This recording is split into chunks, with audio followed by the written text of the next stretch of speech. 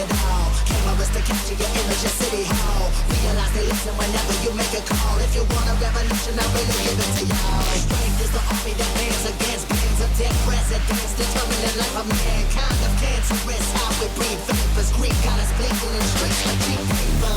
Assemble the masses, melt the plastic, carbine, realign when the shit gets drastic. Lift the veil when the system's unmasked. It's just another pyramid scheme, a government racket. Combined with the power of Charles Jurassic.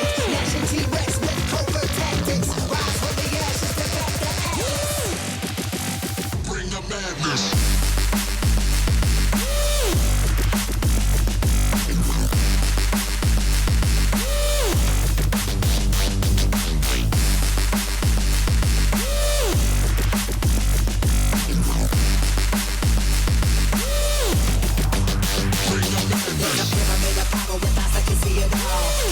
Capture your image at City Hall. Realize they listen whenever you make a call. If you want a revolution, I really give it to y'all. Strength is the army that bands against bands of dead presidents, determining the life of mankind. The cancerous, how we breathe vapors. Greed got us blinking in streets like cheap paper.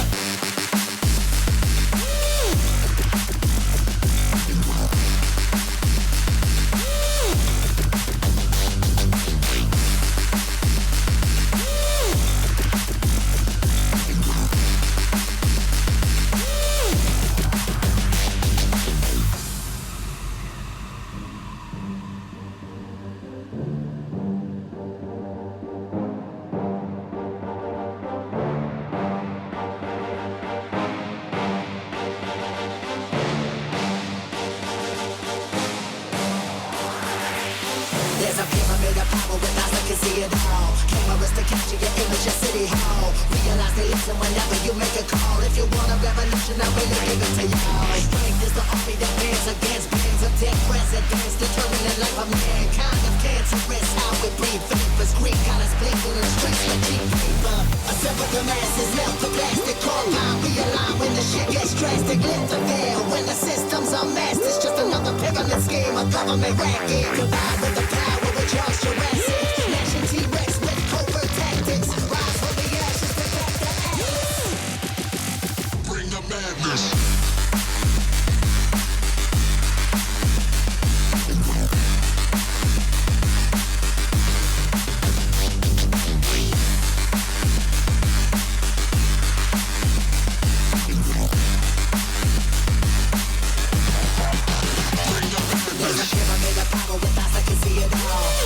Capture your image at City Hall. Realize they listen whenever you make a call. If you want a revolution, I really give it to y'all. Strength is the army that bands against bands of dead presidents, determining the life of mankind. The cancerous, how we breathe vapors. Greed got us blinking in streets like cheap paper.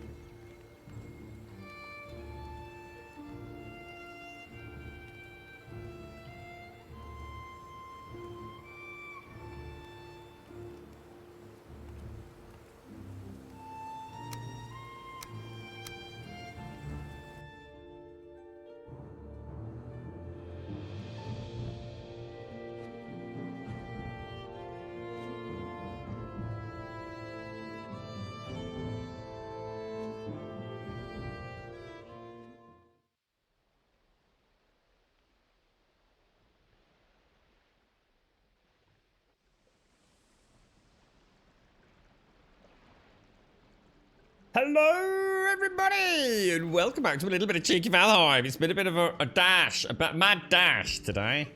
We have done nothing. We have no checks, no anything. We are streaming live from nowhere, really. Now, what were we doing? I have no idea. We have some mushrooms, and we have 8 thistle. Not good enough, mate. And we also, oh god. We went and killed them. Oh, let's go and have a look at bone mass. Oh, I forgot about that. Let's have a go and let's have a look at Mr. Gooey McSplooge.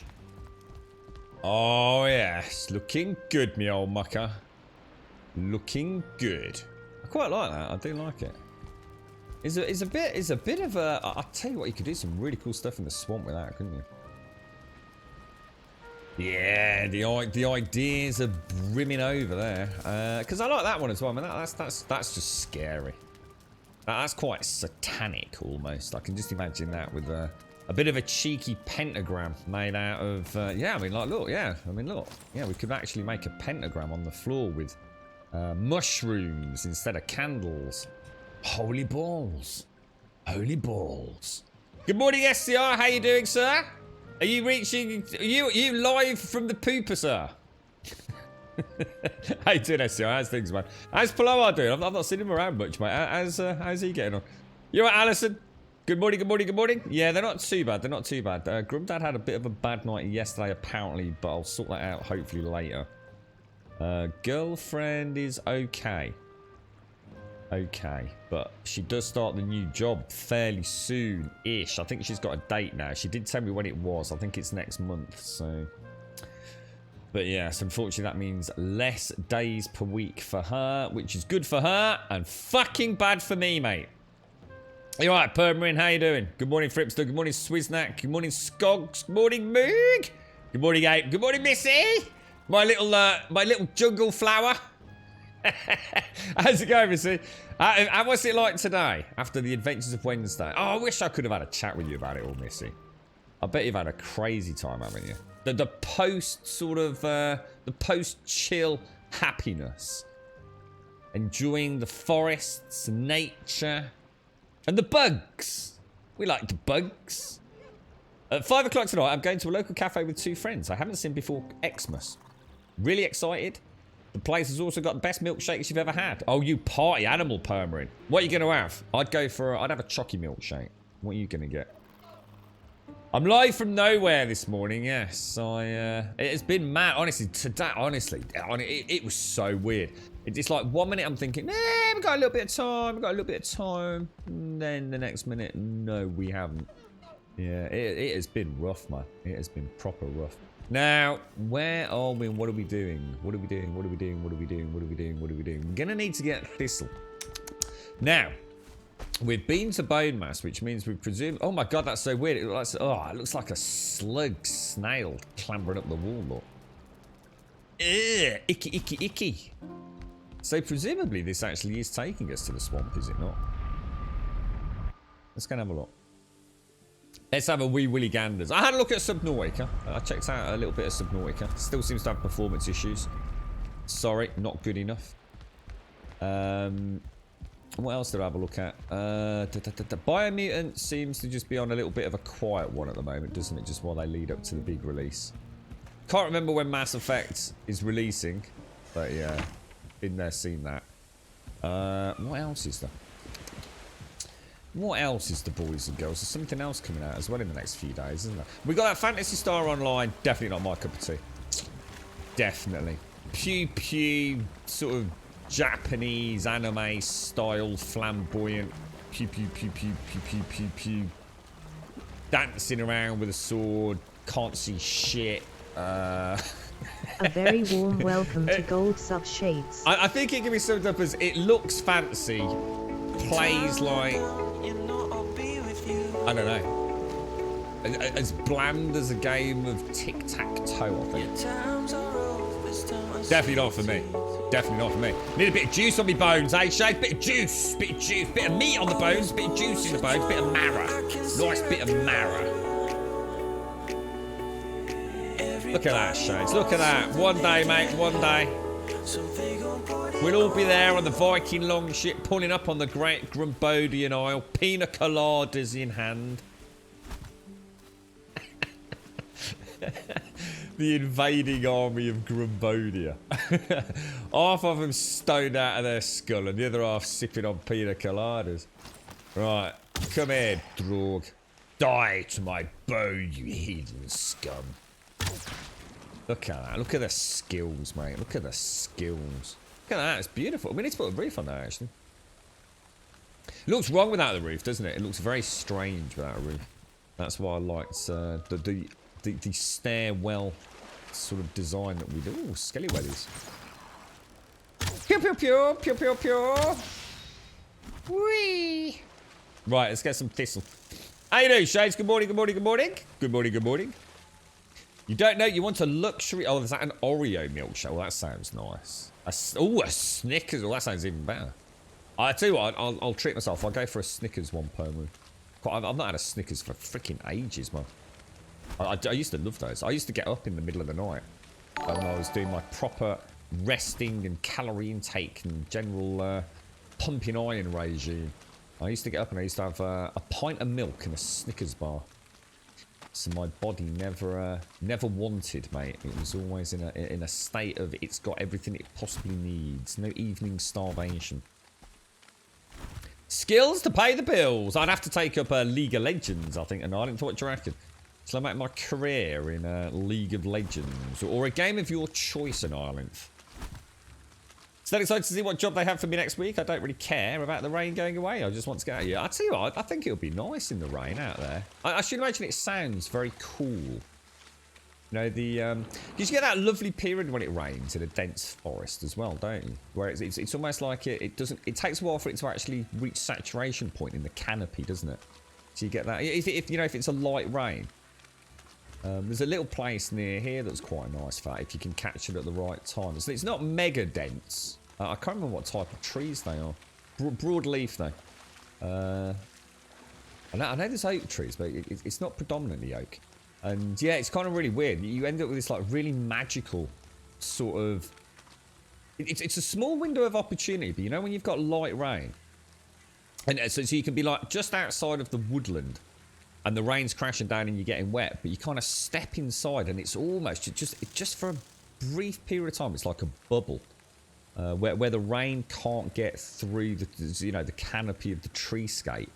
But then, of course, later on, as it reaches that saturation point and it starts dripping down, but it hasn't got that crashing, crescendo that the rain's got. The rain's coming from a significant height, isn't it?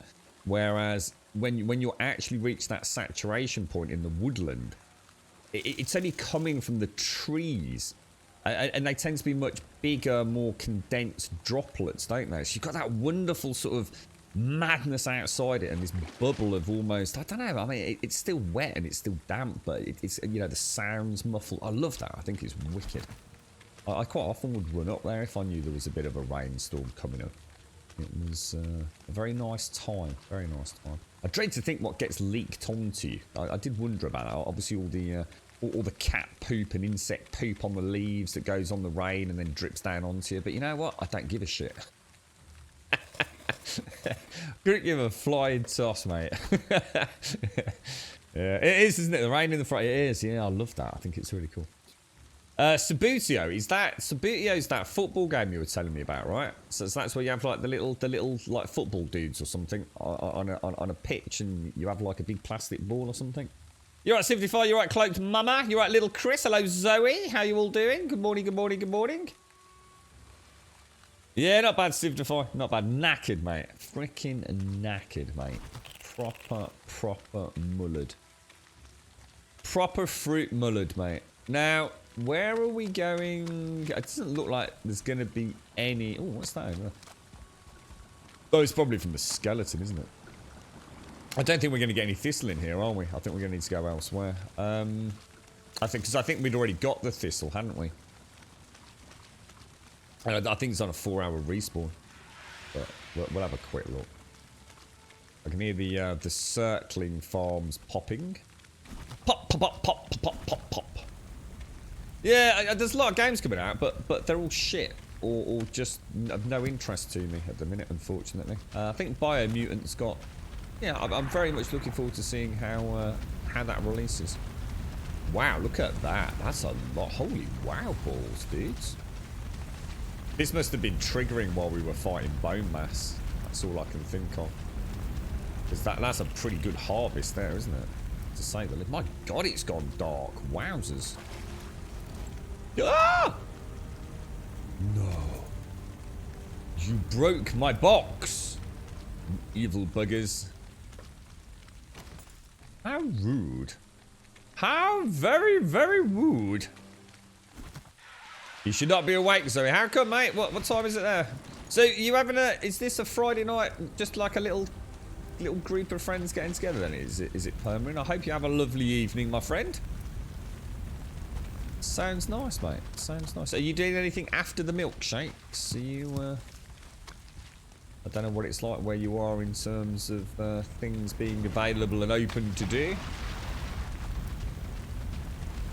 Heading to bed in Ireland. What time is it there, mate? Are you, how's work going? You still struggling to get in and out? Any news on the Ford Mondeo yet? Hopefully that won't take long. At least you have your wheels back, mate. I know it's been hard, fella, but I suppose you'll look back on it and think it's another one you survived, innit? 3:33 in the morning saying, what on earth have you been up to, mate?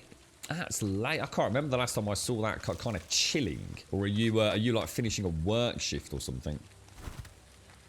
Yeah, it's been strange here as well. In fact, I think honestly, mate, I mean, I've not been back that long, but I'd say about, I don't know, about 45 minutes ago. What's that? Yeah, about 7:45. Yeah, be about right.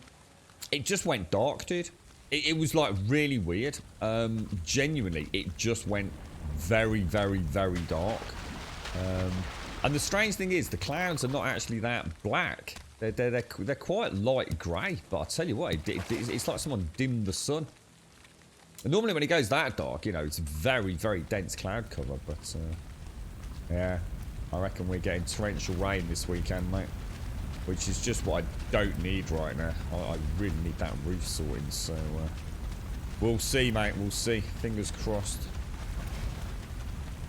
Not sure what to do this weekend, to be honest. I was kind of hoping to get the odd barbecue out, but is that thistle over there? Ooh, we've got a nice batch of thistle here, boys and girls. I'll tell you what I do want to. I really, really want to play.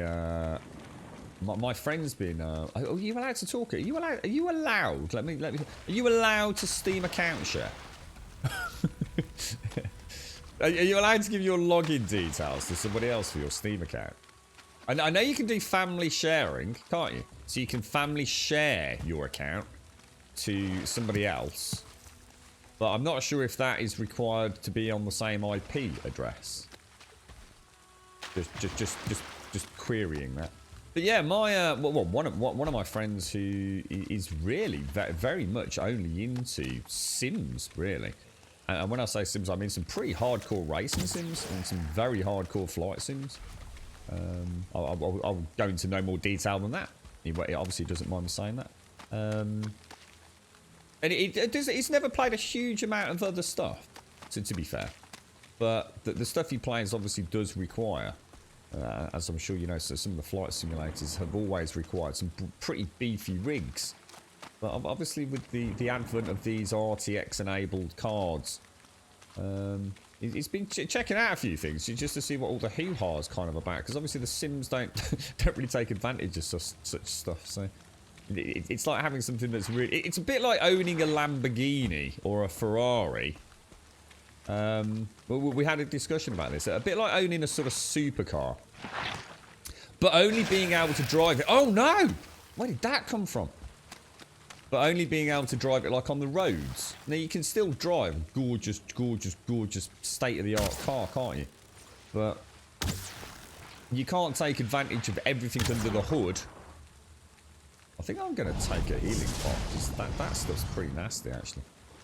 Yeah, you can't take advantage of the you know, the raw power under it until you get on a racetrack, really. But And thus the RTX, you know, he's never really had a chance to see, you know, even what his 2080 was capable of. He had no real interest in those sorts of games. But he's had a look at Metro Exodus, and he said that Cyberpunk looks amazing. Like, absolutely breathtaking. And it doesn't surprise me, because it's all, if you think about it, I guess that game is very much about, you know, the neon lights of a futuristic sort of city, isn't it? So I should imagine with all the reflective materials, the neon lights and the puddles and things at night. So I mean, that's one thing I'd like to do this weekend, is going to have a look at that in all its glory. Apart from that, I'm not too sure. Shades, I know you've watched The Handmaid's... what's it called? The Handmaid's Tale? Oh, Jesus Christ, it's slow, Shades. I mean, it's honestly, it's really, really good. I think it's terrifying in its brutality. I mean, I said to the girlfriend, I mean, basically, this is just rape scene after rape scene. And it really starts to affect you when you're watching it. I mean, the enormity and the brutality of what's going on in that series, and presumably the book. Oh my God, it is really hard to watch. And as a result of that, I'm fascinated to see where it goes. And we've actually reached a point where some interesting things have happened in the story. The problem is, and this is a big problem when I notice it, every scene, every single scene is drawn out too long. A really good example of this was, imagine someone is in a van, the van pulls up, they get out of the back of the van and they walk through a door, okay? So someone's in the back of a van, it pulls up, it reverses to a door, they open the back door of the van, they get out of the van, they walk through a normal door into, say, like a, let's just say a warehouse, whatever. Pretty straightforward, yeah? I think we counted, it took close to like 130 seconds or something, just over 2 minutes. It's like they literally showed the van turning in. They then showed it like pulling into an area. They then showed it reversing. They then showed the character in the van. They then showed the dude outside of the van. They then showed back inside the van. They finished it all off. Then the dude has to open the door to the back of the van. The lady has to then get out of the van. He then has to close the door to the van. He then opens the door to the, you know, the warehouse. She then walks through it.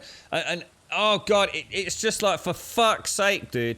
I fucking get it, all right? I get it that she's pulled up, she's got out the back of the van, and and the problem is once you've clicked this, you suddenly realise how insanely drawn out every single scene is. Just after she gets out of the van, there's what you can only describe as like a 4-metre section of corridor. And I laughingly said, I bet it takes her half an hour to get down that corridor. Oh my God. All right, it wasn't half an hour, but it was way longer than it needed to be. And honestly, it was like me playing a video game. Like, oh, look at the texture on that. Oh my God, there's a pebble there, mate. Holy balls, look at the grass. Oh, look at this. Oh, God, blimey. It's like... It's just like, will you get the fuck on with the story, man? It is really bad. It is really, really bad for that. Every single episode that I've watched could have been condensed down into, I would say, I think they're about 45, 50 minutes. Is that right? So something like that. I would say easily they could reduce the time of every episode by 1/3 without even trying. And they could probably get it down to half of that, you know, and still keep the flow. Yeah, it is the most drawn out. It's like every single scene is a close-up, drawn out. Oh, please. Watching someone put shoes on in that show, right, takes longer than putting shoes on in real life. And I'm talking like a big pair of goth boots with fucking, you know, laces up to your fucking penis, you know? Honestly, it's incredible. You only got a 4-hour sleep yesterday, Nolan. It's had to get up early to pick up the new car. You always forget, man. I do tonight. I always do forget that, mate. Well, when you said Ford Mondeo, I should have sussed you probably live in England, right? It's the cool name of an island. I think if you're living in some really cool place in Canada or somewhere. Yeah, well, I hope you have a nice one, Permanent. It does sound nice, mate. It does sound nice. Any news on the job yet, or? Oh, you actually got up at 3 o'clock, Enzo, or 3:30. Nice, mate. My alarm to get up to go to work goes off in 3 hours. So wait, you just got an early... Well, see, that's nice, though. That's what I was just saying. I never get time to sort of, like, get much done. So you've got a whole 3 hours to yourself, haven't you?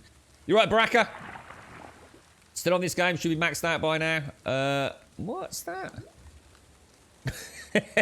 How you getting on with it, Baraka? You doing all right, innit? I just did stairs up the side and built a portal at the top and did cool wood around the whole pillar. What was that for? What with Oh, in the plains. Yeah, I've not got there yet. The thing is, it's such a... You're right. Alex, how you doing, mate? You're right, Wiki. You actually stopped watching after season 3? I don't even know. I think I'm going to finish season 1 and call it quits, dude. I honestly don't think I can carry on if it's like that all the way through.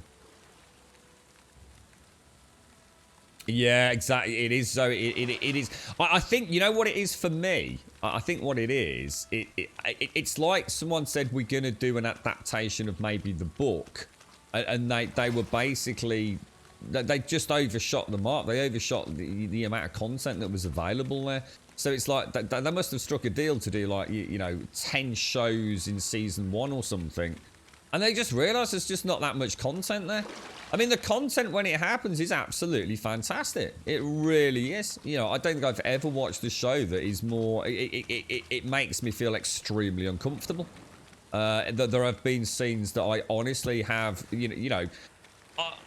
it's sort of subconsciously closed my eyes. I've carried on watching, but my brain is desperately trying not to overthink what is really happening, because the sheer brutality of it would probably make you mentally snap, to be honest. It is both haunting, horrifying, and deeply disturbing on every fucking level. Not something that is a nice watch at all. And the fact that so much of it is just so drawn out. You know, I could get into, you know, I could talk about how that's a representation of the, you know, the infinite duration of her, say her, I'll just keep it loose because I don't want any spoilers, but captivity. That there is no sense of progress, of hope, of light at the end of the tunnel, that this is that perpetual existence with nothing to distract her. You know, there's no music, there's no books. This is her life. Exactly what I'm describing here is everything's drawn out. Even the small details like putting on your shoes or taking a walk outside is like literally so something to cling on to. It's something different. It's a break from the muldrum, you know, perpetual captivity that she's a part of. And I could sell that to you. I could sit here and say, yeah, you know, like people, you were talking about Game of Thrones yesterday, like people try and tell you, oh, you know, the dark scene in the last in the last season, the big battle that was so dark and gloomy, it's meant to be representative of the chaos of massive battle, of the uncertainty of, you know, what is out there. No, you can spin it all you want. It's bullshit. It's a visual medium meant to entertain me. I don't need that. You know, that's the kind of thing that works well in a book. It doesn't work well on the screen. You know, I want to be impressed. I want to see things. I want to see a flow. I don't want to watch a battle that is just a black screen and then say use your fucking imagination. That's what I read the book for, you bellend. That's what I watch Game of Thrones for, is it? I want to see what the fuck's going on. I want to see White Walkers, whatever they're fucking called, jabbing harpoons through people's belly buttons. Not the, oh, use your imagination. It's supposed to represent the chaos of the battle. Fuck off, you fucking bellend. Anyway, how's everyone's day go? It's Friday. It's the weekend, mate. It's the weekend. Top banana, right? Anyone got any plans? You know what I'd love to say? I'd love to say I plan on doing fuck sweet FA, right? Probably not going to happen. How you doing, Ice? How's things, man? How are you doing, Icey? Ice, baby? How's it all going? How's work and everything, man? What's your usual progress? What do you mean, Ice? What do you mean by my usual progress, man? You have a nice walk later, Ice. A nice stroll out in the forest. Ooh. I assume the forest. I was just thinking of Missy now. Missy owns a forest. It's a legit story, mate. They think they've employed her, but what they don't realise is that she's now going to become a druid who will own the entire forest. And Basically bringing the garden dwarves from all around the area to habitate the forest. And she will live happily ever after in a hammock. Hidden deep in the groves, away from mankind. Yeah, I like the idea of that. Hey, what about that then, Missy? Hey, hey? With little garden gnomes scurrying around, laughing and joking and frolicking in the flowers. Oh, don't get any better than that, mate. See, it's all part of your master plan, isn't it? Okay, you're not going to turn into an evil witch, are you, Missy? Start us off as a green-fingered sort of druid-esque lassie. Then turns into an evil witch. Get off my land, peasant scum. You can turn people that drop Snickers bar wrappers in the forest into yeah. Oh, you get like basilisk powers, Missy. And if someone does any littering, you can sort of like stare. You can give them a Missy stare at 80 paces, and they'll turn into stone. Oh, I like the idea of that. And then there'll be like sort of mossy and algae covered little children in stone all around the forest. And over the millennium, they'll sort of like decay a little bit of erosion, and they'll lose their sort of features. And in years to come, people will wonder, oh, these stones are beautiful. But little will they know, the legend of Missy, the evil witch.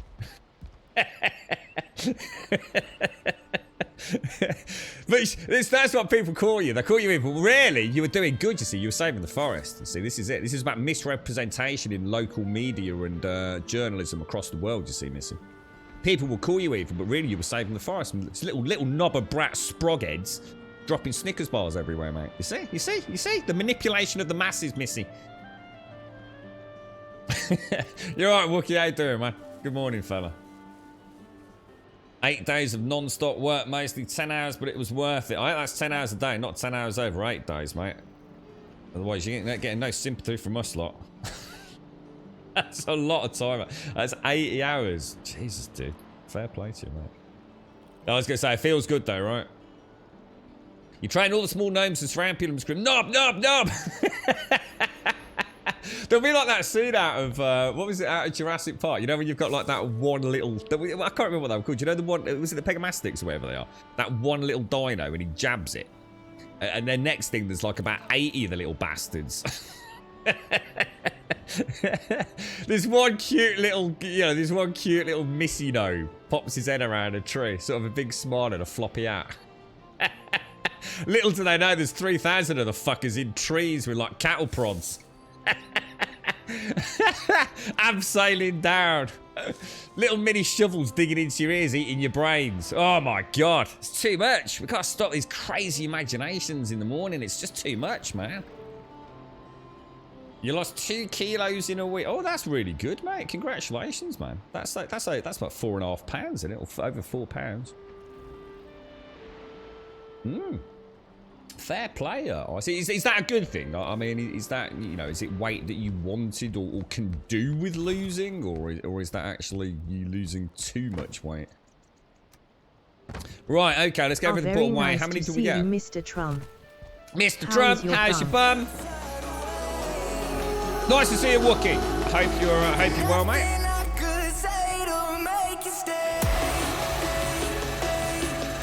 It's the master plan, Missy. Take over one forest at a time. Global domination.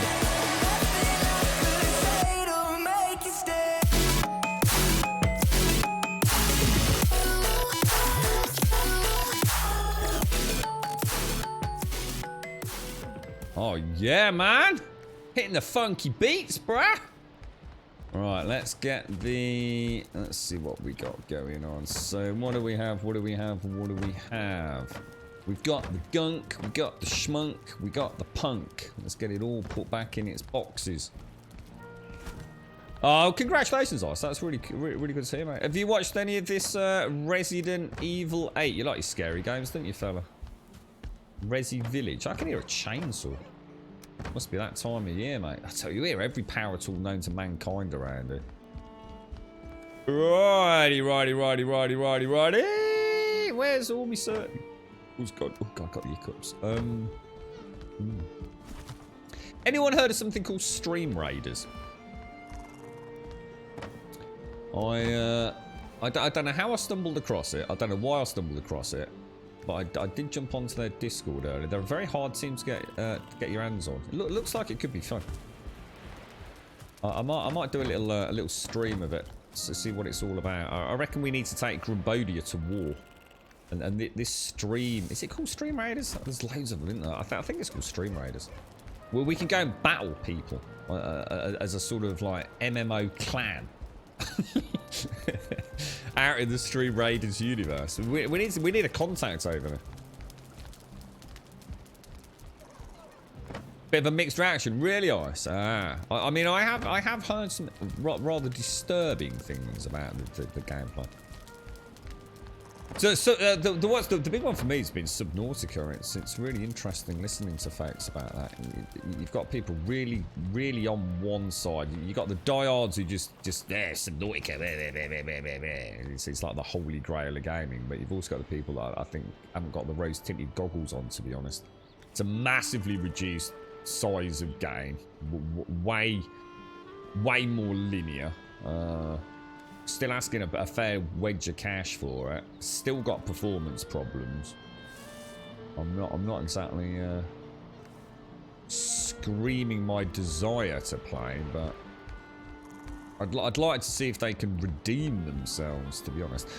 Right, so let us go. I'm just gonna go and hit the... We're gonna need more wood. Let's just go and hit the Chalky Grove. Let's see if I emptied this first.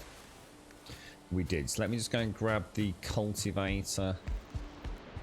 I just want to make sure we've got enough wood to finish it this time. Otherwise it's a bit more bobbing backwards and forwards, isn't it? Let's see if we take that. And we take... What do I want? Seeds. Seeds. You right, Max Met? How you doing, bro? Why can I hear someone right outside?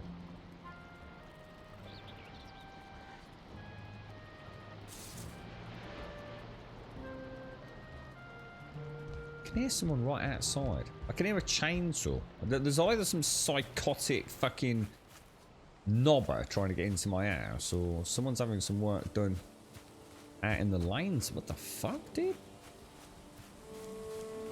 Am I gonna play it? No. I said I wouldn't give them any of my cash, dude. I think we reached out to them a while back, but yeah, I'm not gonna pay for it.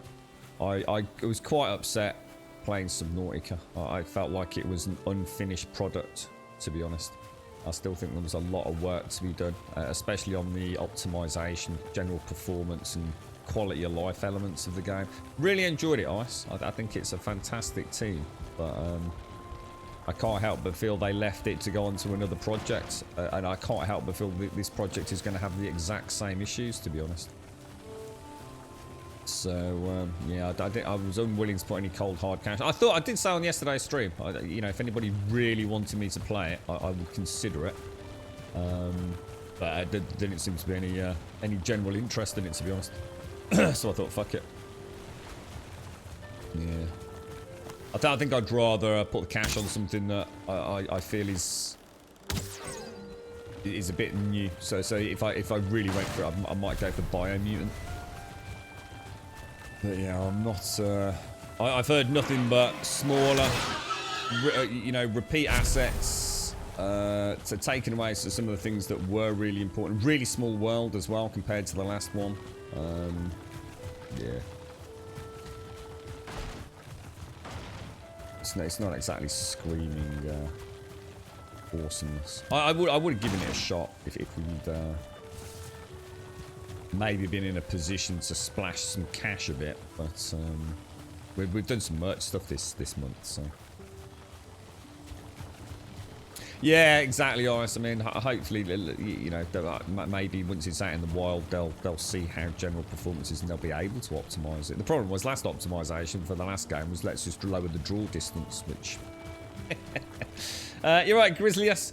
Is the bow the best weapon on this? I always just played bow anyway, dude, in all my survival games. I've always found melee a bit dull and bland, but I kind of regret it in a way now because the melee in this is actually freaking awesome, to be honest, dude. I kind of wrote it off as just being one of those other survival games with a really crappy melee system. I'm actually wrong. I really enjoy the parrying elements, but the bow is excellent. I mean, it is absolutely excellent.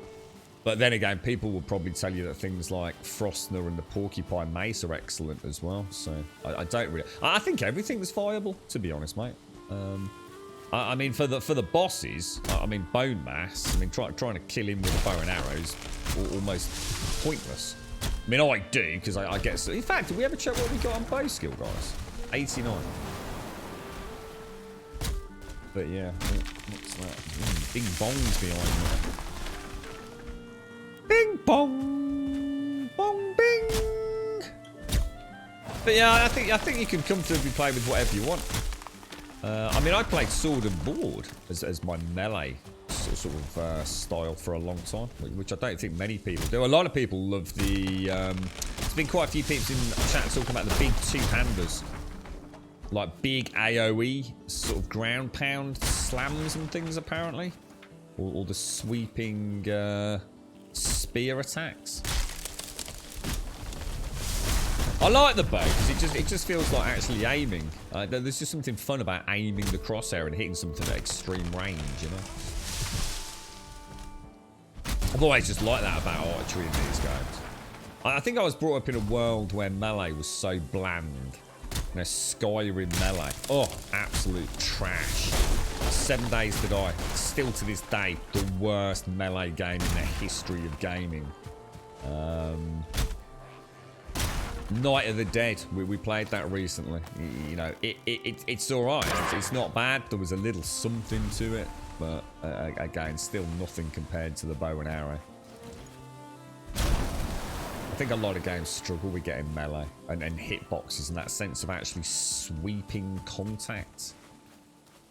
But yeah, they did a good job with this one. Actually, there's a real nice, almost like a dance to it. You know, as you block and you parry, and you're sort of turning to hit the one that's currently stunned while you also quickly get in a block or a parry against another opponent. So I've had some really fun fights with the melee.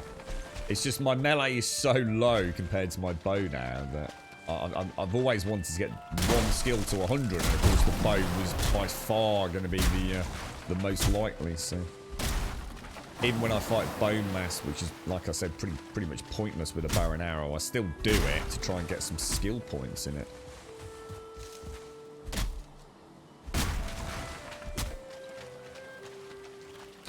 Can't put down 40 command. That feels like it's not a new game. Yeah, I mean, it's not about whether or not the game's worth the 40. I just refuse to play a game or put down the cash.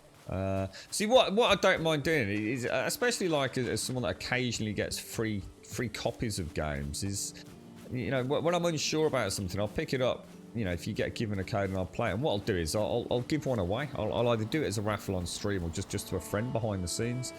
And, you know, so I'm still putting my money down if I think it's worth. You know, I totally want to support devs. I'm not here just to get free codes and things. But I just genuinely just don't feel that. I think at the minute people are so desperate for games, to be honest, Ice. And I get that. You know, I really was. That's why I'm, you know, so grateful Valheim came along. People are so desperate to just to play something. You know, a lot of people are still stuck at home, bored out their brains. You know, lockdown. You know, places of work haven't opened fully yet. You know, it's a difficult time for folks. They've been cooped up for a long time. And, you know, they've devoured back catalogues. That, you know, they've brought brand new PCs and consoles, and, you know, they want something to play. You know, quite rightly so. And there's this kind of this horrible period right now where everything's kind of, I suppose, being hailed as better than it probably really is, to be honest.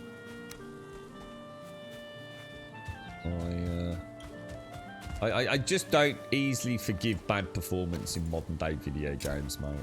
I really don't. There's no excuse for it.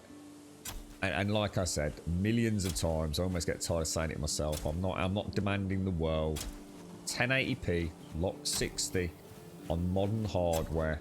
If a developer in the modern age with the power of the current engines can't do that by keeping their little fucking feature creepy fucking special effects fucking hands in their pockets, then they can go fuck themselves, mate. 1080-60 was the same thing I was trying to get probably 7 years ago, mate, and I did. If I can't get that in 2021 with, you know, super rigs, then I'm sorry, mate, but you need to get better. You know, this isn't all about us just keep throwing money at the problem just so devs can get lazy and lazier and lazier. You know, if you can't hit 1080-60 without any micro stuttering and, you know, good solid frame pacing in a modern day video game, then you shouldn't be developing fucking video games, quite frankly.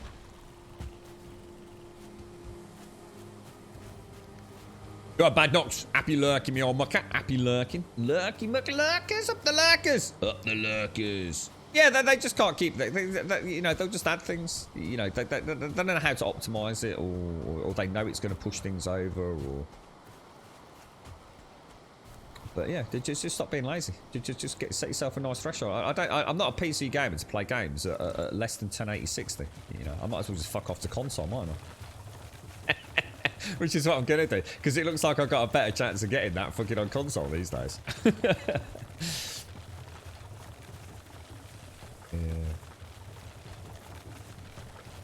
But yes, it's an interesting time at the moment. There's so many games out there. It's like a winter wonderland at the moment, isn't it? But yeah, I don't know what it was. Has anyone to say? I take it no one has played Stream Raid, isn't it? Hope you have a nice day, Wookie. I don't know if you're out and about, mate. I hope Mrs. Wookie's doing well with her couch to 5K fella.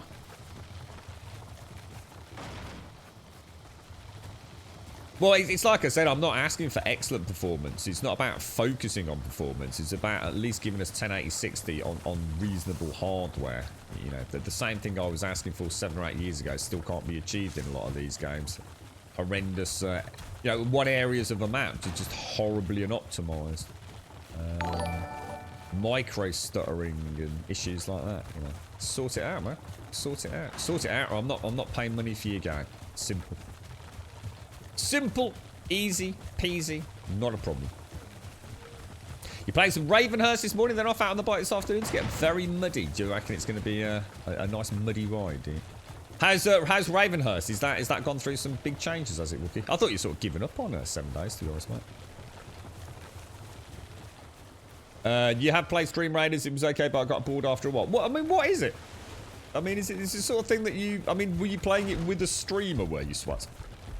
Or, I know some people have it as a pop-up and they play it every now and again. I thought I might pop it on one day so someone can come and show me how it works. Just for like a, you know, I think you can play it on mobile, can't you? I don't know if you can stream it on mobile. I would have thought so.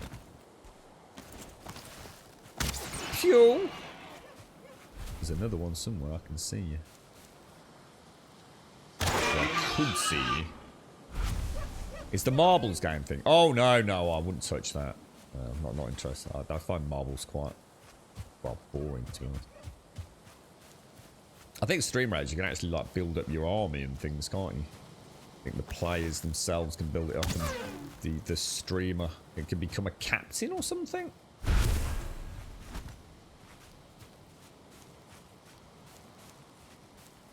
I'll tell you what is cool, guys. I don't know if you've seen it. NVIDIA have done like, I forgot what they've called it. It's like a ray tracing game with a marble.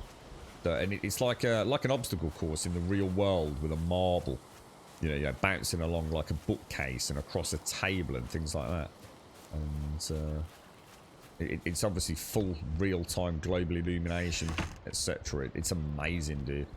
As a visual showcase, I'm not saying it would be the most captivating of games. I think people that like puzzle games would really enjoy it. But oh my god, it looks incredible, mate. Breathtaking.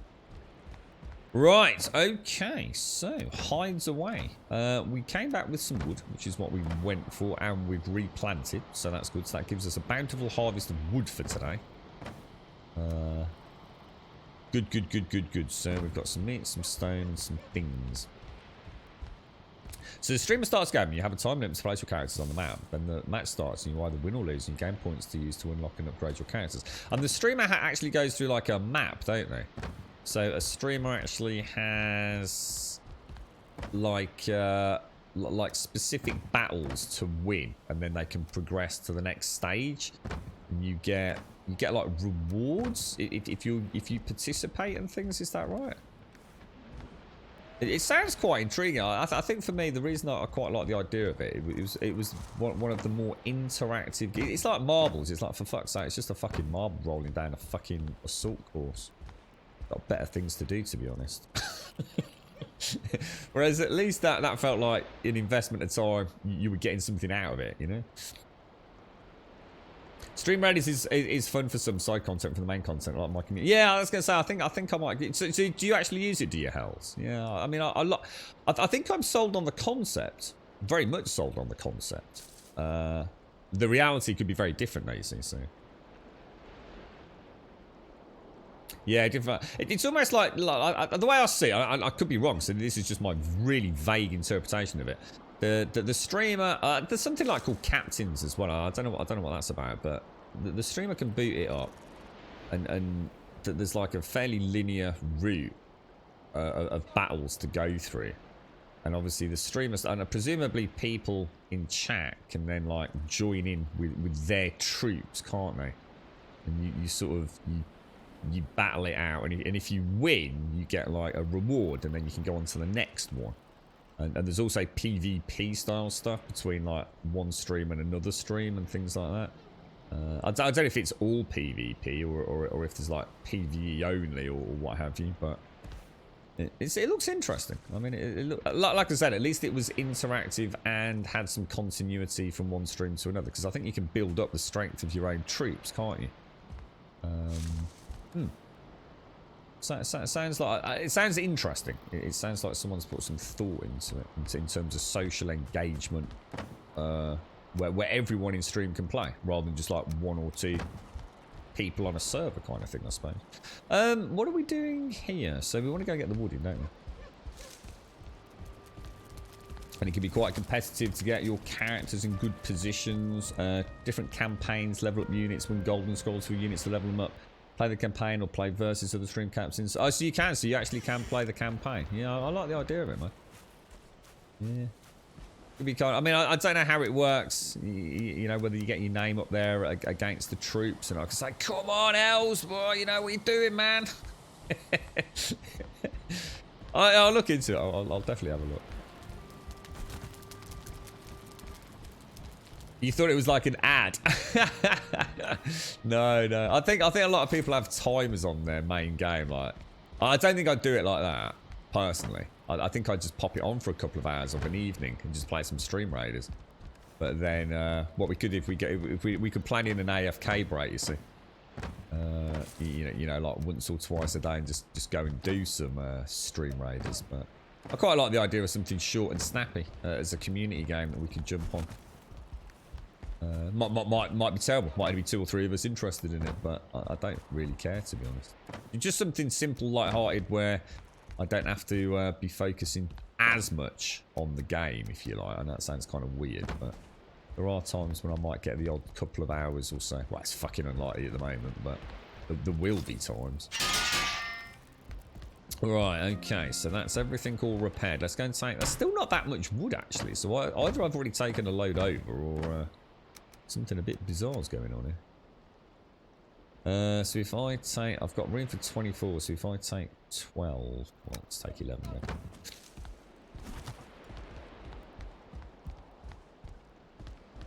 Yeah. To be honest, I'm always on the lookout for something to play, but Valheim just has swept me off my feet, to be honest, dude. I don't think I've been so mesmerised by a game, really. So you're playing the last version at the moment, and you're working a bit on the next version, are you, Wookie? Anything revolutionary coming up? What took you back to that then, Wookie? Swamp. Where are we going? Where are we going? We're going to Shades, aren't we? Yeah, I jumped onto a couple of people playing a mod.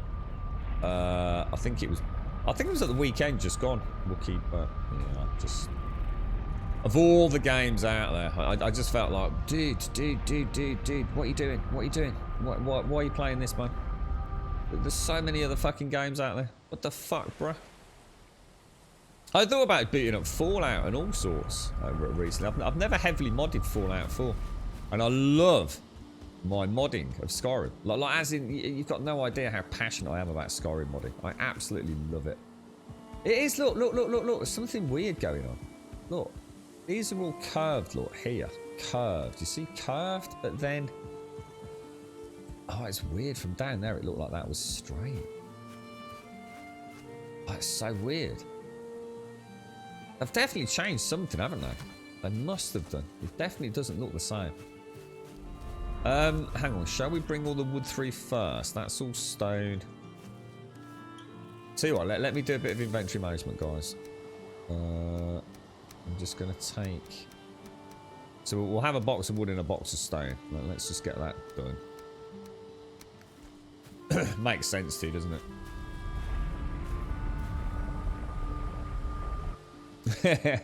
Did you finish fish actually? No, I've not had a chance to do Friday night streams again. Nice. Yeah. That's to take. They've just been quite lucky with getting some work on a Friday. So it just has to take priority these days, mate. You know, Twitch is a fickle beast at the best of times, mate. So yeah, I just couldn't pass it up, bro. I think it's been the last couple of weeks, hasn't it? I tried really hard to get that Visage stream up. I think we managed to get the second one in as well. But I honestly, mate, it fucks me, man. I mean, you know me. I can go chunks of time without any real rest like a normal human being. But in order to guarantee a Friday, and I mean guarantee 100%, no holds barred, like I sort of can a lot of the other streams. So much has to fall into place, and it's honestly, it's like fucking coordinate an entire orchestra of little micro events. It's not easy, man, and there's definitely a price to be paid for it. I don't think that, but I think they're going to get worse, to be honest. I think that's the unfortunate reality of it right now, dude. It's like Wednesday. I had to take Wednesday out of the stream as well, bro. It's I just can't. The girlfriend's going to be dropping some hours. She's got a new job, which very luckily, even though originally it was scheduled to be a full-time post, she actually has managed to work a deal where she won't have to work full-time, you see. But I can hardly argue about that, bro. It's not like it's not like she should even be fucking working, in my opinion. But anyway, that shit going on in the background. Let's pop all this away. Got some core wood. Let's pop the core wood away. No, I'm heavy. You're too heavy, bro. Let's go and pop these upstairs. You, the captain, get one unit. So the streamer becomes the captain. Is that what the captain means? So you, the captain, get one unit per battle. Oh, like a hero unit or something. Viewers get one unit every 5 minutes. Right, 5 minutes that the battle's running. Emplacement periods last 30 minutes. Oh, so it's 30 minutes between battles, a maximum of 6. So what the hell do you... So if you were stream Raiders full time, what the fuck do you do for the 30 minutes between battles? Maximum of 6 units per viewer. Makes sense. 6 times 5. Yeah, if they time it right. Yeah, got you. It can be good for engagement, for finding and meeting other content creators. And there are some streamers who have stream Raiders as their main content too. So yeah, well, so if let's assume a battle lasts. I don't know how long's a battle last. 5, 10 minutes. What are you going to do for the 30 minutes in between each one? Where were we putting... Ah, I know where. They were going over here, weren't they? In fact, we're probably... I was going to say, we're already nearly full on that as well. So hides will be this one. Oh my god, we're full on that as well. Oh my lord, dude. And heads will be that one. Wow, we have got a lot of troll hide. And to be honest, I've been leaving troll hide behind recently as well, haven't I? I normally just take the gold, just because I can't bring myself not to take the gold, I think. Well, hang on, what was that shades about? It's alive. Hang on, what's alive? Let's take that and... Oh, really? Is that all the wood we actually got? My god. thought, wait, hang on, did I didn't put the core wood away, did I? You can go back down there. Wow, we desperately need more wood, man. That is never going to finish off that, shit, dude. You started the Division game because I needed something I could just jump into and out of and not think about survival stuff. Yeah, how are you getting on with it? I love Division 2. It's such a good game. Have you played any of like the new content missing? So battles last about a minute or two. My god, is that it? And I think most streamers have stream raiders as their main content play the versus mode, less time between battles. Oh, it's not sounding quite as cool now. So even if I had like a 2-hour slot of an evening, I'd only get 4 battles in. Ugh.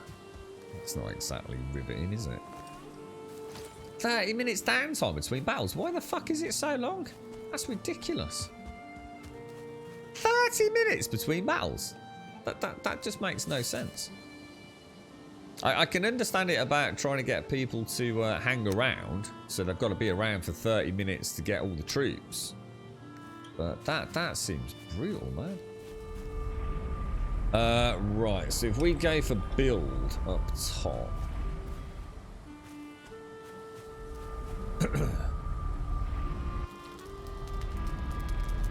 Oh, got your shades, yeah. There's, what the hell is that? Oh my god, I thought something was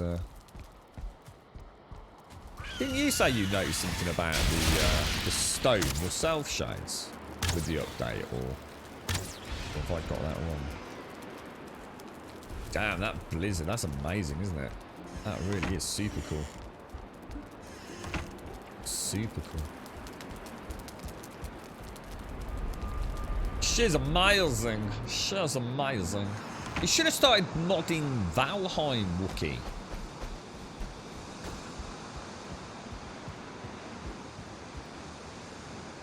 Oh, we made it all the way down. We did more than I thought then. Interesting. Yeah, I couldn't make out what it was. I wasn't sure whether it was like one of the miniature bottles. Because sometimes camera shots can be really bizarre and quite the little optical illusion when it comes to perspective, can't they? I know I've taken a couple of shots that to me they look like blah blah blah, but to someone else it's like, what the hell, dude? That looks like proper strange. But so yeah, I couldn't make out like it was like one of those pictures that's been taken at like really close at a really high angle, or whether it was actually a legit like little JD miniature bottle. You actually started all over, Missy. Best way to do it, I found. Yeah. And the thing is, Missy, it's a really good sort of story to play through anyway, isn't it? So yeah, I'd probably do the same myself, actually. Start a new character, because you can always put things in the stash for later anyway, can't you? You know, if you really do feel like, oh, you know, I don't know if this is any good with the new rule set.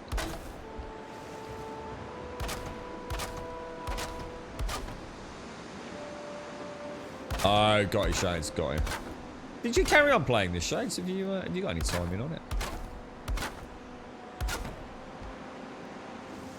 That was 50.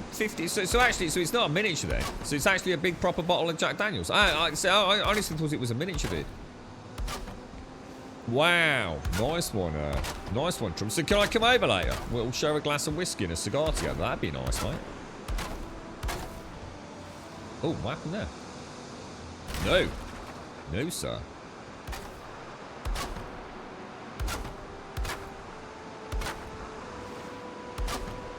We might actually get a tickle on old Moda today. We carry on. What are we doing on wood? Oh, it's not doing too bad. Do you reckon about halfway? Or possibly better than halfway.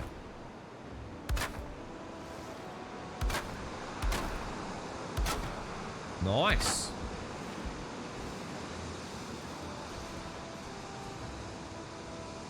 Missing requirement. Not. Oh wow, we're at the bottom. Holy wow, that's actually really cool. Nice. NASA are all the things that are spicy. So shall I knock some of these out? I mean, even if I need them, I don't need them right now, do I? I will need Oh, we've got a workbench in there. Hang on, let's see. Pew, pew, pew. Pew, pew, pew. Wonder if there's going to be any more, any new zombie survival games out at any point. We've got that, it's called The Day Before. That sounds bad. That sounded a lot like a wolf, mate. That is, oh shit, that is a wolf.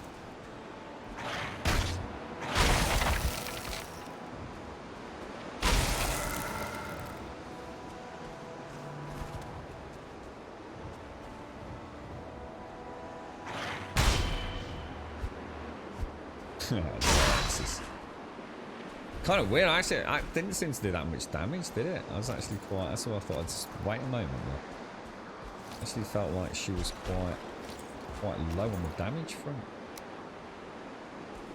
Oh no, not in range of the crafting bench.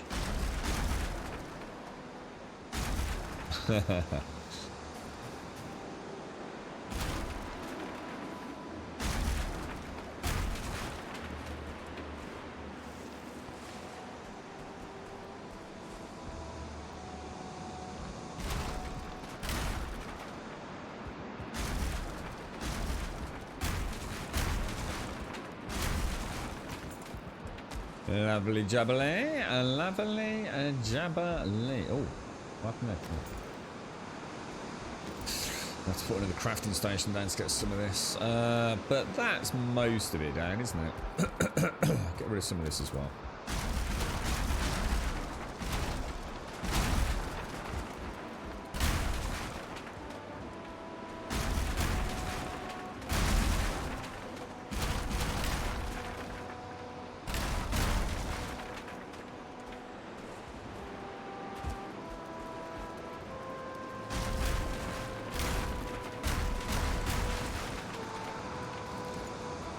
Clear up just a smidgen, just a smidgen.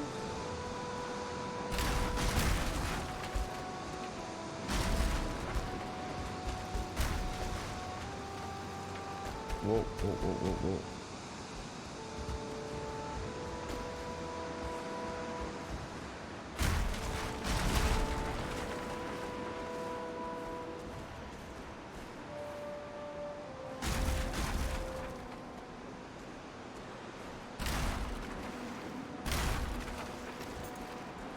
Okay. Oh, really?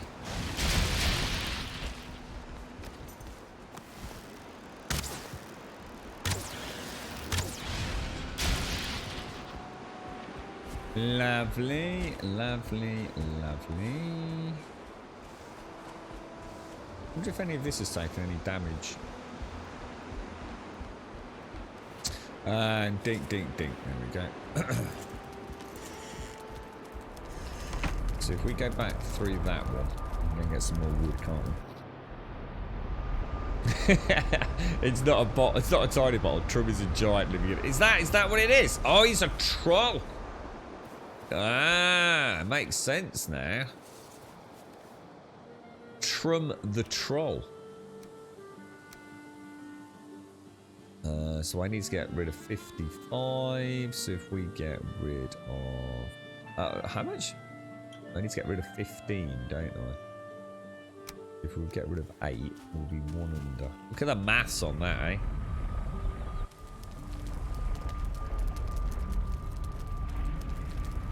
Scaffolding is the secret to this game's water. It really is. I learned very, very early on to stop playing it like I'd play Minecraft, which was jumpy, jumpy, jumpy, jumpy, trying to snap things in.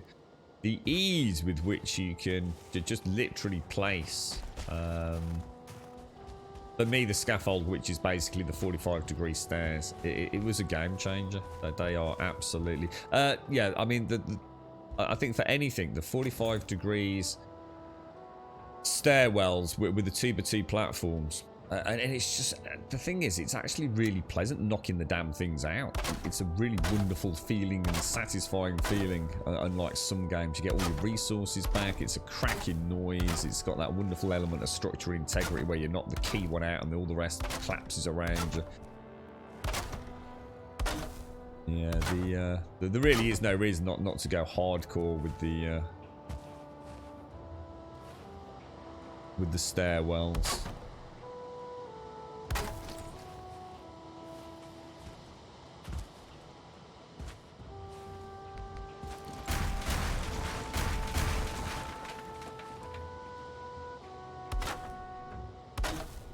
Not sure I want that one there.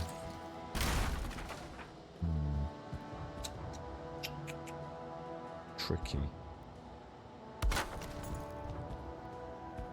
I don't actually dislike it, so I might leave that. Might look quite nice with that there. Yeah, I think I'll leave that. Right, okay, so that brings us to the next section. Yeah, that's it. It's what you're not losing anything, and it is, like I said, it's a very fun, satisfying part of the game. It's going to be really weird going back to any sort of game where that isn't the case. You know, I'm not saying that there's the one system's better than another, but it's you know, if I build with concrete in 7 days and I make a mistake or I want to knock something out, it's like, oh no, dude. You know, it really is like, oh, that's a lot of concrete to knock out. There is something just keeps the fun factor, and I think it makes you a bit more creative as well. You can change things on the fly very quickly in this, so it feels more organic building. I think a lot of other games, it actually feels like you almost need some sort of architectural degree to build anything fun. So in this, I have found, like, you know, I just start building. I've said several times playing this one, it should just feel organic. Everything that you build should almost build itself, really. It's you just let the pieces just snap into place, and you just randomly try things. Yeah, so it's like that little overhang down at the bottom of the ski slope. You know, I've never tried just using some angled beams. I actually really like the way it came out. And if you don't like it, it's just like click, click, click. Yes, try something else. Click, click, click. Try something else. You're not swamped with too many pieces as well, so there's not a million and one different shapes and sizes to work with. So you're always looking at ways of using the small tile set to make something cool, aren't you? Rather than actually having it's like the difference between having just a massive bag of Lego and having a massive bag of Lego with all the already shaped, you know, plane wings and cockpits and things. You know, I'm not saying one's worse or better than the other, but I think this game's just managed to capture that simplicity of building. But you've only got to look at what people have built, haven't you? And it just goes to show you don't need a million and one different styles of block to let someone's imagination go crazy. Done a really good job with this. Really good job with it. Interesting to see how much it changes when we add a load of new blocks in, whether the modders do it or they do it, you know. Will we actually look back at the old days where we only had, like, you know, a couple of different ladders and things? Where does the path go? So this goes all the way up to the boss, basically. So this starts right at the foot of the mountain and it comes all the way around. There's one last little staircase up here. So just up to where that's, you can sort of see a sign up there. So that goes up and around, and there is actually a sign at the very top here, and that overlooks the boss encounter. So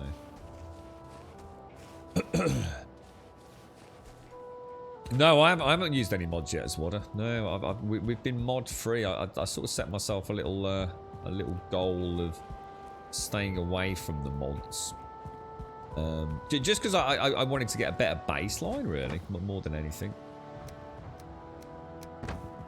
You know, I hadn't played the game before, and having so heavily modded Skyrim, and in some ways, but played a lot of modded, oh sugar, a lot of modded 7 days. You know, so it's always nice to play the vanilla variant first, I find. Gives you a good baseline on what the mods are up to and things that you like.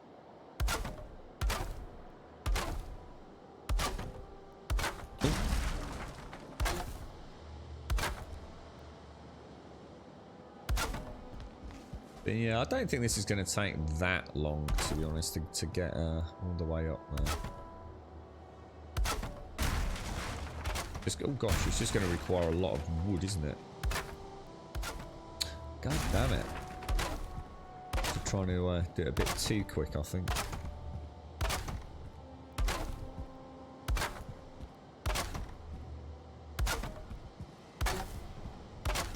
Oh, I wonder what that was then.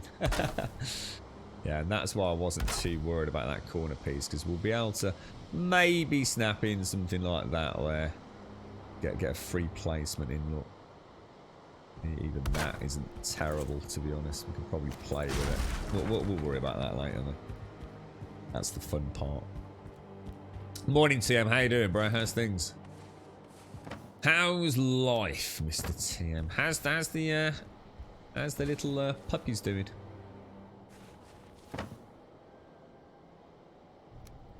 Why do I not seem to be able to... Oh, because... Oh, I wouldn't pick them up because I've already dropped them. That's why. Why is the top of my head hurting where my headset's touching it? Shit, that's actually really painful. Hang on. Whoa, fuck me. What the hell, dude? Damn. Ooh, got a sore spot. Jesus. I wonder if I've got it... I wonder if I've got the headset on a funny angle or something. Doesn't feel like I have. Okay, right. Let's carry on. All doing okay, are they? Wookie, good. Sorry, Wookie. TM.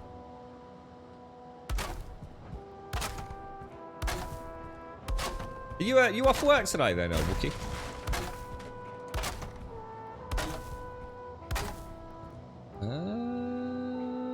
Probably have to do small piece, small piece. A perfectamundo, my friend. Perfectamundo.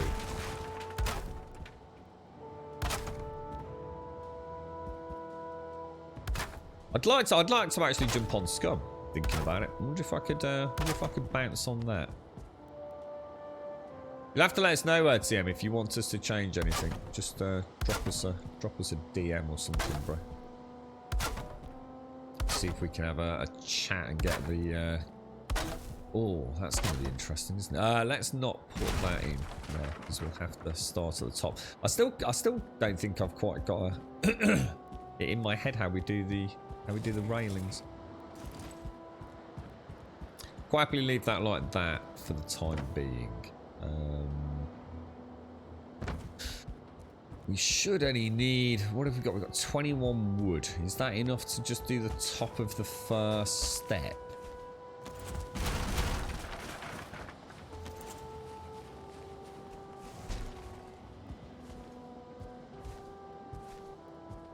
Right. This all works on the basis of trying to get the stair in as middle or as central as we can, right?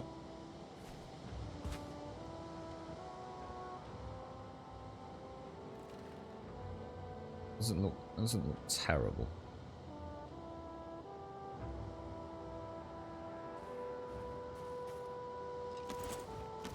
What do you mean? Oh my god, you're kidding me. I can see a skeleton over there, look. Suck it, knobber.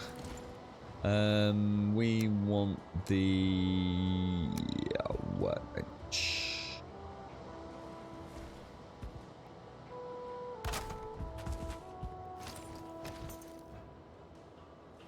And then the ladder. Right, let's see if we can figure this out.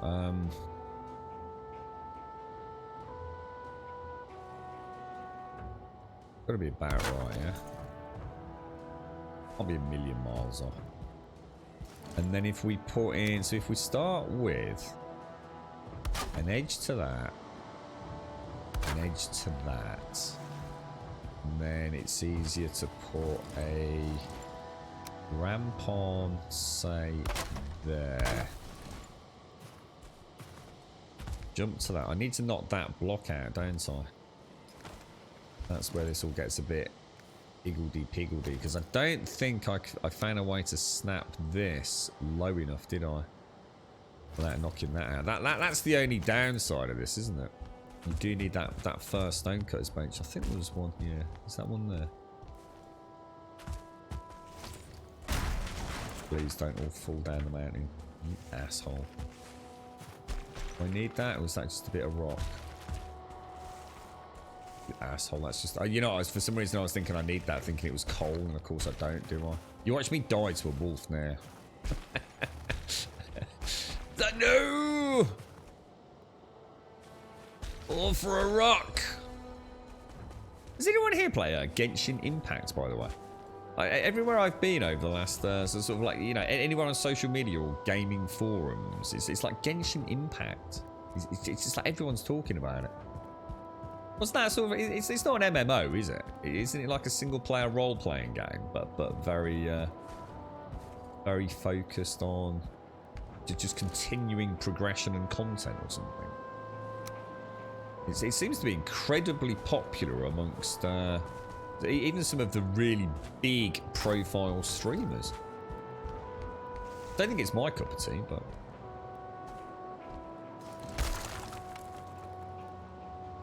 you need to have a 4-day week. You have every... do you really, Wookie? What is that? Have you always done that then? Oh, that's nice, dude. So you get a 3-day weekend. Cool stuff, man.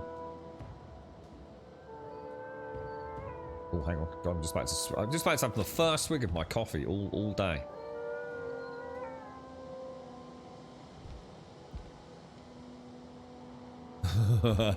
That's close. Let me see if I can just get my first pea snapped on. That sounds crazy close.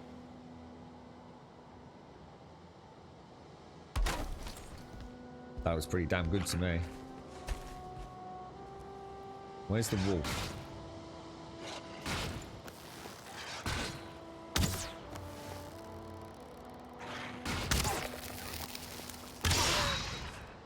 Like a mouse. Like a mouse. And then I suppose if we try and do the same on that side without getting nibbled.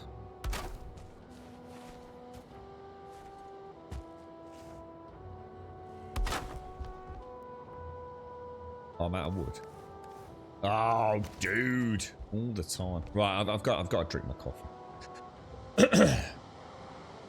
This weekend I have a bunch of work to do, and last weekend of the puppy watch, then they're big enough to not be on watch anymore. So is this because they're in danger of mommy rolling on them, is it? While she's tired and they're suckling? That's quite scary to think that could happen. How sad would Mummy Dog be if that happened? I mean, do they have that kind of like bond at that age? Like, so it's, if Mummy was to roll over, presumably she knows she's got, say, 6 little pups, and then she rolled over and one of them was like dead. Does that cause incredible anxiety to the dog? Or is it the kind of thing that they sort of get over because, you know, nature's way kind of thing? You're right, Caskell. You're doing a remote support call at 8:30 in the morning before the coffee is hit. Wasn't the greatest idea. I've had no coffee yet, Caskell. This is my first one. I've not even taken a sip yet. I've just taken my very, very first one. Quite unlike me, actually. It's also not the best cup of coffee, to be honest. So you've done 4 days a week for around 5 years. It came from a threat of redundancy. Instead of getting rid of more devs, they put some of us on 4-day weeks. Ah, right, got you. Love it. Could never go back to a 5-day. I was going to say, once you've tasted that 3-day weekend, I should imagine. I mean, even if they said like you've got to, you know, start doing more hours, you'd probably say, fine, I'll just cram them into Monday through Thursday, wouldn't you? It's almost like the holy grail in a way, isn't it? That 3-day weekend. If you have got a job where you can work it reasonably well into the rest of the week instead of having that 5th day on. So Mom's been a bit of a knob. One moment she's all okay, and the other moment she lifts her lip and shows her teeth, but she needs to be there now every 2 hours at least for drinking. What does that mean? I don't know what that means. So what does it mean when she lifts her lip and shows her teeth? Is that her getting angry or aggressive towards the pups or something? Or I've never sort of had a dog that's given birth, if that makes sense. You just quit the job. Quit the job and get a 4-day job somewhere else. Yeah, it's got to be nice. It's It's a huge difference. 4 on, well, 4 on, 3 off, isn't it? We're going to need to get some more wood, aren't we? How long do you reckon it's going to take for the grove to regrow? It's fairly quick, isn't it, the trees? Are the trees on a crop timer, 2-day timer? So a 1 hour tick. Yeah, I suppose the problem is it's almost impossible, isn't it, in some lines of work where you've got, I suppose if everyone did it, then it would be alright, wouldn't it? Must be nice having that extra day though, right, Wookie? Especially for people that like a bit of a party, you know? It means you can have a little... You can sort of have a chill out on a Thursday, can't you? So you can actually have a chill Thursday evening. Little cheeky takeaway. Couple of bottles of beer, you know? Get up a little bit later on Friday, so you know, a little bit of a cheeky lie-in. And then you've still got all that day for fun and games. And then you're into the weekend with, you know, everyone else, aren't you? Nice. Very nice. Maybe I should do it. Start taking Friday out. Oh yeah, Mr. Drake, you got no chance against the Grummy Bear. That she wants to rip everyone apart in her close proximity. If we don't give her a warning, if one of the other dogs comes close, it looks like a police dog that's in working mode. Oh wow. Really? So oh wow, jeez. This isn't her first letter, is it?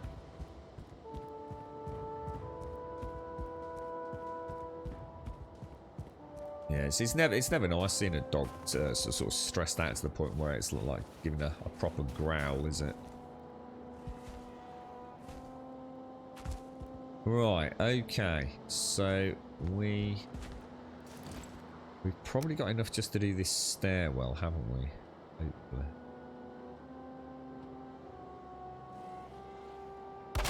That looked pretty good to me. I can live with that. Oh, wow. Did not mean to do that. So, next up is this. And this is just free place, isn't it? I remember. But this is the one I really struggle with. Like see, that to me looks like it's hugely overhanging. But it is. Oh my god, it's so annoying. It's like every time I do this, there's like a trick of the camera. I need to have quite a sharp angle because I need to be able to do this. You see that? See that? That to me there. No, it's still not far enough across. That to me there would look about right. Maybe it needs to go a bit further down. Maybe a bit like that. Look how far inset that is. Oh, is there a fucking way to do this without it driving me mad every time? Is there a way like to put in a cross piece or something on that and snap it to it? It's this bloody annoying fake ambient occlusion they've got going, which is wonderful. I mean, it really is. It's absolutely fantastic. It makes the game look brilliant, but my god, does it make placing blocks impossible.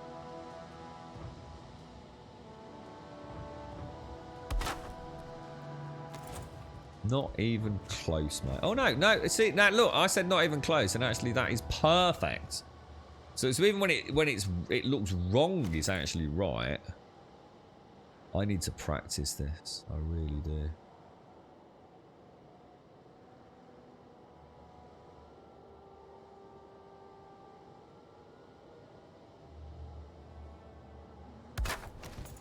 Yeah, look how big that gap is there. Look.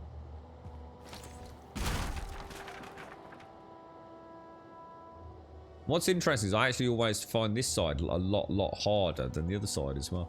So it's almost like whatever it is in my mind's eye that's throwing me. You sort of see there where you see that little so there's a little transition point just there. But you see how far behind it still is. I just do not understand it. I just cannot get my head around what the fuck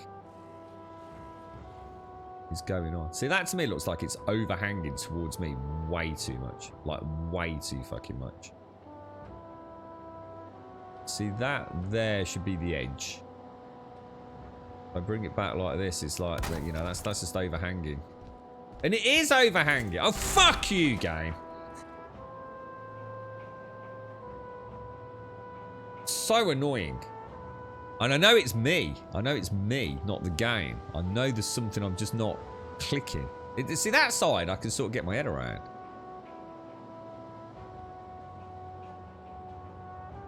What about trying it sort of there, where to me, in my mind's eye, it's a bit 50-50. That's pretty good, right? That's better. That's better. Although, I'd be honest, I probably haven't left a big enough gap there, but... It's weird, isn't it? It's like it's like the ultimate optical illusion to me, you know. And the thing is, I know what I'm looking for, and each time I do it, I think I've gone like way too far the other way, yeah. And yet sometimes I do it thinking I've gone way too far. Actually, I end up going like the other way. So it's not like I even can narrow it down. It's just like completely random. I'll figure out one day we'll get a block in that we can use as a sort of a horizontal rotational block. So we'll be able to actually take this and be able to rotate it, say, on its horizontal axes. And we'll be able to get around all that. I think the fact you can free snap though, Jesus Christ, I couldn't believe it when someone mentioned about using the shift button. I was like, no freaking way, dude. Oh, hang on a minute. Hang on. This isn't right, is it? Oh, I forgot to snap in there. My bad. My bad. That would have cost us. Can't even see it. Might have to knock out. Oh, there we go. I can just get it.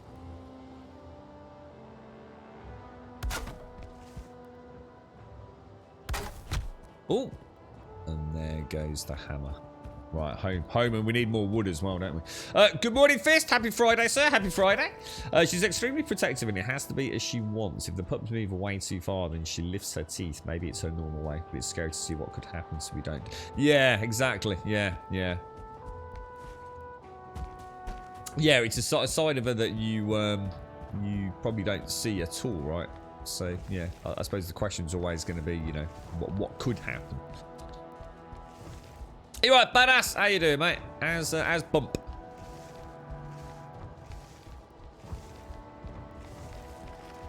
Oh, Wentex, are you there? Are you there with the internet, or are you on your mobile phone? How you doing? Best of luck to you both, mate. I hope you're settling in well. Has the move gone all okay, or is it kind of like one of those really long, drawn-out moves where you've got both properties for a while? That's kind of the impression I got, that you weren't in a mega hurry, you know, all got to be moved in a day and exchange keys and things. Yeah, your phone's got it. Oh, congrats, Wentex. Hopefully it's all going well, man. I'm looking forward to the Lego. Oh, shit. Hang on. Let me just go and open my door. One sec, hold on.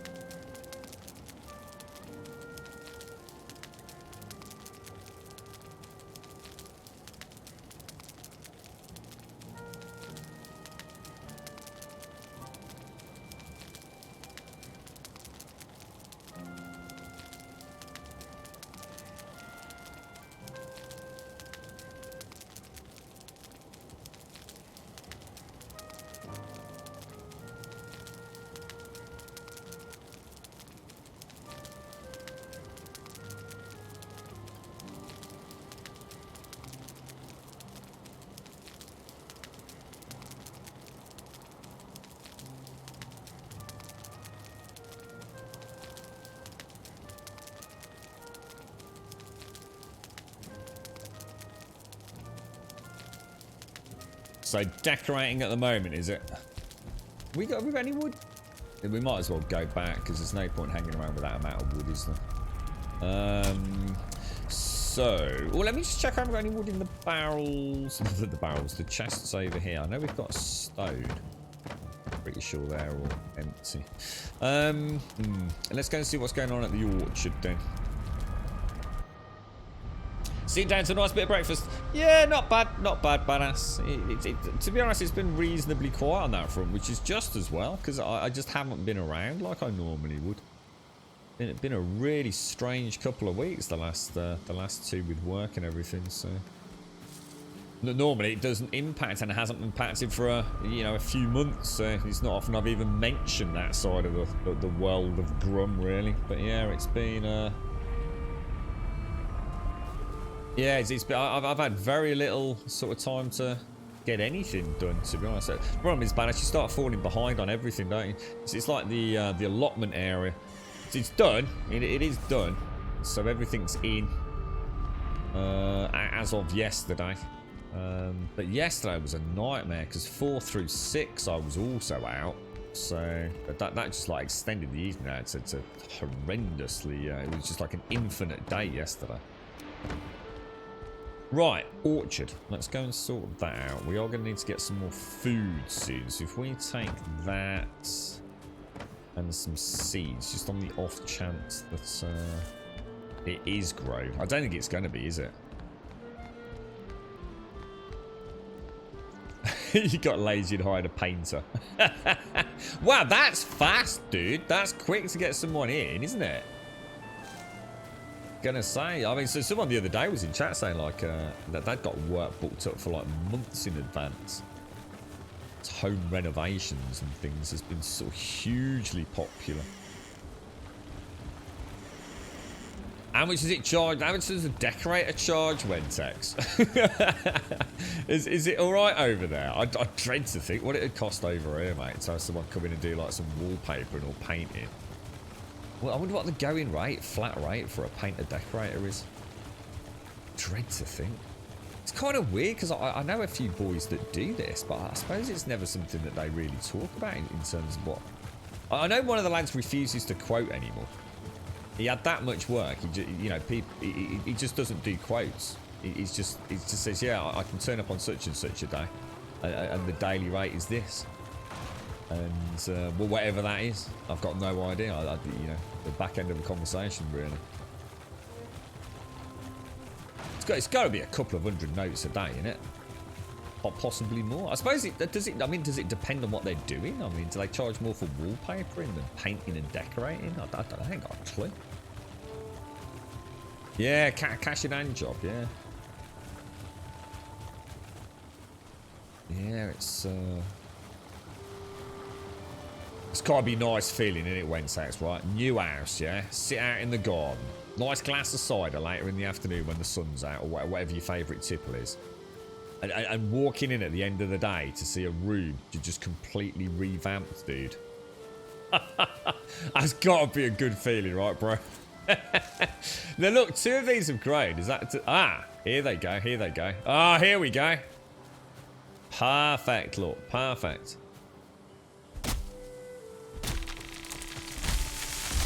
So he's doing the kitchen and dining room, and you're doing the lounge. Or a little bit of competition, mate. Keep your beady iron in Wentex.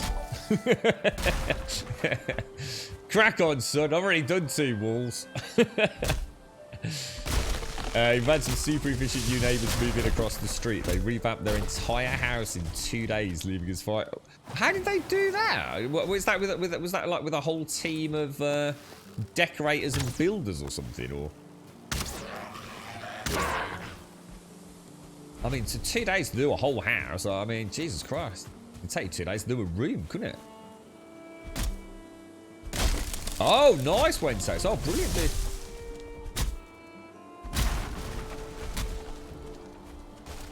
It's amazing how something like a shed can just make life so much easier.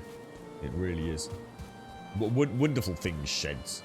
You know, a lot of the lads bought Wentex. I'm not saying like as in for you, but I'm just saying just thinking about sort of storage. A lot of them bought those. They're like plastic lockers. You can get them in locker form or in like wardrobe form. Just for putting things like, if they haven't got a shed or they didn't want to put like a permanent shed in. And I'll tell you what, the amount of stuff you can fit in them is pretty impressive. And they come in all sorts of shapes and colours and things. Ever so robust. And just really good, you know, if they've got kids, they can just like throw all the kids, you know, little badminton rackets and ping pong balls and things like that, tennis balls and all that in there. Or you throw in your basic gardening tools or your wellies and things like that. And it's all stuff you've just not got to worry about keeping inside the house. I mean, one of the guys he's got kind of almost like in an area of, it's not like bushes, but so it's not like a piece of plastic sticking out in the middle of nowhere, you know. It's kind of just around the side of his back door, sort of like as part of the bush area. And it's just a place for him to, you know, keep the fun outdoor equipment. I think they were selling them on Amazon at some point last summer, really cheap. I know a few of them picked them up once word got out. Clever little things, actually.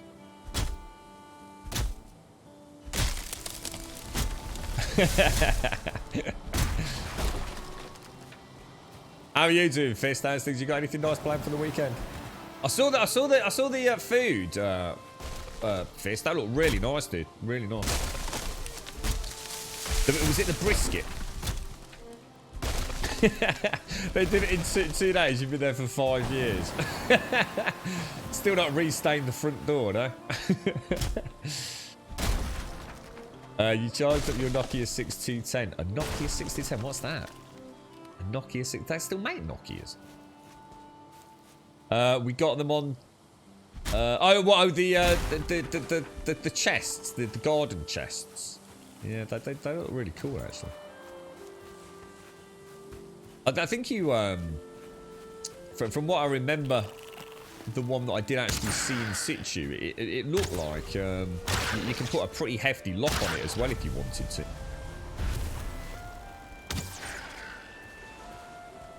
Like a padlock, something like that. Oh. Was that another one, or did I miss the one that I thought I killed?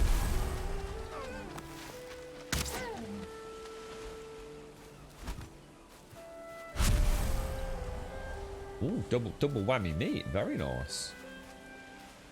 Very nice indeed.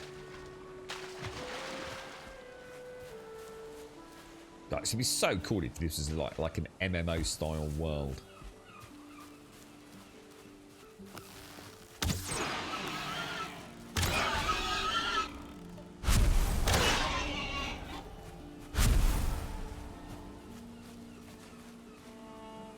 No, Mr. Ball. No.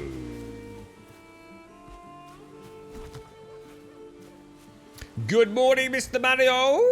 Mario. How are you doing, Mr. Mario? Where's my bloody orchard gone? This isn't my orchard, is it? Maybe they haven't all grown back. When do I just got a couple of 3 pop and now all... Really? Hello, sir. I think not. How bizarre. Ah, here we go. Here we go.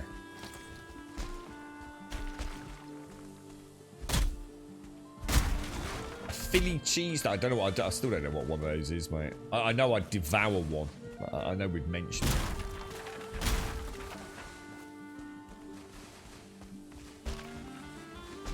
What did I have yesterday? Oh, I had like a vegan burrito yesterday. It was fucking gorgeous. I used I can't remember the sauce that we got. It was it's like a well-known one, but not well-known to me. It's like a really just super basically like a Tabasco sauce, but not Tabasco. Sort of an English-styled one. Or branded one. Got a load of got loads of really nice beans in it. It's gorgeous.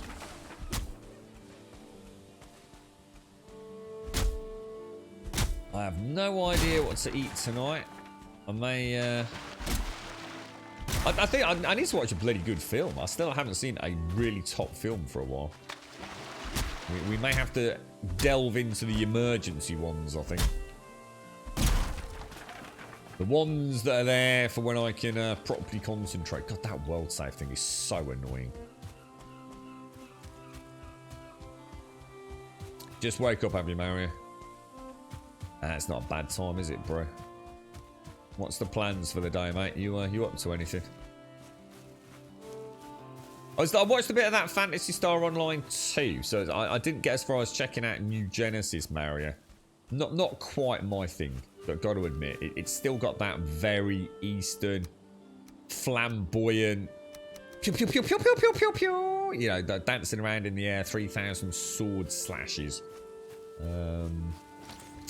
Yeah, I don't think it's. Don't think unless New Genesis is something radically different. Don't think it's quite what I'm looking for. Ashes of Creation. I definitely was thinking of the wrong game. I know that. That looks nothing like what I imagined it was. But I think we've got to wait another couple of months for that NDA lifted beta, haven't we? A New World's coming along. Is that August? Is it supposedly? If they, I don't know if that's for final release or if that's just another beta or not. But lentil soup. Oh, I can imagine that with a nice bit of ground pepper cracked over the top. That'd be nice.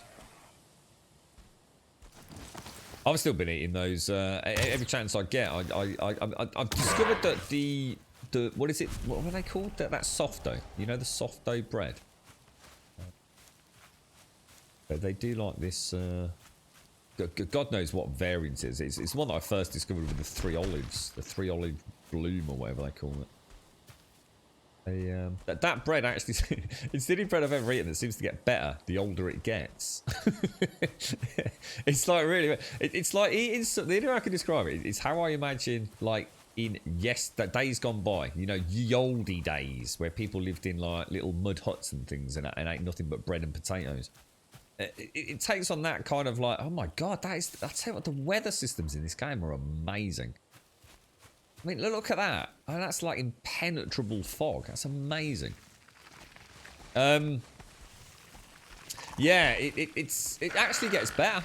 You know, a day old is better than the day you buy it. It's ever so weird. It adds like this real sort of wholesome texture to it. But I think I've eaten more bread in probably the last month than I have in probably the entirety of like last year. They're very unlike me, but that's my problem when I find something like a bloomer. I don't even know what the definition of a bloomer is. Is that not just like a small loaf or something? But I also don't know what sourdough is. But whatever it is, it's bloody nice.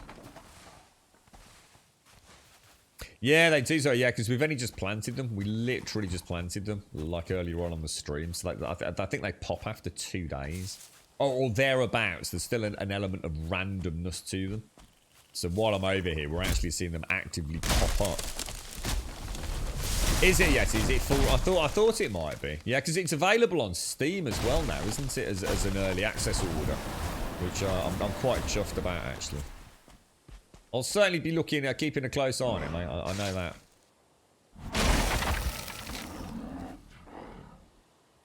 I'm over here, bro. What are you gonna do, man? What are you gonna do? It's oh, it's because it's frozen, look. It's frozen. Damn, that is cool, man. No. Just no. It's just so good to see these like little pair of eyes coming out of the mist. It's so cool. When I was a kid, we lived near a bakery actually called Day Old Bread. Really? Honestly, it's really nice. I can't really describe why it tastes so much better, but it is. It's ever so nice. A little bit of that cheese on it, just as a little snack or something. I've even tried it with a little bit of that spicy sauce. So the day old bloomer, in fact, even 2 day old bloomer, with a little slice of that cheese on it and a dash of this like almost you know, like an English style Tabasco, or branded Tabasco, should I say? And yeah, it's really nice actually. It's like a really, it's like a cheeky treat. Very pleasant indeed. Soda bread, is that what that is? So I wonder what exactly... I mean, it's still bread. You know, it's not like it's revolutionary, but you start chucking giant pieces of olive in it, you can imagine it's got a very distinct flavour. But they don't always have the 3 olive one. So sometimes it's just the plain sour bread. Do you think that's actually a thing then, Zoe? Did you actually think sometimes... So maybe I'm right then. It's not me just having a weird, quirky preference. It could actually be that things like the bloomer actually is better the day after. It's gorgeous. It's got such a gorgeous texture to it. It really has. It's like the flavour is just like bursting out of it. You know, it's actually really... Never really thought about bread as actually tasting of much, to be honest. But yes... very tasty, very tasty. Yeah, well, there you go. I'm quite happy I mentioned that. I thought it was just like one of those weird things that I'd say, and everyone would like wonder what the fuck I'm on about.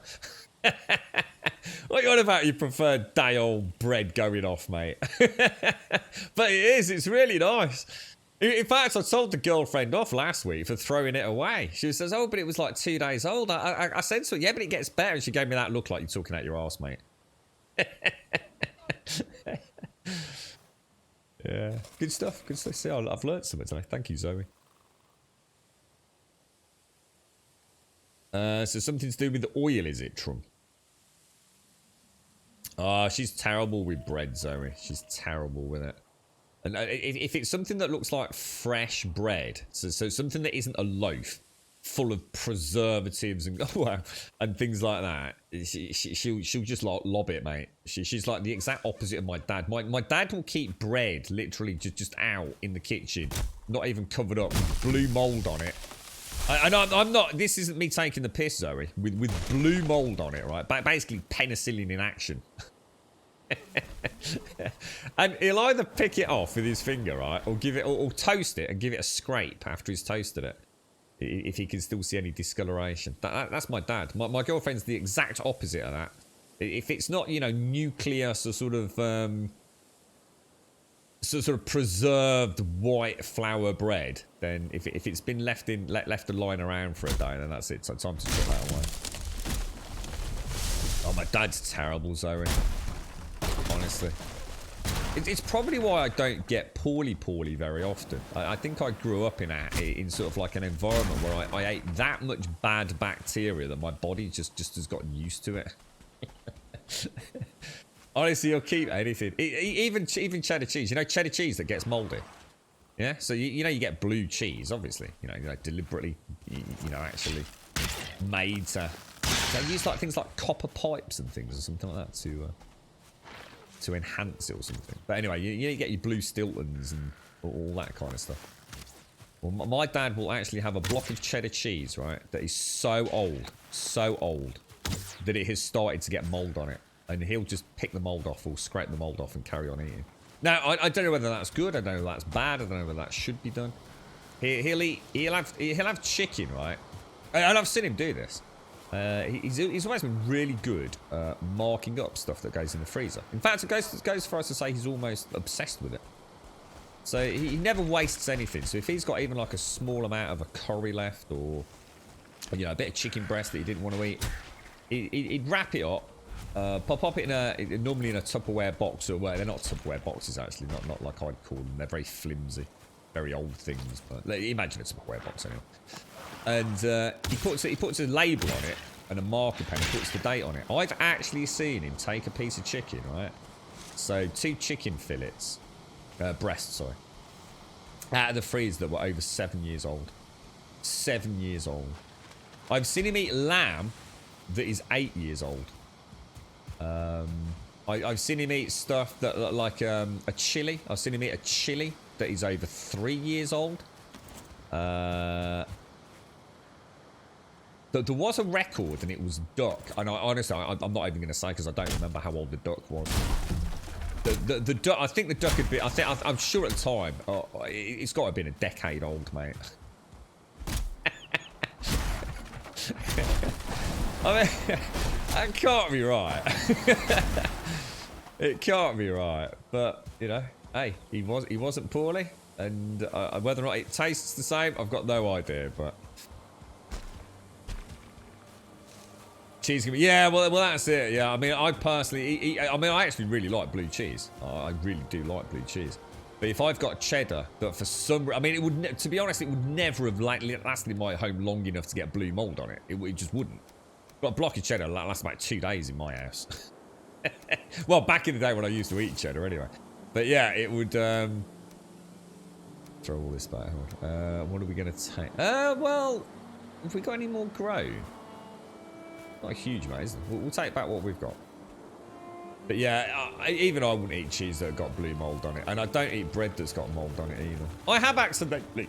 I have eaten a sandwich on several occasions, mainly at my dad's, where I look at the bread, see there's no mold on it, and then make a sandwich, and then halfway through the sandwich suddenly realise, oh shit, I didn't check that particular slice, you know? I don't think my dad needs sectioning just because he's not wasteful, Trump. See, this is the thing, you see, that generation grew up, I suppose, you know, appreciating, you know, the little extras, didn't they? So to him, it's incredibly wasteful to throw a whole chicken breast away. You know, to him, it's been in the freezer. It can't possibly have had any bacterial growth in it. It's going to throw it into a spicy hot curry and simmer it away for probably a day and a half. I'm sure there's probably, at worst, it's just going to not taste as good, isn't it? You alright, Lurkio? How you doing, bro? Oh, he'd love to have something like a mammoth, mate. He loves all that sort of stuff. You know, you give him you know, I don't know, like a crocodile steak. He'd wolf it down, mate. He loves all that sort of stuff. Yeah, he'll eat. I don't think there's anything my dad won't eat, to be honest. He's all. I mean, it's where I've got my sort of adventurous sort of desire to try foods from, I suppose. I think for him it's because he grew up in that environment with a fish and chip shop where, you know, food was money and, you know, you needed to make the most out of it. You don't just start throwing things away just because it's not perfect, you know what I mean? The stuff that wasn't good enough for the public, which would be the fancy stuff, you know, the fish that wasn't, you know, good enough to sell. Because they were a really well-known chippy. People used to, back in the days where people would actually travel a long time, not just to go to the local chippy, but to go to the best chippy, you know, in the area. So I suppose he ended up eating a lot of the stuff that was the lesser quality. You know, the customers got the good stuff. He grew up on, you know, but most definitely the not so good stuff. He'd try them, Zoe. Honestly, he'd try all that. He's the things like he's been all over the world. Like, honestly, all over the world. He's tried all those weird insects on a stick and things like that. There's very few places he hasn't actually travelled to. In fact, I think the only place he hasn't travelled to is Australia. My mom's been to Australia, and my other dad went there. Yeah, and he quite often he'd travel just for the food, to be honest. It's a big part of he wasn't like a photographer, like in the sense of like, you know, anything other than a hobby, but he loved traveling, taking pictures and trying new foods. That was kind of his thing in life, you know. That's what he was super passionate about. Yeah, honestly, if you gave him an opportunity to eat something so completely impossible to get in the UK, he'd embrace it, mate, you know?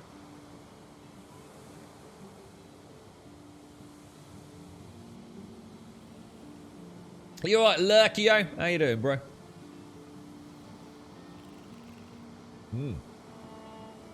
Nearly time for fresh coffee, methinks. This one's going down nicely, but she's nearly gone.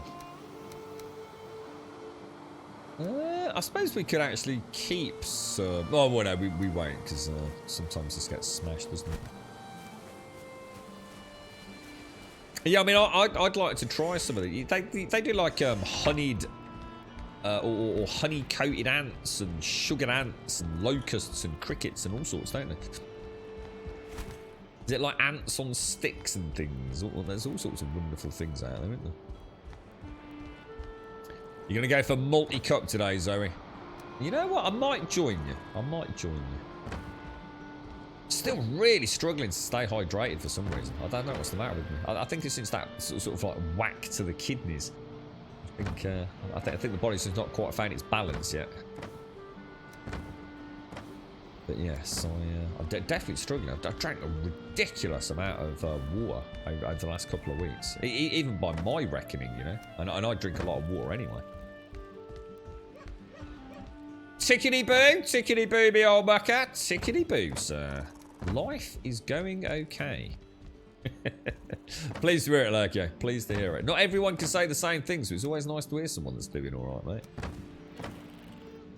Okay, right, so feathers back and seeds back, and then we can go and hopefully finish off another... Oh, no, I didn't replant, did I? Oh, you total knob. I'm going to have to go back. 45 minutes and then the day starts proper, does it, Zoe? Do you just not sleep a lot? Are you a bit like... I mean, are you an insomniac? You know, as in, is it a problematic? Or do you just find that you can get up a few hours before the normal start time and still get through the day? Girlfriend's really been struggling recently. She really has. 8 o'clock of an evening, you know, she's ready to flake out, man. And that's when she finishes work as well. She'll sometimes have like a little half-hour dose. She's really, you can really see it affecting her. It's really horrible, man.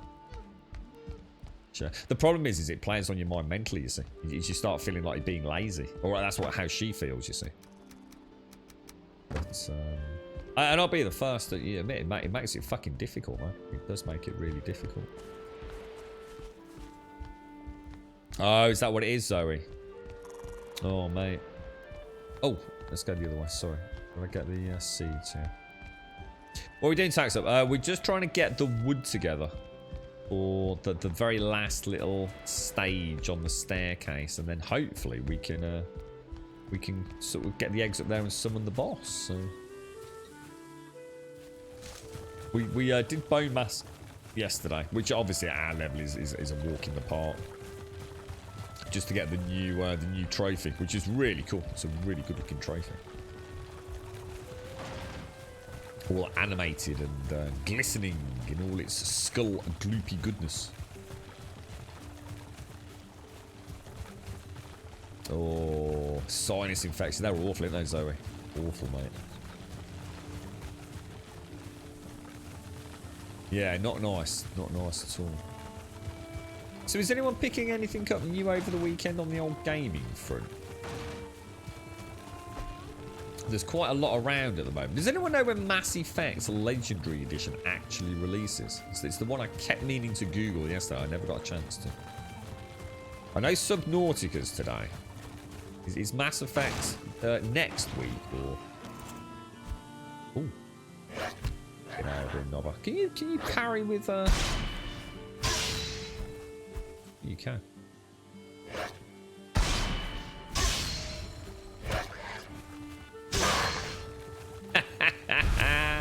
Shocky style.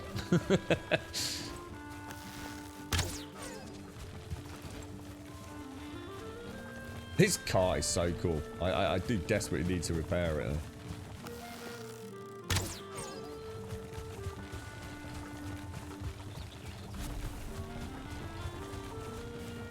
Oh, I keep seeing more and more in the distance. Mushrooms as well.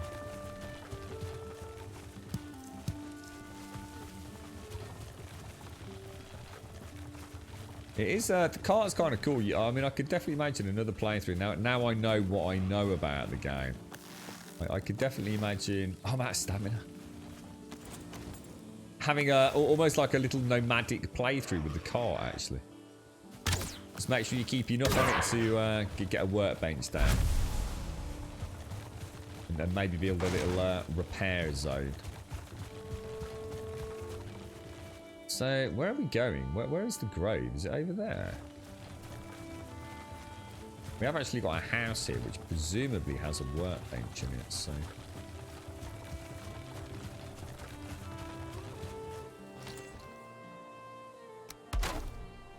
Perfect. But one of the very first little houses that we sort of set up and established slightly more of a home dwelling storage cooking facility, wasn't it?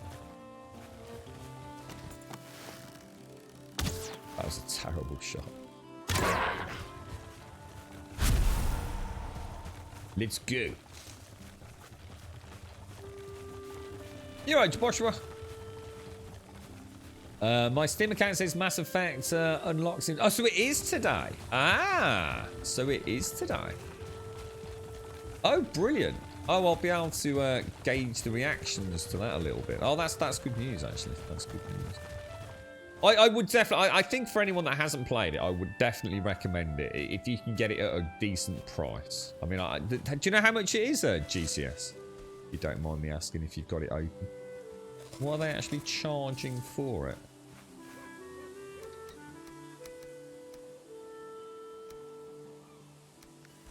Yeah, I think if you've never played the Mass Effect franchise, it was a good yarn.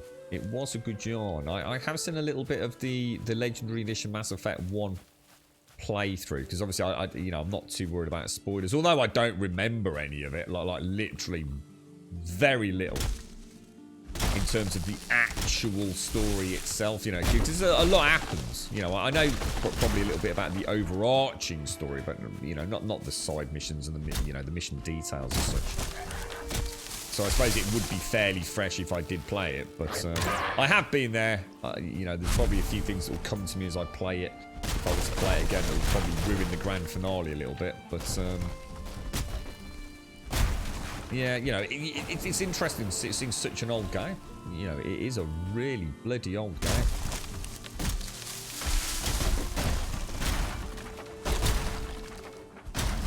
Be interesting to see how Diablo 2 works out as well. Why no Grove Road?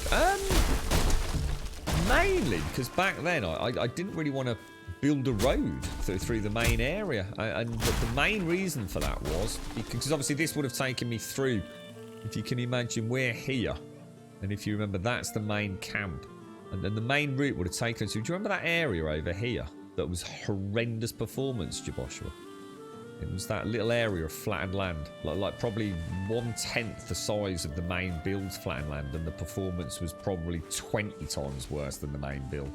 So I just didn't want to build or do any more terrain manipulation back then, dude. And I suppose it just became one of those things I've got used to. I just haven't thought about redoing the road since the the optimized terrain patch. To answer the question, that's why. I couldn't imagine anything worse than yet more terrain passes in and around main base, and you know, if I did that, I'd start doing paths in and around to the standing stones, and we knew. In fact, I still think I have some issues over there, don't I, because of tree stumps. So, but yeah, we could easily do that. I mean, we've learnt a lot about pathing now, haven't we? So yeah, we could definitely do a path to the grove. Could even make like a little garden area over here, would be quite nice, wouldn't it? Sort of all things beautiful. Wow, they're charging 60 US for it. I'm quite surprised by that. I actually thought they might charge a little bit less, but you know, I get it. I get it. I think it's just probably a shame for BioWare that you know, I mean, I don't know who did the remaster, but it'll probably be the most highly scoring, highly acclaimed BioWare game since the original. Because let's be honest, they haven't exactly done a lot, really, have they? That has been met with general popularity and critical acclaim. Yeah, it's kind of sad, isn't it, that a dev that literally was like the shining beacon of role-playing games in many ways. You know, the best reviewed game they're gonna get is a remaster of a game that came out when? Does anyone know when that came out? I mean, Mass Effect has to be bloody old, right? It's like, shit, we keep making crap games. Let's go and remaster an old one. we're gonna end up in that Hollywood world of gaming, aren't we? Where every film in Hollywood is like, you know, it's just gonna be a remake of something we saw like, or someone else saw like 3 generations before. I hope you enjoy them, Gigi. I think with the remaster, hopefully, just keep your expectations in check, Gigi. Just remember, you know, it is a remake of a very old game. So you know, but back then things like linearity were par for the course, really. So you know, and I know you will, Gigi. I know you know your games, mate. But don't go into it, because some people will. You know, oh, I've heard so much about Mass Effect, I can't wait to get into it. And they're going to be expecting some Wonderland, open world, Skyrim set in space kind of thing. You know, it's crazy linear at times. In fact, one of the things that's fun about it is its linearity. You feel it was a game sort of built around choosing a linear path. It was almost like you didn't have complete freedom. You didn't have an infinite amount of freedom in what you did and where you went and how you did it. But what you did have, it was like almost that kind of like you remember the old the fighting fantasy books where you constantly had decisions: go through the door on the left or go through the door on the right. You know, do you want to go down the well or leave it alone? And you know, I think that's what Mass Effect embraced. You can almost imagine the whole overarching story being mapped out on a whiteboard with all the different decisions you could make. So, although it's linear in the sense of each compartmentalized section of the game, you know, the combat area is going to be quite small. You know, you'll land on a planet, but you'll only be able to see, I'm just going to keep it spoiler free, a very small area of it. You know, even when you're out and about in the Mako, you know, you are still very much almost on rails with it. But you will choose your own adventure. You will make your own path through the game, and I think that's the strength of it. I can't think of anything that's done it like that more recently, because I suppose we've, you know, as tech has come on, we've had the ability to be, well, to have a more legit open world with more freedom of choice. But what's great about Mass Effect is the story, and you do feel like you're working towards an objective all the way through. And then you know, the people you take with you and the people you lose along the way is what creates that, like I said, that Final Fantasy style book. They were revolutionary when they came out. Absolutely fantastic. You know, the voice acting, the dialogue choices we had back then, you know, that really did affect outcomes. Very fun games, mate. I think they'll hold up. You know, as long as you don't go in expecting a visual masterpiece and true freedom of choice, I think you'll have a really good ride with it. Yeah, that's it. The choose your own. Yeah, we called them fighting fantasy was the people over here in the UK. I'm sure they're worldwide. I think it was someone called Ian Livingstone, and was it Peter Jackson? Is it Peter Jackson and even Ian Livingstone? Is that right? Co-authored, you know, like the House of Hell and things like that. Yeah, they do, Gigi. Yeah, they do. Well, I mean, I'm sure you've heard about the massive criticism about Mass Effect 3 and the grand finale. I think, like anything, you know, you take people that loved every show they've ever watched, but they always hate the ending. And I think part of that isn't because it's necessarily a bad ending, although in some cases, you know, people would argue that is the case. But it is. It's because you close, you know, the final page on a book, don't you? And in some ways that is sad. I mean, sometimes that, in some ways, it makes you like long for more. And why does it have to be over? And you can get a little bit angry, maybe frustrated. But remember the journey. Just remember the journey you've been on. It's awesome. And I tell you what, one of the reasons I really did like Mass Effect, and again, you know, it's not going to hold up to something today. It isn't. So please don't think I'm making it out to be something that is going to be revolutionary today. It's an old game. We know it is. But one of the things that was really nice about Mass Effect, it was one of the franchises that definitely, both at a technical level and I think as an experienced development team, they learned tricks, new tricks of the trade, especially around narrative storytelling devices and plot mechanics, and also with combat. By the time you hit Mass Effect 3, you can see the refinements in the combat system. So even if you feel it might be, oh my god, this is archaic in Mass Effect 1, don't let it affect you. You know, just know that you are playing an evolving game. Mass Effect 1 to Mass Effect 2 to Mass Effect 3, they were leaps in many ways. But people will always slag off, you know, their least favourite version. But you know, that's just game, isn't it? But I think if you look at it as a single cohesive project, which you'll be able to this time around, because you can play them all back to back, of course. I think you'll see the masterpiece that it was. Yeah, I was saying yesterday, I think for people that have played it before, you know, I've not necessarily got the desire to dash back.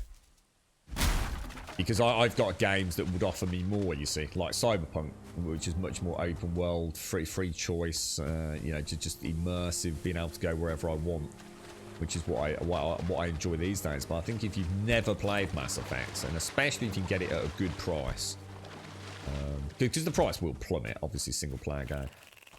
The fanfare will be over in a matter of weeks, if not days, won't it? But yeah, I'd highly recommend it. I don't think you can go wrong with it. I can't see the remaster having any issues on PC. I mean, you'd be bloody disappointed if it did, wouldn't you? It's interesting. It's the magical things that I might miss out on. Again, with keeping it spoiler free, there was some stuff about Mass Effect where it was smoke and mirrors.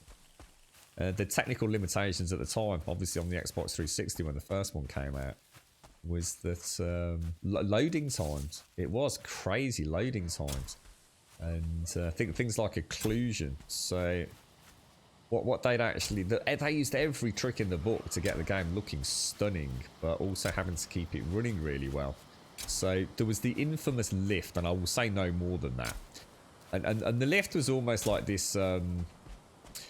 It's a smoke and mirror system whereby it was a wonderful chance to have some dialogue with the NPCs, but what it actually was a chance for the game to load in the next area, and you'd be in this lift for like hours, man, at times by the time you'd finish the game. It was quite amusing. But did you really notice it at the time? You didn't really. They did a really good job of sort of like masking this horrendous loading screen with this sort of like lift journey.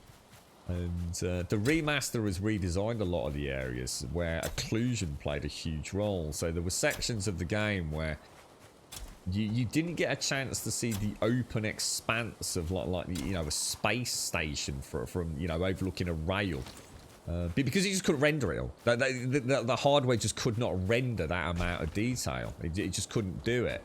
So there were a lot of walls put in place, like literal. They'd place walls so to cut down that line of sight. And I think the remastered version has tried to cut back on some of that, obviously with the new gen hardware. So I think even for people that remember it well, you know, they'll have enough fun to see it from a new perspective, I'm sure. Did I plant trees all the way around there, guys? Did I actually replant all the way? I think I did. The fourth boss. Is that the one I'm on, Connor? Is that Moda? The dragon or drake? I haven't even seen it yet, mate, but I'm assuming it's a winged creature of some sort.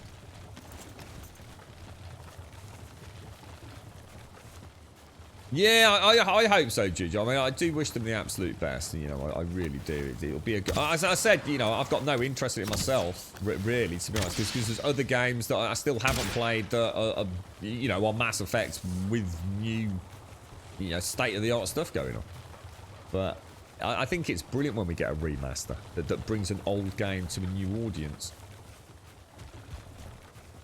You know, yeah, it's not meant for me. You know, I'm not supposed to be here singing its praises, looking forward to it. I've been there and already played it, you know. And yeah, you know, if money was no object and, you know, I had a copy sitting next to me, I would probably pop it on. I'm not sure how long I'd last with it. But yeah.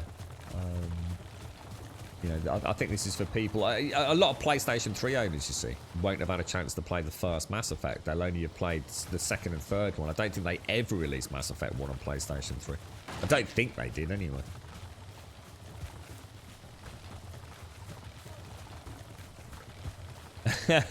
what do you have airlock doors at work, Zoe? Where'd you work, mate? Do you work in outer space? Yeah. I mean, it'll be a really... I mean, I don't know if Digital Foundry have done an analysis on it, but it'd be lovely to see someone actually go back and look behind the scenes on all the things that... I think back then game development was as much raw talent at programming, you know, because the hardware wasn't that amazing. As much as it was being a magician, you know, a master of illusion. You know, making things seem way more amazing than they truly were. And like I said, you know, having a huge, sprawling space station laid out in front of you. You still knew it was big because you could still get around it, but, you know, you couldn't see it all in one single panoramic view. You know, hardware would have burst into flames, but, yeah, I think it must have been quite fun developing back then. You're right, Doip. Thank you for the raid, bro. You work in a jail, so you actually have airlock doors in a jail. Holy shit, mate. this sounds awesome, Zoe. Alright, no, so not actually airlocks, but go through one heavy door, it closes. Right, got you. I was thinking like something like from one of those, what was that film with Stallone and Snipes or something like that? You know, where they're all kept in some sort of like confinement. It's like some space age cryo freeze jail on the moon, Zoe. I think so. I'm reasonably confident I did, mate. I'm reasonably confident I did, but I was asking the question by the time I came back out, mate. Yeah, I think, you know, it'd be interesting to see how a brand new player finds it. So someone that isn't, you know, caught up in the bubble of fandom, rose-tinted nostalgic glasses. You know, it'd be lovely to watch someone completely new to Mass Effect who's played modern-day games for the last, you know, 4 or 5 years. Go and play something like Mass Effect and actually have... I think that would be really interesting, actually. To see someone, because it's okay to slag it off. It's okay to laugh and point and ridicule. You know, it was a tough time for developers to make things. You know, there's a lot of competition at the time, but there's also a lot of talent in the industry, I think, and a lot more creative freedom, I think, with some of the studios. But yes, it's. I mean, some of it will be laughable. I mean, literally laughable. You'll tell someone that's telling you a porky pie if they sit there gushing over it. Because even when I played it and it was a masterpiece, there were sections where I just couldn't help but laugh. You know, completely broken. I mean, maybe that's all been fixed, but completely broken animations. That horrendous sort of like really fake sort of voice acting you get, where you can almost see the limitations of the hardware, where someone says something which is a question, and then there's that like really long, awkward delay between the other NPC responding. Or the classic, an NPC is talking and another NPC butts in.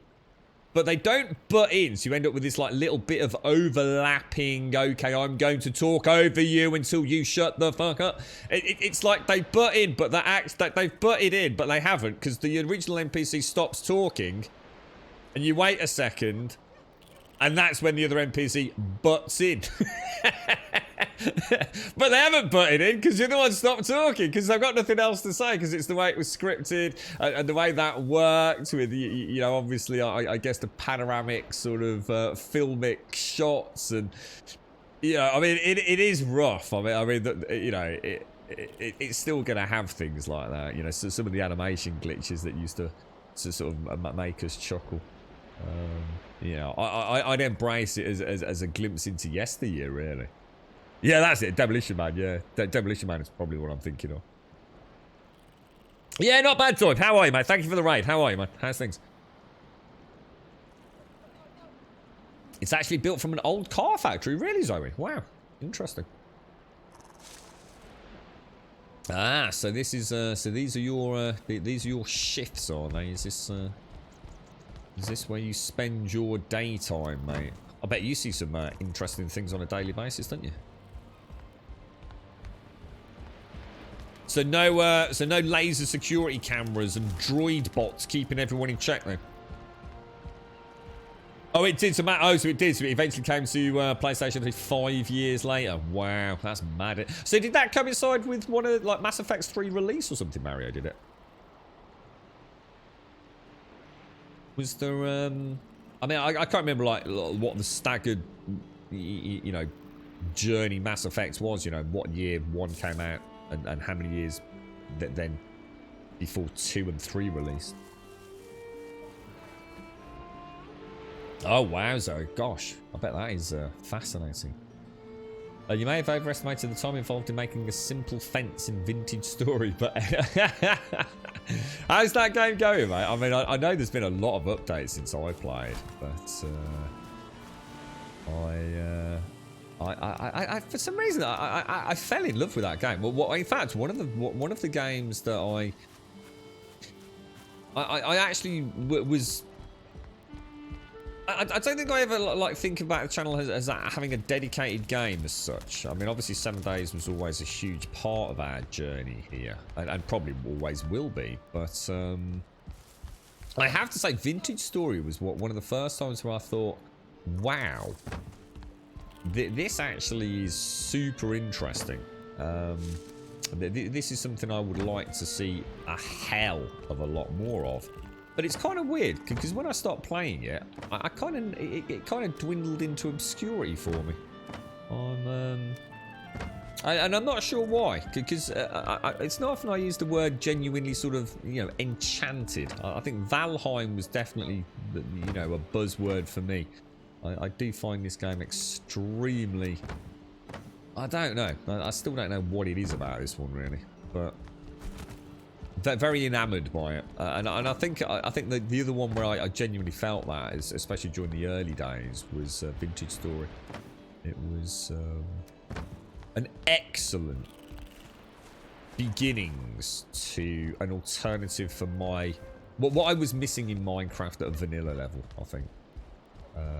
I guess when I played, there just wasn't a lot to do. It suffered from the same fate as for me. I'm not saying as in the game suffered a bad fate, but for me as a player, I ran out of things to do outside of the building. You know, I loved all the systems and the way they all worked, but there wasn't anything left for me. You know, there was no reason to go deep, to spelunk deep. You know, people, oh, but there's loads down the ground. But no, there isn't. There were a few pictures on a wall here and there. You know, the same mobs that I'd seen but for days before. So yeah, it could be one for me to revisit and see where they've taken it, because I'm sure it's come a hell of a long way. I know they added things like seasons into it, didn't they, and all sorts.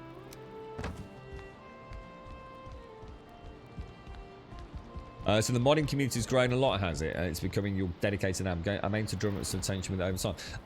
I mean, are they? I mean, because it was like a couple working on it, wasn't there? I mean, did they expand the development team or anything? I mean, is it still only available? Can't remember. Is it available on Steam, or was it one of those ones where you have to go through like their own website and things? I can't remember much. I know they were a lovely couple though. I think they jumped into the stream a couple of times, if I remember correctly. But yes, it was quite like I say, an enchanting experience. Oh gosh, that's not right. Wait, Savaloy, what are you doing? I'd be so cool if you could pick that up and move it around like in. What was that? Oh, that was Scum, wasn't it? Oh, that was so cool in Scum. All right, so how much wood have we got after all of that? Still not that much, have we? I need to take more than that out, matey. What have we got? So I'm going to drop 13, so if I drop 7, that should just about do us. Yeah, I think that's sometimes... I like the way you've looked at it there, Mischief. I've said many times with these sorts of games... Oh gosh, that's more of I knew something was wrong. What I like is the freedom to build and have a reason to build, even if it's aesthetic or actually functionality. So in this, it's great. You know, I've got a car, so you know I have a reason to build a bridge, you know, over an area of water.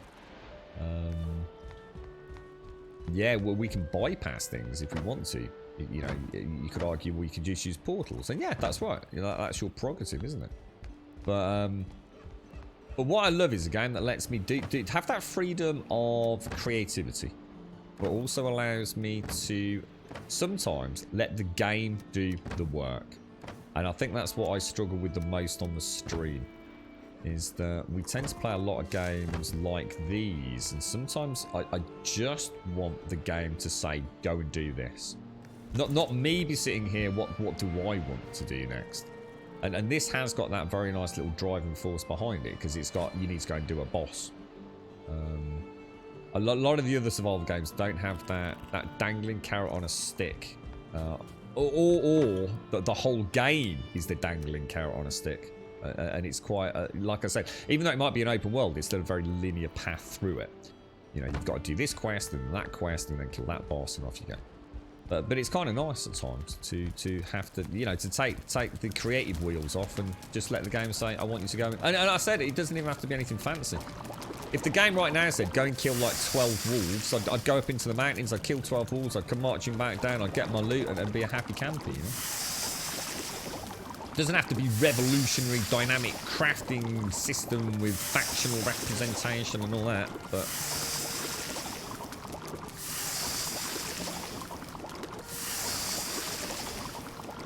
Oh, so we can have dedicated servers now, can we? I can't remember how that worked before.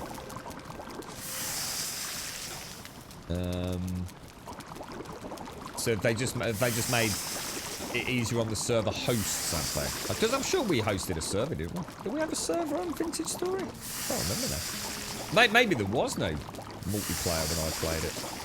Nah, of course there was. No, there was, because I know Shades and Night Wrath and a few others played it. You want Scary Billy? Happy Friday! Yeah, that's right, Swazzer. Yeah, definitely.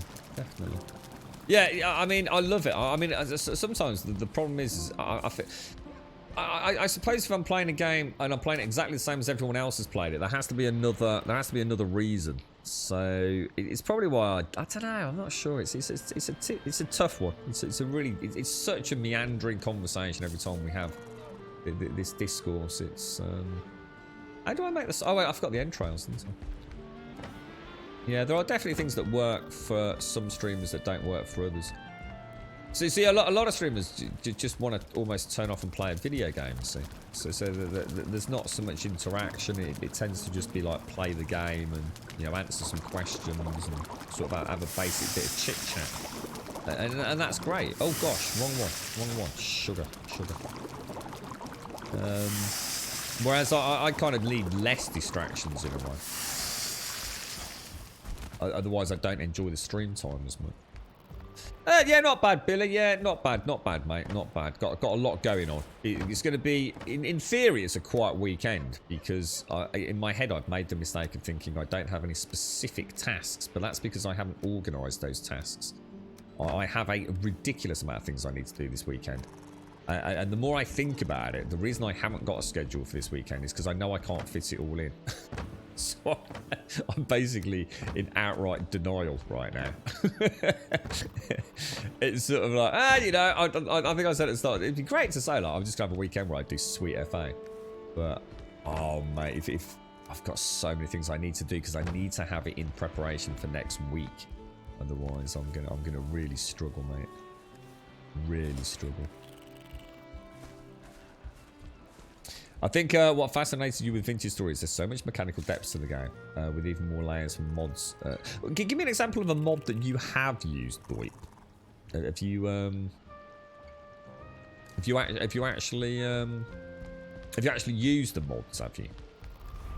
What's performance like? Because performance was pretty good, but I think they had I mean, I gotta admit, it was a fucking. What was that? A weird event thing that used to happen. There was like a special event that used to happen where the world went all spirally and sort of LSD, hallucinogenic whirly.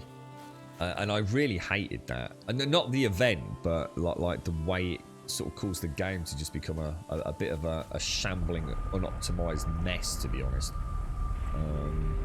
It started invading my happiness. Yeah, sort of like that. I think the problem is, Gary, you're right in a way, but what it really is a lot of the things I need to do this weekend don't need to be done immediately. So in other words, in theory, I could go through the whole weekend doing nothing, and no one would be any the wiser until Monday morning. And then the massive lack of preparation, it would just cause me infinite distress. So yeah, it's almost like nothing. It's like all the preparatory work needs to be done. And if I don't do it, I will not only need to do all the preparatory work and it'll be twice as stressful, but also get the real world stuff done.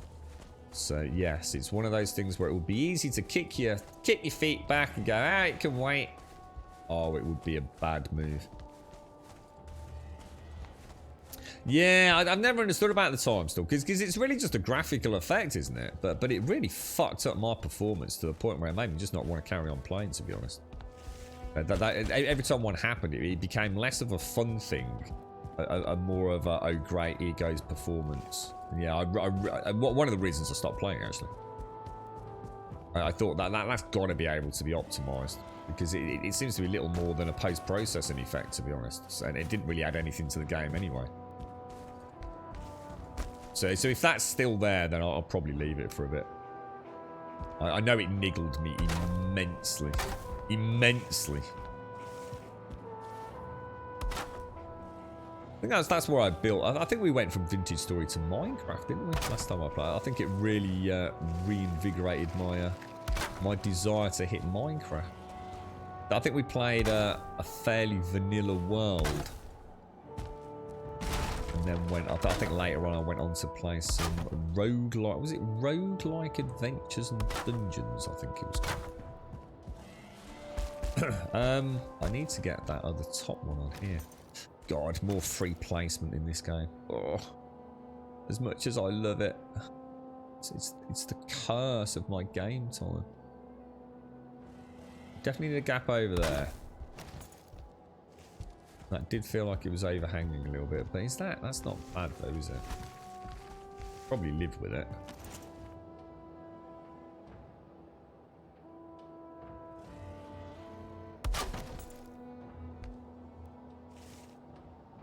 Oh, come on, they're both spot on, man.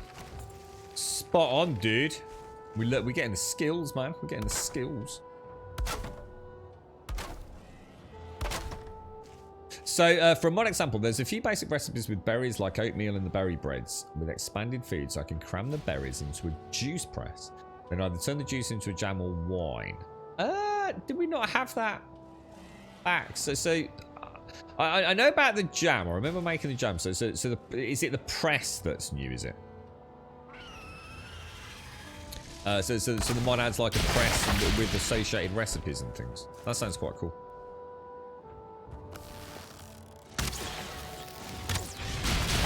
What's there to actually do right now, Doit? So I'll have to see if I can jump on one of your streams. What's the you know, like you could say that in Minecraft, if you wanted to stop the fun building, you know, you can go off and I don't know what it is. I've never done it, but find the Ender Dragon and fight the Ender Dragon and all that sort of stuff. Well, I mean, when I play, I mean, to put it in context, there was actually nothing to do. To be fair, when I played Vintage Story, it was just a really fun, in-depth, very immersive version of Minecraft, if you like, building, which I very much fell in love with for many hours. But there wasn't actually anything for me to do. So the combat was really a case of it was more like a distraction. There was no real reason to go digging underground for any length of time, you know, like the cave spelunking. There wasn't anything for me to get, you know, no rare ores or things like that. I think there was only really one major type of mob. Have they added to that, or are they keeping with a much more Minecraftian sort of, you know, make your own fun kind of vibe? And if they are, that's brilliant. I'm not saying. It's just that you know, with me and Minecraft, the problem was and always will be. So sometimes I just want to start building, and I want the game to say, "Here's an objective. Here's something for you to go and do." Oh, Days Gone comes out as well, doesn't Days Gone is out on... When's that? That's the 18th. So that's got to be Tuesday, right? Forgot about that. So it is pure sandbox. Build, hunt, explore the map. There's lore books sprinkled around the world. Yeah, see, that's why... Oh, you've got to finding the lore book. Yeah, I was like, yeah, I'm not. To me, that's something that's just like a little bonus, really. I'm not going to play a game just to find some lore books, you know. But yeah. So that's all still in there. Yeah, I might take a quick look at it. Is there a place to go for the mods, or you know, is it all on the Nexus, or as the community found, like you know, did they go through their own Discord or something for things like that? Definitely one for me to keep an eye on. I don't think I'll be going back anytime soon, unless there is, you know, a really interesting series of mods out there. But I would like to, I'd like not to forget about the game, and it's easily done with the madness of the modern world, because they've got something really magical there, I think.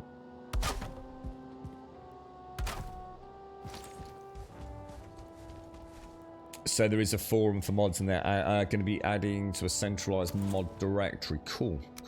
Because yeah, I mean, the easier and more accessible they can make them, the more likely people will see the possibilities in it. It's a bit like this, isn't it? You know, it's huge modding community. You just need to make them accessible and easy for people to have some fun with. Not everyone's you know comfortable even dragging and dropping folders, are they? Even though they're PC games. That was it. Torrent, wasn't it? They're adding a modding website to host them all now, as well as a server hosting. So if you host, do you have to go through them? Do you? So if you want to host a server, you have to go through their own server hosting provider. Is that right? I can't remember how it worked back when I played it, or whether it was just like a peer-to-peer thing. We want to get rid of... What do we want to do? I really need to sneeze. I wanted to sneeze for about the last 10 or 15 minutes, and I keep getting that sort of like wonderful sort of nasal feeling, but also that and the slightly watery eyes, but it won't come out. You're right, Kiwi. So it can either be official or private, both work. But if you want to host off-site, you have to go through their own server host, or not.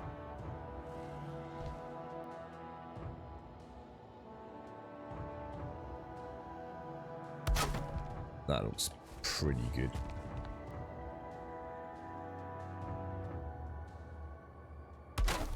Didn't see the bottom, but yeah, yeah, because I don't need to obsess too much about these, because obviously we're not going to have the issues with a cart, are we? I think, you know, all the times I've got stressed about this, I think it's an optical illusion above and on top of the optics. See, that to me, right, I'm going to show you something. I'm going to do that, right? And to me, that looks perfectly placed, right? But now it looks like it's way too far back. It's like there's a huge amount of shadow on this. But if I come down here, look, it's nowhere near as bad as it actually looks. I think it's a case of like a double optical illusion my brain's just got hung up on. I bet I've been placing these blocks and going, oh, that's shit, placing it again, going, oh, that's shit, placing it again. Oh, that's it, we nailed it. And I bet you all three were in exactly the same place. I really believe that. I think it's one of those things where it looks right when you, with the silhouette, it looks wrong when you've placed it. But if you actually just adjust your angle, you realise it is actually where you thought it was. Screw you, game. Screw you. You dastardly devil. So you can get through the in-game UI, got it, and they've also added... Oh, that character class. No, that sounds interesting. Oh, no, I didn't know about that. So when you say classes, what does this mean? Does this make it, like, quite intense for multiplayer, where you can actually have fun? See, now that is way out, look. I mean, that is so far out, it's not even funny, right? So you could argue that there is, see, that would be right there, wouldn't it? So let me just sort of still see. But if I put it back, oh no, this thing's gone top actually. If you take a reference point on that right hand side, you'd say that would be about spot on, wouldn't you? And I know we need to bring it in a bit on the left. Yeah, I take it back. I take it back. These top block placements are a nightmare. I wonder if it's easier. I wonder if I'm doing this wrong. Maybe doing these from below would be better. So actually putting it like that, look.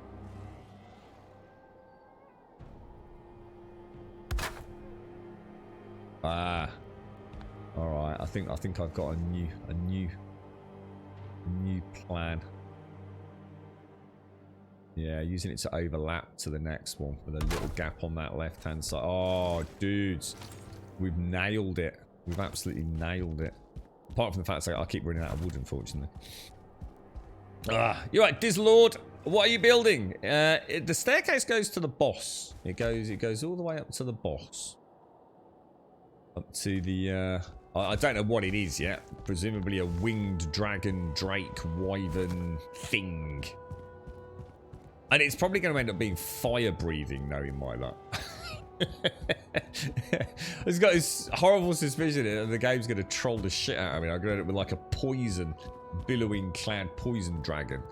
And not some ice drake dragon, but we'll see when we get there. So one class has bonus on range damage unless I'm melee and moves faster. Mine's poorer. Can make an early version of a bow. Ah, like, and is that in the vanilla game? So that's not in. That's not. Yeah, so that's not a mod. That's the vanilla game that Tyrant's building. Where is that mob?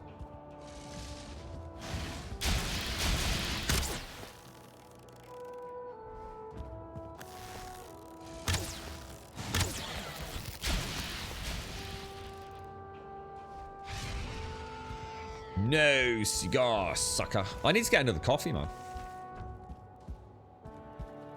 There are mods that add a ton more as well as leveling mechanics and skills. Sounds so what's it built in? Is it a Unity game? And that's why so many people are able to mod it? Or is it their own like little internal engine that they've kind of just made publicly available?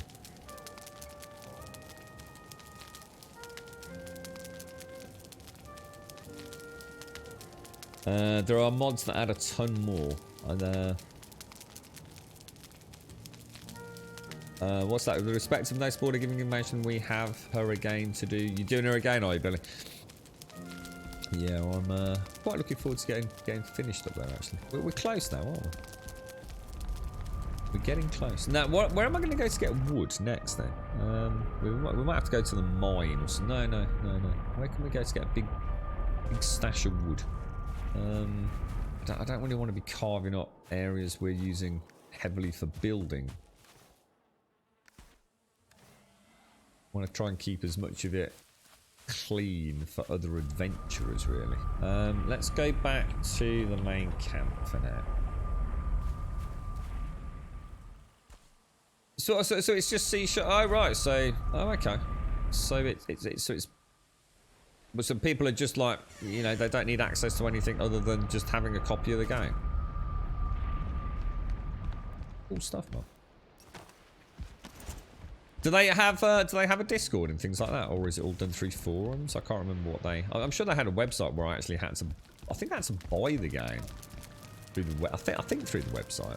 I think it was done that way, rather than via Steam. I genuinely don't remember. Oh, you got to get the wolf pelt. Scary.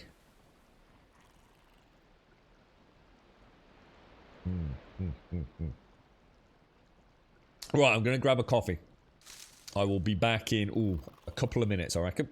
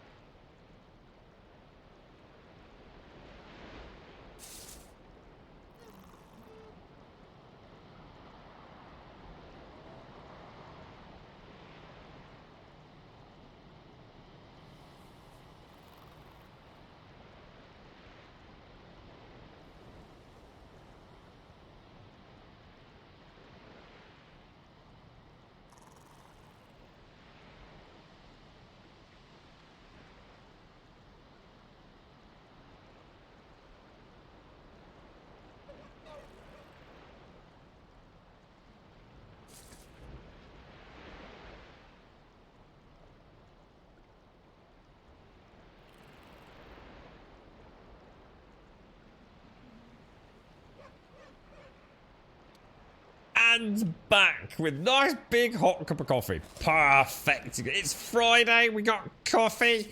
I got trees to chop. Oh, it's a dream. Hang on, haven't we not got some more wood? Oh, we have got some more wood. But I need some of that wood to make some arrows, unfortunately. God, it's bloody cold here again today. But not as bad as it has been. Not as bad as it has been. So I mean, is that enough wood to go back and do any more? It's not a huge amount, is it? I mean, how many in-game days before the forest is back? I don't think it's going to work out for us, is it? I think we're building faster than I expected. Oh, I don't eat bickies, Billy. Not these days. I've never really been a big bicky person. I used to love my hobnobs, but you know, I'd have a pack of hobnobs that'd last me all bleeding like probably a fortnight, to be honest. Too many dead calories I've got. I swear a hobnob had about 120 calories in it. Those things are dangerous, man. Like, proper dangerous. See, it used to be alright back in the day. I could treat myself to a packet of crisps and just go like for a 5k run. That packet of crisps was long gone. I'd have to be out for hours now. Yeah, I'm quite careful with snacks, actually. I've never been a picker, to be honest. My true weakness are peanuts, because they're obviously super calorie rich anyway, and crisps. I've always liked the crunch of crisps. Find them very, very, very yummy. I'm not even heavily into like super flavored crisps. I like just plain salted. Even Walker's plain ready salted, or Pringles, things like that.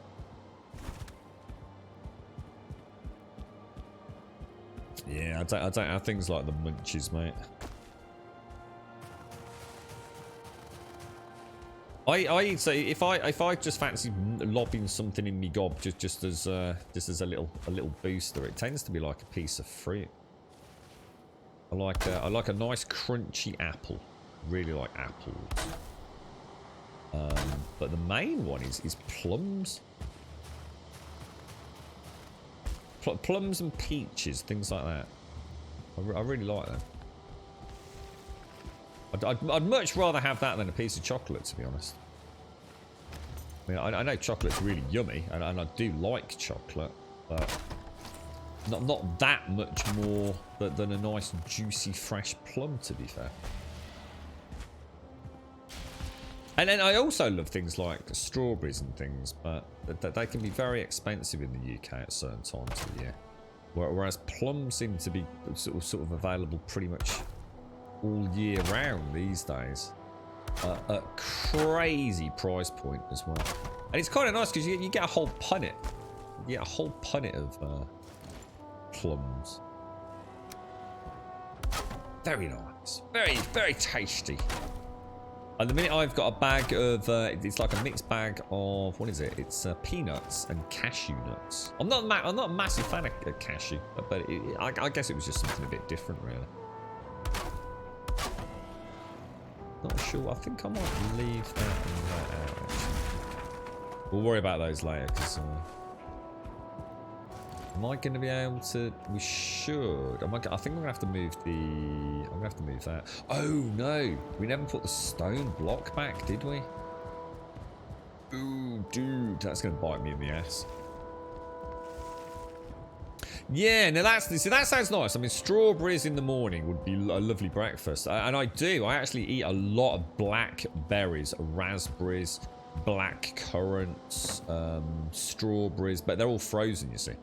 I always have a massive bag, or it depends on where I get it, but I always have a massive bag of frozen dark summer fruits. And yeah, I eat probably a bowl full of those every morning, but I put them in a smoothie, you see, so. And they're gorgeous, because, yeah, nectarines are gorgeous. Love nectarines. But yeah, I love the frozen fruits. One, because it's really easy. You've always got them in the house. And they also add a lovely ice chill to the smoothie, you see. Which is perfect in the morning. Really like it. Oh yeah, crisp sandwiches, definitely.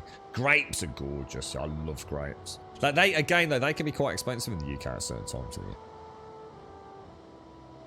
You bought an electric egg cooker. An electric egg cooker. I think Shade's mentioned something about egg cookers. I was proper mystified. I've only, if it was a board, I've only ever done it like in a saucepan. I never thought about some like electronic egg cooker. But yeah, can't you cook like a whole batch of them all simultaneously, and it's just like click it, walk away kind of thing. But not if you do it properly, Scary Billy. I mean, I have to say I disagree personally. Well, when it comes to healthy foods, I find it a lot cheaper eating healthily than I ever did when I ate processed foods. It depends what you call healthy, you see. It really does. But I actually, you know, I don't have to worry about gluten-free things. So if you're classing that as healthy, then yeah, you know. But for me, healthy food right now is just anything really that isn't processed. And fruit and veg in the UK is pretty much given away. You know, it's actually, I really struggle to believe how cheap fruit and veg is. And bear in mind, if I went to the market, you know, the local market, what I already find ridiculously cheap would probably be cut in half, if not more. So yeah, I made that mistake of thinking eating healthy was going to be expensive. But there's a big difference between healthy food and food substitutes, which obviously you're paying through the, you know, if you're going to get a packet of minced beef and then go and buy a packet of corn, then yeah, you know, you're going to see that they know you're coming. They can see you coming a mile off, can't they? Yeah, boiled eggs. I used to love eggs, man. Are they expensive? I used to buy crates of like, you know, like the big plastic crates of like 24 eggs. Heaps in a heap, like 3 or 4 of them, like in a shopping trolley, mate.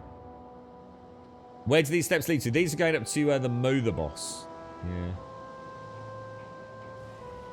There are a lot of small holdings that sell fresh eggs near your house. Always £1 for 6 fresh eggs. Can't remember how much Raj charges for eggs. I know he gets some in from a local, one of the local farms, but not reliably so. You can't always guarantee getting them. So he does have, like, you know, just like the normal. What I guess he probably picks them up from the supermarket himself and adds 20p to them, no doubt.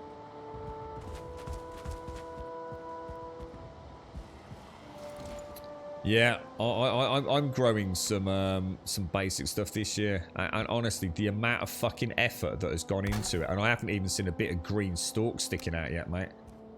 The back-breaking labour, the expense of getting some like garden tools in, the time spent, no doubt cost to, if I have to water them if we have a drought. It'll be the most expensive carrot I've ever fucking eaten, mate. Eggs are free. Just go to the garden and steal from my chuck. So I'm gonna have to come and raid you, Wookie. You are Bobcat. You can get a dozen eggs for over $1. I mean, that sounds crazy cheap. Crazy cheap. I don't know how much. I don't really buy eggs. I bought a few for my dad. Girlfriend despises eggs. Despises them. You couldn't get her to eat. I mean, Jesus Christ, a yolky fried egg would be truly the stuff of nightmares for her. She could, in fact, I straight up say she couldn't eat it. If her life depended on it, I think she'd struggle. There are some things that which are an absolute no. She can't even stand the smell of them. Just keep it from the supermarket, Billy. It's cheaper, mate. By the time, I mean, honestly, right? I think I worked out right. I bought a packet of carrot seeds and a packet of onion seeds, right? By the time I got them delivered and everything, obviously, which, you know, I know it can be done for cheaper than this. It probably cost me about £5 or £6 quid. I'm not kidding you. It probably did cost me about £5 or £6 quid, I think. Can't remember how much they were per packet, but postage and packaging and all the rest of it. And you start talking about like PayPal fees and all that sort of stuff as well. I dread to think. Yeah, I could have literally eaten that £6 would have bought me carrots and onions probably for a month, if not longer. I mean, £6 worth of carrots and onions is a lot in the UK. Like I said, if I went to the market, there is no way it's going to work out more cost effective to grow my own. I can say that for a fucking fact. Yeah, my girlfriend, her real nemesis is minced beef. She cannot stand the smell of minced beef browning in a pan or a saucepan. That is true nightmare fuel for her. Texture-wise, eating things, it would be like a yolky egg, like a yolky fried egg. I really don't think she could eat it. The bone mass power up is yeah, I'll use it. It's basically all physical damage. So you get blunt, slash, and pierce resistance, but it is OP to hell and back, bro. It is like crazy resistance. I don't know if it's changed or not in the last patch, but so something seems to feel wrong here. Looks fine there. Looks fine there. But it clearly isn't, is it? Not even close. Not even freaking close, mate.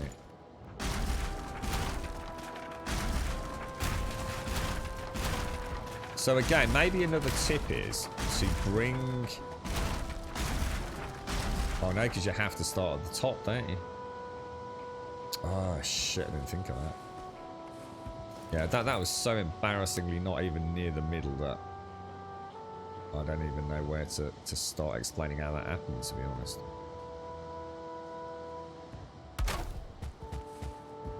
That's still way, way too far to the left, isn't it?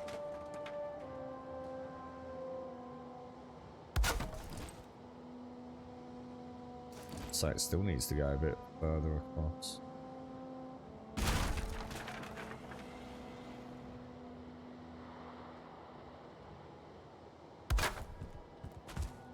Bit better, bit better. But yeah, so I suppose a little lesson learned. Do it down to the bottom before you start backfilling it. You'll get a good idea, won't you? Yeah, I mean that's perfect. Like, literally pixel perfect. Okay, good to know. Good to know. Ooh. Really? There we are. You like that with blue cheese? I do like my blue cheese. I don't miss it as much as I miss my normal, like mature cheddar. To be honest. But yeah. But I found I have you know, one of the few things I have found a substitute for, and again, like I said, I've always tried to stay away from substitute foods. But cheese is a heavily processed food, extremely heavily processed food. So you're not going to find something that naturally and organically, magically tastes, looks, and has a texture like cheese. You're going to have to get a processed product, aren't you?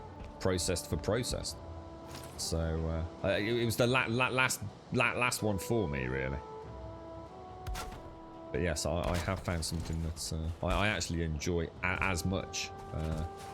Even if I go back to eating dairy, I will definitely still eat the well, whichever that manufacturer's brand of cheese is, which is dairy free. Mustard and blue cheese. I love mustard and blue cheese. I wouldn't eat them together. I like mustard with things like black pudding and hot dogs. And maybe a bit on a burger, but unlikely because there's other things I prefer on a burger, and mustard wouldn't really go with it. I love a blue cheese sauce with a steak. I love a bit of blue cheese just on its own, just with you know, some salt and pepper, sort of cracked cracker. I don't eat a lot of, maybe a little bit of mustard with a steak. So sometimes if you know if you have a really nice steak, I can find a whole piece of steak can just be a bit boring, to be honest. So I'd like a fried egg with it. You know, so steak and chips, I'd have to have something else with the steak. Even if it was just a couple of mouthfuls of it with a little smear of Coleman's mustard. But I also like Dijon mustard. Been a big fan of Dijon mustard over the years. So the smell of egg is actually your kryptonite. You can't stand it, really. I think a lot of people are like that with egg, though. Is that not actually that unusual? I mean, eggs do. I mean, they are quite a pongy thing, aren't they? Oh, am I going to have to remove... Oh, no, we should be... no, if I can do what we did earlier and try and get... So I can see the bottom of it. How am I going to do that? There we go. Perfect. Look at that. Perfect. We're learning all the tricks today. Finally. Can't be far out. Perfect. And then, if we stay here...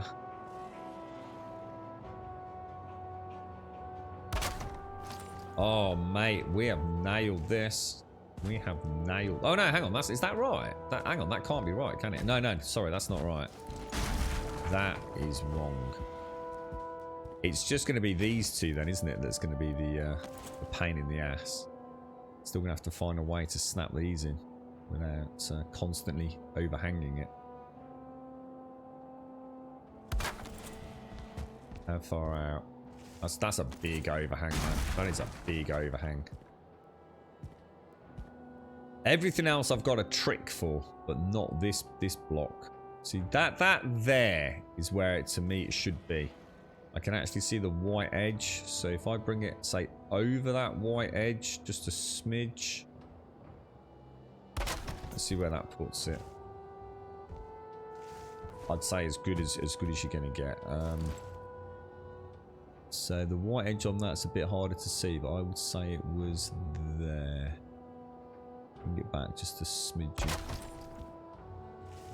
Oh, guys, we are like master snappers of Valheim. Oh, hang on, don't do that. The master snappers. There is nothing we can't find the sweet spot for.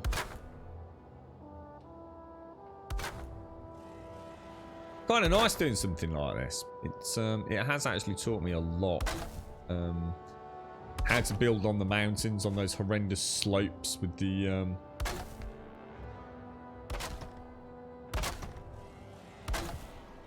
support beams for, you know, like the stone workbench and everything. I do like these going down into the ground. Quite a lot of extra wood for nothing other than a... Oh, what? How much wood have I got?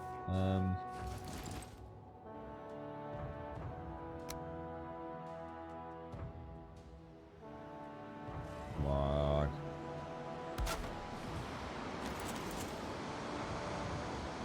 You watch your wolves come out of nowhere now and nibble my butt.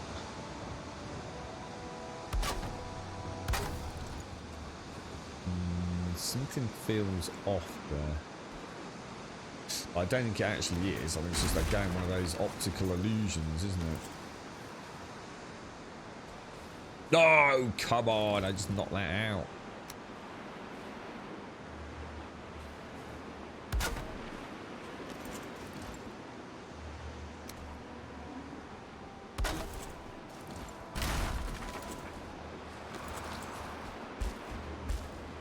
Right, okay, so we're going to have to go and get some more wood, aren't we? But I think that's nearly it. I think we've got two staircases left, and that's it. We actually have the full run done. So one more harvest at the Chalky Grove, I think. Hot dog, something you can't eat. What's in? See, I don't know, because to be honest, I have things like, you know, I used to.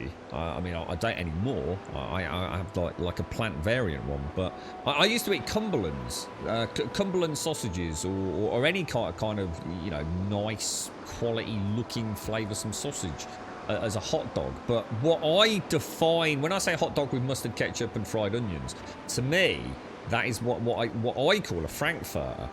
But I don't know if it is a frankfurter, a hot dog sausage. It's that kind of like very red, almost pink hot dog. There's two sorts. There's the kind of Savoy variant, which is almost like a crispy bite into a soft meat you get from a fish and chip shop. And then you've got like the frankfurter one, which is like a floppy dong sausage. Like you literally just put it in boiling water for a few minutes just to heat it up, really. And it's a floppy dong sausage, not a Savoy, which is the more rigid one. But either of those is what I'd associate with a hot dog. Yeah, floppy dong sausage, that's the one. Today, Gamer Max, I don't worry about such things. Who knows, mate? They're probably all playing Subnautica today, I would have thought. All the peeps chasing viewers. You right, Juby? You right, CNA? If you did another seed world, would you do anything differently? Not a modded world, a vanilla world. Would I do anything different? No. Maybe no portals. I think I might consider a no portal one. Yeah, I like the floppy dong, not the floppy dong sausage with I always put a drizzle. It's the only time I eat tomato ketchup. I would gladly, you know, you see a nice bacon sandwich and a nice a nice bacon sandwich and someone puts ketchup on it. It's like, dude, the fuck, bruh? It's fucking bacon, bruh. You either eat it as it is or a little bit of brown sauce, man. A little bit of HP, you know, by appointment to Her Majesty the fucking Queen, dude. fucking bullshit ketchup on your bacon. What you doing, people? You need to sort it out. Heretics, that is, mate. Imagine putting sweetened red sauce on a nice bit of salty bacon. What are you doing? Loads of my brother does it. My brother loves it. He'll have like a bacon sandwich. It's like just tomato ketchup squirting out of every corner. I just like the taste of the bacon too much to smother it in red sauce, you see. So I like a little bit of brown sauce. I think that accentuates that bacon flavour better. I think it keeps the saltiness in there. What's that, Grum? Sorry, Gaz, Grum. You just ruin your viewers, so they get banned on other streams when they leave. Hang on, I'm missing the tactic here. Ruin your viewers, so they get banned on other streams when they leave. I'm missing the plan here, Gaz. What am I supposed to do, dude? I don't know what I'm supposed to do, mate. Hang on. How do I ruin a viewer to get them banned on another stream? What's the plan here, bro? I'm not sure what you mean. Bacon and HP, you fucking bet your ass, mate. Or if you're really struggling, see, look, if you like the sweetness, all right, if you've really got to have a bit of the sweet there, then don't put ketchup on it, mate. Stop. Next time you're doing a bacon sandwich, you're about to kill that gorgeous bacon with some nasty ass chemical red sauce, yeah? Stop. Go and buy yourself a bit of Daddy's sauce. Now look, Daddy's is not as good as HP for bacon, alright? Or any meat. But you know, if you really got to have that little bit of fruity flavour, rather than a proper man's fucking HP, yeah? Then yeah, go and get yourself a bit of Daddy's sauce. You know, Daddy's is an acceptable substitute, but ketchup, you might as well just not eat the bacon, man. Killing your bacon, man. So we have to turn them into knobs that can only exist here. I don't see how the master. You have to write it down for me, guys. I just don't see the plan. I don't see how we've gone from that to getting them banned on other streams. Yeah, that's it. You see, Daddies. I think so many people have got grown up just smothering things with ketchup that they don't know what it tastes like without it. And I've got to admit, I've been the same until probably the last couple of years. And there used to be all sorts of things that I just assumed that was the best way to do things. But yeah, you know, try it. Instead of dousing it with ketchup next time, just try a bit of Daddies. You know. What you'll find is that people that I reckon the people that eat bacon with tomato ketchup, they just really like the tomato ketchup. I know my bro does. He loves tomato ketchup. He'll put it on anything. He'll put it on his chips. He'll put it on a steak. He'll put it on his eggs. And that's the point. What he really likes is the tomato ketchup. So just try it. Just try it without the ketchup. Maybe you don't like bacon as much as you think. Maybe you're a fake bacon lover. Yeah? You ever thought about that? Yeah. Interesting, you see. Covert bacon addicts. They're not really. They're just tomato ketchup lovers. Yeah, honestly, my bro's mad with tomato ketchup, Sienna. He'll put it fucking anywhere, man. He'd probably use it during his sexual activities, knowing him. When I lived in South Africa, I used to go to the Wimpy for a bacon banana. Bacon and banana! Holy shit, now that's something that I've never tried. But I'd give it a go. The thing is, I'm struggling to see how bacon and cheese wouldn't beat bacon and banana. But I'd give it a go, dude. I'd give it a go. A fake on. I like it. I like it, yeah. A fake on. That's cool. I like it. Bacon, brie, and oh no, I've never had that. Oh no, that's an interesting idea. Bacon with cranberry sauce. And a bit of brie. Oh no, that isn't. I know. I tell you what, no, that excites me. That does excite me. Bacon, brie, and cranberry. Bacon, brie. It even sounds called bacon, brie, and cranberry. Put it in my gob. Put it in my gob. Put it in my gob. Bacon, brie, and cranberry. Shove it in my fucking gob. I love it. We can even have a little ditty tune. And what is Daddy's sauce? It's not anything perverted. It's basically a fruitier version of HP. Yeah, it's basically for people that eat too much ketchup that are on sort of like withdrawal before they become real human beings. Yeah, so daddy sauce is like, it's basically a HP sauce with a much fruitier. So it's a brown sauce with a much fruitier, sweeter flavour than the manly concoction, the beastly god sauce that is HP. Yeah. If you eat a lot of HP, you just start growing hair out of your ears and nostrils and toes. And it's packed full of testosterone goodness, daddies. Well, sorry, HP. Bacon banana. I don't know if I'd like bacon peanut. Is that not going a bit crazy? Bacon. I mean, do you just not like bacon? Let's be honest, I think you're a faking. I mean, if you're going to have a nice bit of bacon, cover it in banana and peanut butter, then I've got to be honest, you might as well just take the fucking bacon out, right? Bacon and cheese with a bit of mayo. Never thought of that, but yeah, that'd work for me. Yeah, I've never tried it, but yeah, that'd 100% work for me. That'd be really nice, yeah. So is bacon brie and cranberry an actual thing? This is I'd never heard of it before. First time I've ever heard it in this channel. Anna, bacon brie and cranberry. That would be really cool. I'd really go for that. You're right, Daikoi. Yeah, but you can't go wrong with bacon and cheese. Bacon and cheese is the perfect combo. And in fact, I'd go so far as to say, if you've got bacon and cheese, you shouldn't be adding any sauce to it anyway. You know, I would never have bacon and cheese with HP. If I only had bacon, I'd either eat the bacon on its own, or what I'd quite like to do is have half with a little bit of HP, half without the HP. Enjoy the bacon, but also enjoy, you know, the little extra spicy kick of the HP sauce. But if I'd got cheese, it would just be bacon and cheese. I wouldn't then add HP to it. But I like the idea of the brie and the cranberry. That could be interesting. That could be really interesting.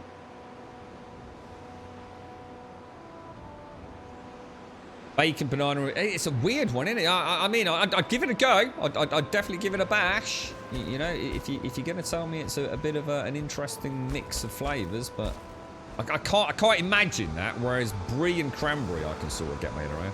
What are you playing, Daikoi? There's a lot of games coming out at the minute, dude. How's HUD going? Is it absolutely shit? I've not found anyone playing it that I know. Like, literally fucking no one. It came and it vanished.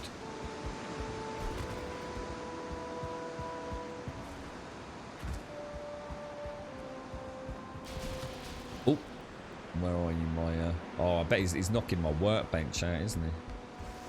Whee!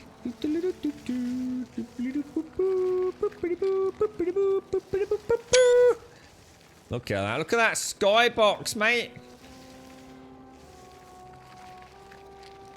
Yeah, so exactly, so it's shit. The constant assassinations kind of ruined the fight. So exactly what we said was going to happen happened. Yeah. Yeah, I didn't think they were going to magically resolve the, you know, the golden egg of resolving PvPvE conflicts. Yeah, I always thought they were biting off more than they could chew. So it is. It's shit then. Yeah. Don't need to sugarcoat it, mate. I like the idea of sneaky looty, but not the idea of sneaky looty and then some asshole just sits there scratching his ball sack for fucking half an hour and then kills you on the way out.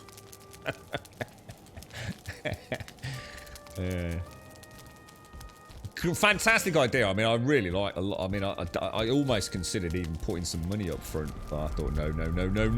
Don't make that mistake. Don't make that mistake. Wait to see what happens. I've heard nothing positive about it, to be honest. Pretty much what you said, Daikoi. Yeah, it's got potential, but let's be honest, it will never fucking fix its problems, will it? It's like the holy grail of PvE gaming. I just don't think it can work. Let's go back to Shades.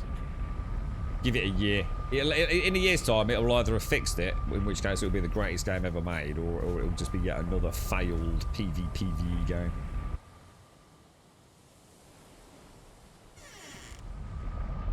Yeah, we literally said it in Discord, Draco. Honestly, I was really excited. I think it is a brilliant idea. And then I found out it was PV fucking P. VE. And I thought, well, that fucking burst that fucking bubble of hope then, didn't it? I don't know why they keep trying to do it. I don't know why company after company keeps chasing this god mode game, and especially in a genre like that. It's madness. It's bonkers, dude. Something I call the heart attack: a slice of fried bread with fried bacon. So fried bacon on top with melted cheddar cheese over it. Gorgeous.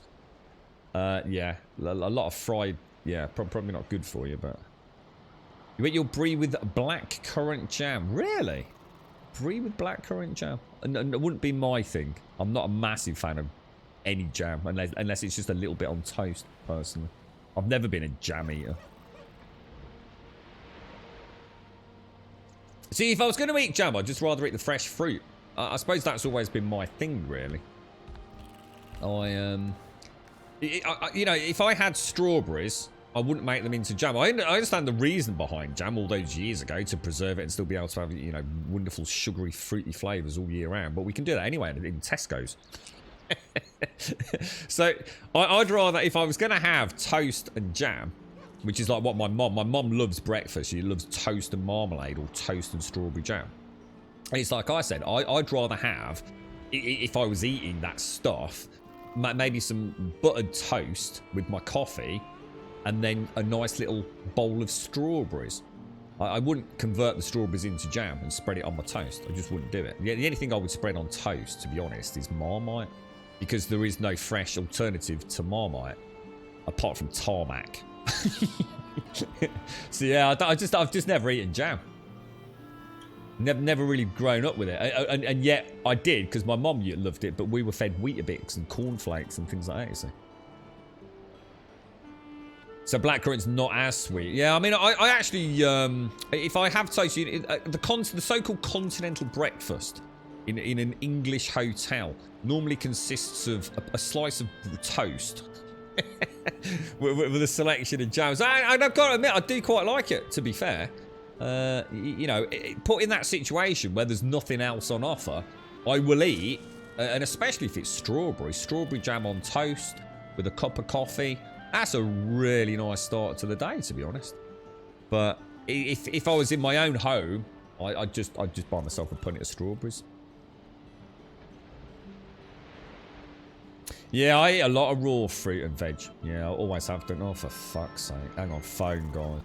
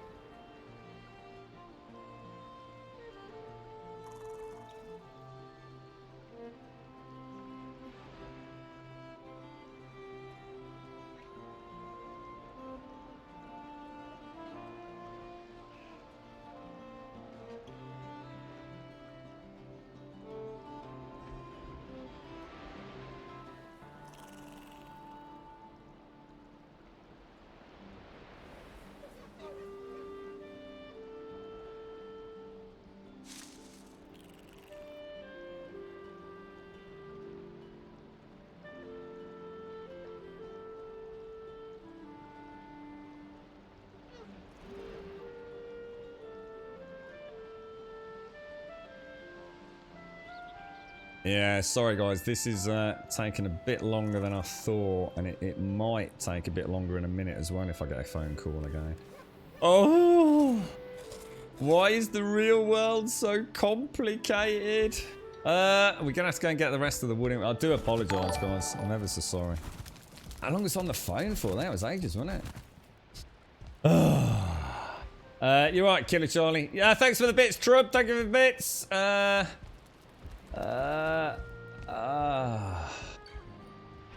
Oh, for fuck's sake. Really? Oh, here we go. Here we go. This is... I need to... I'm so sorry, guys, because this is like real life work. So I do need to deal with this. One sec.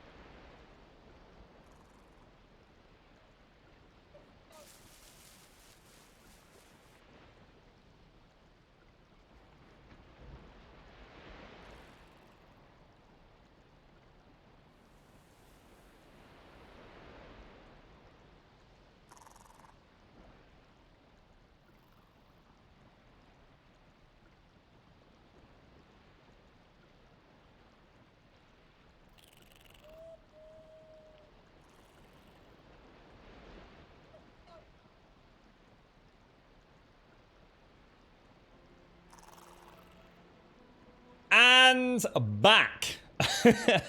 I'm so sorry, folks. I really am sorry.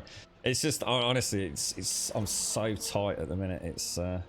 I'm trying to get as much work as I can in outside of the stream, and sometimes it's not as simple as just a yes, no.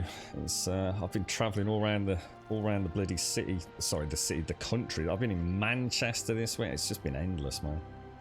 I need some fucking sleep. I do apologise, everyone. Sorry, it's very rare that I even AFK for more than 60 seconds for a coffee. That's probably more AFK time there than we've had in months of streaming. But yeah, on the dog and bone. I'm not going to read all the way back in chat. So have you been keeping yourselves busy? Oh, dearie me. Yeah, it was Gaz on the phone asking about Unity, because like the Fun Pimps haven't got a fucking clue how to code that game. You're right, Tort, how you doing? Hello, Lacey. How are you, mate? You're right. Hang on, I'm gonna get this right. Fate Bender. How you doing, Fate Bender? I don't need to worry about the Italian mafia. We got close ties with the Italian mafia. The Peaky Blinders, the Small Heath boys. Yeah, we're all okay. Boo! Missy! Yeah, I nipped out, got a bacon sarnie, I doused it in tomato ketchup. Yeah, and a floppy sausage. You got it all. How you doing, Doc? You alright, mate? How's things? Oh, I do apologise, guys. I'm ever so sorry. I know it's... I know it can't really be helped, but I do apologise. Oh, dear me. You alright, Raph? Right, let's go and get some woody. How you doing? So how's your Valheim? I think I saw it in Discord very briefly, just really briefly, mate. I saw I saw your build. I thought, oh, Doc's getting into this, and then I saw a post, was it a few hours later, saying, yeah, that didn't work out due to some structural issues. It's quite good though, isn't it, Doc? I like the structural integrity systems in it. It keeps you on your toes. And don't forget, Doc, later on you do get like loads of different building materials. I don't know how much you know about the game, but structural integrity issues that you face early on, you don't face later on. You get different wood types and also reinforced wood with... I won't say any more than that because I don't want to spoil anything, but... yeah, don't forget, things change, mate. Things do change. You doing alright, are you, Lacey? You alright, Trump? Talking about your fetishes, I am learning a Trump Robin organist. Are you rubbing a Robin? So you're rubbing a Robin's organist all over your body. It sounds interesting. Neros! Oh, Wrath and Ruin, thank you for the 5 bits earlier as well, mate. I think I missed that. Oh, Miss Jamie Tigress, thank you for the host. Did I see GDW's 34 months? Are you out there, GD? Did I miss that, bro? I think I must have done. Maybe I've not been AFK that long, have I, guys? GD, thank you very much for the 34, bro. GD, thank you very much for the 34. I hope you're out there to hear me say that. And Neros, thank you for the gifted subs going out to... oh my gosh, I wonder where the cart was. I'm actually tied to it. Neros, thank you. Going out to Mr. Box, Donald, Talc. Holy balls, how you doing, Talc? Yolanson and Molly. Talc's got to be sitting on something there. Surely it's gone. What's Talc sitting on? 38 freaking months. Holy shit. Yolanson sitting on the 4. Molly sitting on the 2. Donald sitting on the 4. And Mr. Box sitting on the 1. Thank you very much. No, that's very kind of you, my friend. That's a lot of gifted subs, mate. Honestly, thank you. Not the first time either. Thank you very much, Noah. You're a very kind-hearted spirit, mate. Thank you very much indeed. Wonderful gift to the community there. Getting a beer release. What time is it there, mate? Was it 10 minutes? Oh my god, I was going to say, I've used my AFK allocation for the next 10 streams now. Is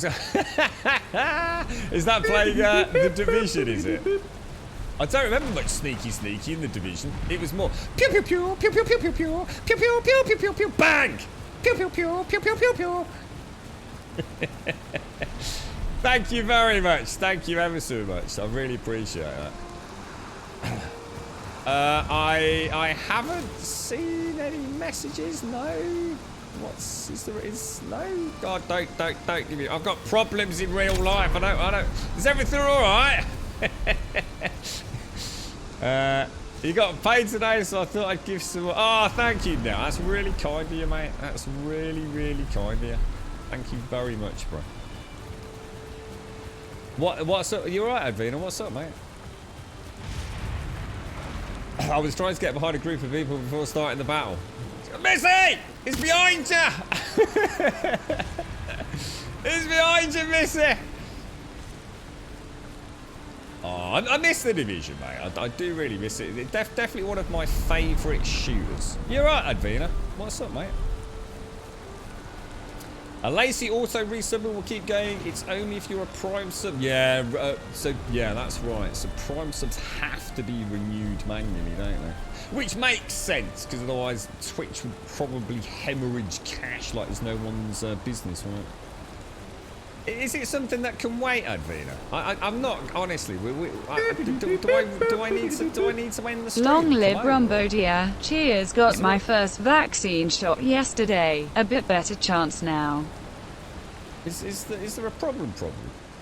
Please don't tell me there's a problem where I have to actually interrupt. So that's never happened before. Is it really? What's kicking off, mate? God damn it, what fucking now? I don't need this shit, bros. What the fuck? Why is my phone? Oh, my phone's not working. Why is my phone not working? Why has my phone got a ruler on it? Why have I got a ruler on my phone? And now I've got a compass. What the hell, bruh?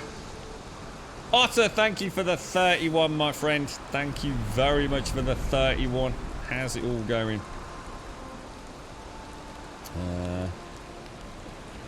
What's going on? What's going on? What's going on?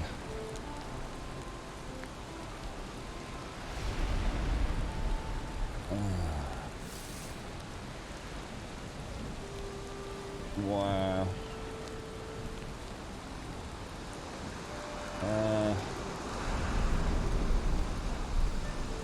Oh my god.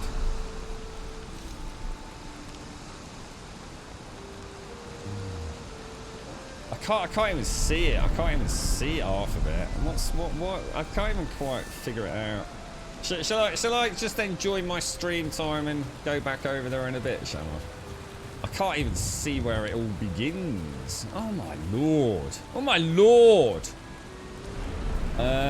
Thank you very much, Otter. Thank you for the 31. Thank you very much. I swear didn't you sub yesterday, Otter? I swear I saw you sub yesterday, mate. Thank you very much, bro. And thank you very, very much to Hell's Janitor as well. Thank you very much, bro. Thank you very much. And thank you for the info about, what was it we were talking about earlier, mate? Stream Raiders, was it? Thank you very much, dude. Thank you. Thank you very much. Yeah, I opened up my phone, it's got a ruler. and then I must have like swiped it when I should have swashed it or something like that. I got a bloody what's it over there. And then it changed to a compass. I didn't know my phone got a compass on it. I wonder how accurate that is. Thank you very much, Hells. And so Neros, thank you for the 5. Thank you very much. Hells, thank you for the 2. And Otter, thank you for the 31, bro. I've not even been on Discord since fucking... God knows last time I was on Discord. I think I managed to catch some pictures in the what's it section. Was it on... When was that? Can't remember now, actually. In Swedish, the number 6 is literally written as sex. Use that information as you see fit. What? I can't remember what. Is it ons dus tres? Kattels kan. Oh, it says, isn't it? Kattels kan says. Die set this week this nerve van. Jesus Christ, I can count in French, folks. I haven't forgotten it all. Yeah. A bien pression, s'il vous plaît, madame.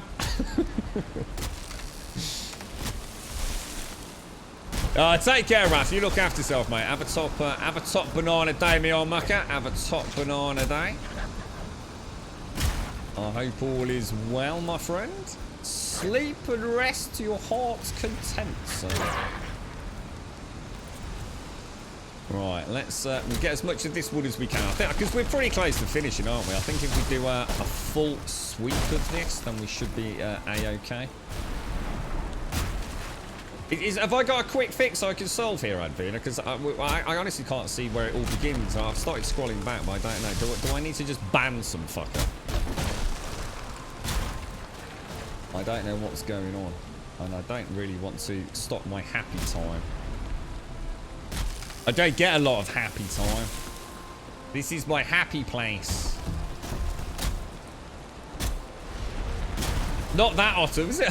I wonder if there's another otter now. There can only be one otter wolf. There can be no other otter.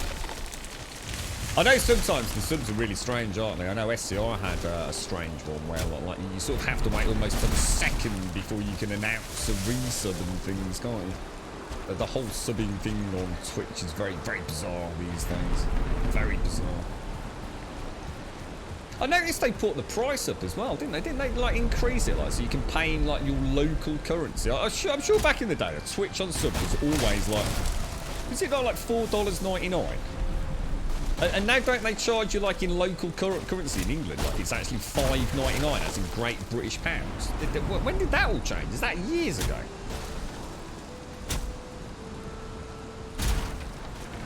Oh, I don't think I've even seen anything since yesterday. I think the only pictures I've seen is Z's garden and things like that. I just, jeez, man. Oh yeah, we're gonna need a Discord moderator, is what we need. We got anyone? We got any volunteers? Does anybody want to come and work for me? I can pay you in Haribos. And as many grum bombs as you fucking want, to be honest.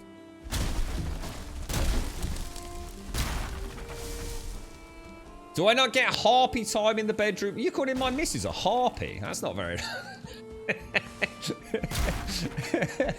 I mean, I've heard her called a lot of things by myself, but to call the girlfriend a fucking harpy, mate, I mean, I think we're a bit outside our friendship here, mate. I mean...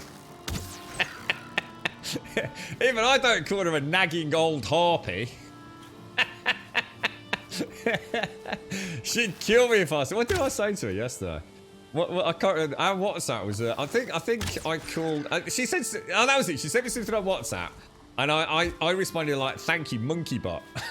And she responded saying, "No, you're the monkey butt," and I didn't respond. And then she sent one back that just literally said, "Donkey." That is the kind of deep and meaningful discussion the girlfriend and I have on WhatsApp. There's a glimpse into my life, mate.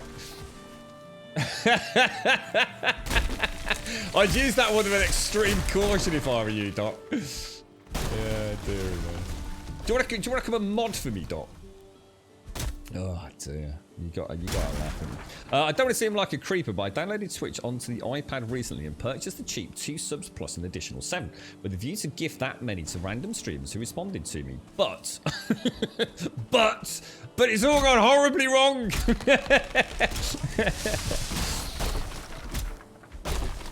I'm not sure where she came. I just said, "Ah, cheers, monkey butt." Very strange. The joys of WhatsApping. I never used to be able to use WhatsApp properly. WhatsApp was kind of like banned, like because they were work phones, and it was kind of like all this weird encryption. So it's like, what was it? We couldn't. I think we could accept. I can't remember which way it works. I think we could see incoming messages, but I don't think we could respond. I think it was something like that. I can't remember now. It was a bit weird though. The best one out there. Well, are you a mod over with Hicks's Discord, are you? Oh no, is he alright? How's he doing? How's his little one doing? It was nice to see Sean yesterday. I was worried about Sean. I was thinking, shit, is he okay, dude? He's got a nice... Oh. Yeah, oh yeah, so am I. So am I. Yeah, but a bit busy to be dealing with it, yeah. I don't even know what's going on. Hopefully I can just go and delete messages at the end of this. I don't see. I don't want to interrupt stream time to go and deal with issues elsewhere. It's like, I mean, like, is the community not built around this? Not a Discord? I don't really know. I don't know what's going on. To be honest, I don't know. I don't know what I can do right in the middle of a stream, to be quite honest with you. I think I'll focus on the people having some fun here right now. I kind of know, just check out randomly, but I AFK a lot. Yeah, lurk, Lacey. That's what it's all about on Twitch. Lurk, mate, lurk. And Deadeye, thank you very much. Oh my god, that's a 12. 1 year sub badge, Deadeye. 1 year sub badge, bro. Congratulations, congratulations. Yeah. So my problem is I don't know enough about it to shut things down either. Moderate Discord to be paying hobnobs. Where do we send application forms? Yeah. In fact, what about you paying me hobnobs? Maybe I'm doing this wrong. Oh dear. You made a coal. You made a coal on the Discord. Let's see who we got here. Come on, blimey, this is all getting very fancy. Deadeye, thank you very much for the 12, my friend. Thank you very much. Lacey, thank you for the gifted sub. Thank you very much. Going out to CyberGod. Thank you very much, Lacey. Up the lurkers, Doc. Up the lurkers. Thank you very much. That's very kind of you, Lacey. And also for the sub going out to Landragoon. Thank you very much indeed. Thank you very, very much. We pay you and we get abuse. Yeah! That's the way it works. Yeah, a bit of verbal abuse every day. Top banana and all that, right? Lovely jubbly. Yeah, I mean, I can stop the stream. I can stop the stream and go and deal with it. If there's something that bad kicking off. I'd rather not. I'd rather enjoy my happy time here, but I don't know, and I haven't really got a way to jump over there and unless it's still ongoing, in which case I suppose is there a way to just shut down a Discord? Can I turn it off and turn it on again later? Thank you very much, Lacey. That's very kind of you. That's very kind of you. Thank you very, very much. Thank you. Throw all of that over there. Where else have we got? We've still got about 5 trees to hack out. I wouldn't even know how to. I don't know how to do all that stuff. And the thing is, I could end up messing it up, couldn't I? I need to. I don't know. Do I need to turn this off? Because now I'm stressed. Now I'm worried that I need to go and do something. But I wouldn't know how to, Advina. I wouldn't know how to. As it stops in, oh, good, thank you, mate. Oh, that gives me peace of mind. I don't know. Am I going to have a really stressful fucking evening now? Why can we not all be happy people? Have we got someone being a fucking cockwomble? There better fucking not be. Please don't mock my girlfriend. Oh, you've got no idea, mate. This is that Billy Banner. I'm from Birmingham, mate. She knew what she was getting into. I have to mock her. She's quite poorly, Lacey, my girlfriend. Like very poorly. So we try to keep some semblance of normality. Otherwise, life can be even more difficult. I think it's very hard when you when you've got health concerns that aren't just easy peasy, lemon squeezy. You're poorly, you'll get better in a little bit. She's actually quite a poorly chicken, mate. Thank you very much, Lazy. And Daisy May, thank you for the... I was going to say, there's no way that's a 2 Daisy May. Thank you for the 22, my friend. Thank you very, very much indeed. Thank you. Nice to see you, Deadeye. How's it all going, bro? How's Shelby and everyone? I can't remember what happened, Deadeye. You sent me a message saying, like, Shelby was going to buy something. And like, did we have alerts and things? And Shelby bought us something. I can't remember what happened, mate. So something really bad was happening. So Shelby was in chat. She purchased one of the mugs, I think. And I didn't even spot it for about 25 minutes, mate. I was so embarrassed. I can't remember. We had some sort of like vicious attack. I think it was down at the docks, if I remember. And I'd got like necks and grey dwarves and boars all trying to murder me. That's I was really funny. I was, mate. I felt so bad. It was lucky because someone in chat said like, "Oh, you missed a merch thing earlier." I was like, "Oh shit, did I?" And then I saw it was Shelby. And I thought, "Oh god, that's even worse."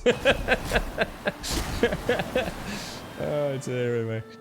Thank you very much, Daisy. Thank you for the 22. Thank you ever so much. That's very kind of you. Very kind of you. Your husband actually saved you from burning the house down. Oh my god, what did you do, Lacey? Are you okay? An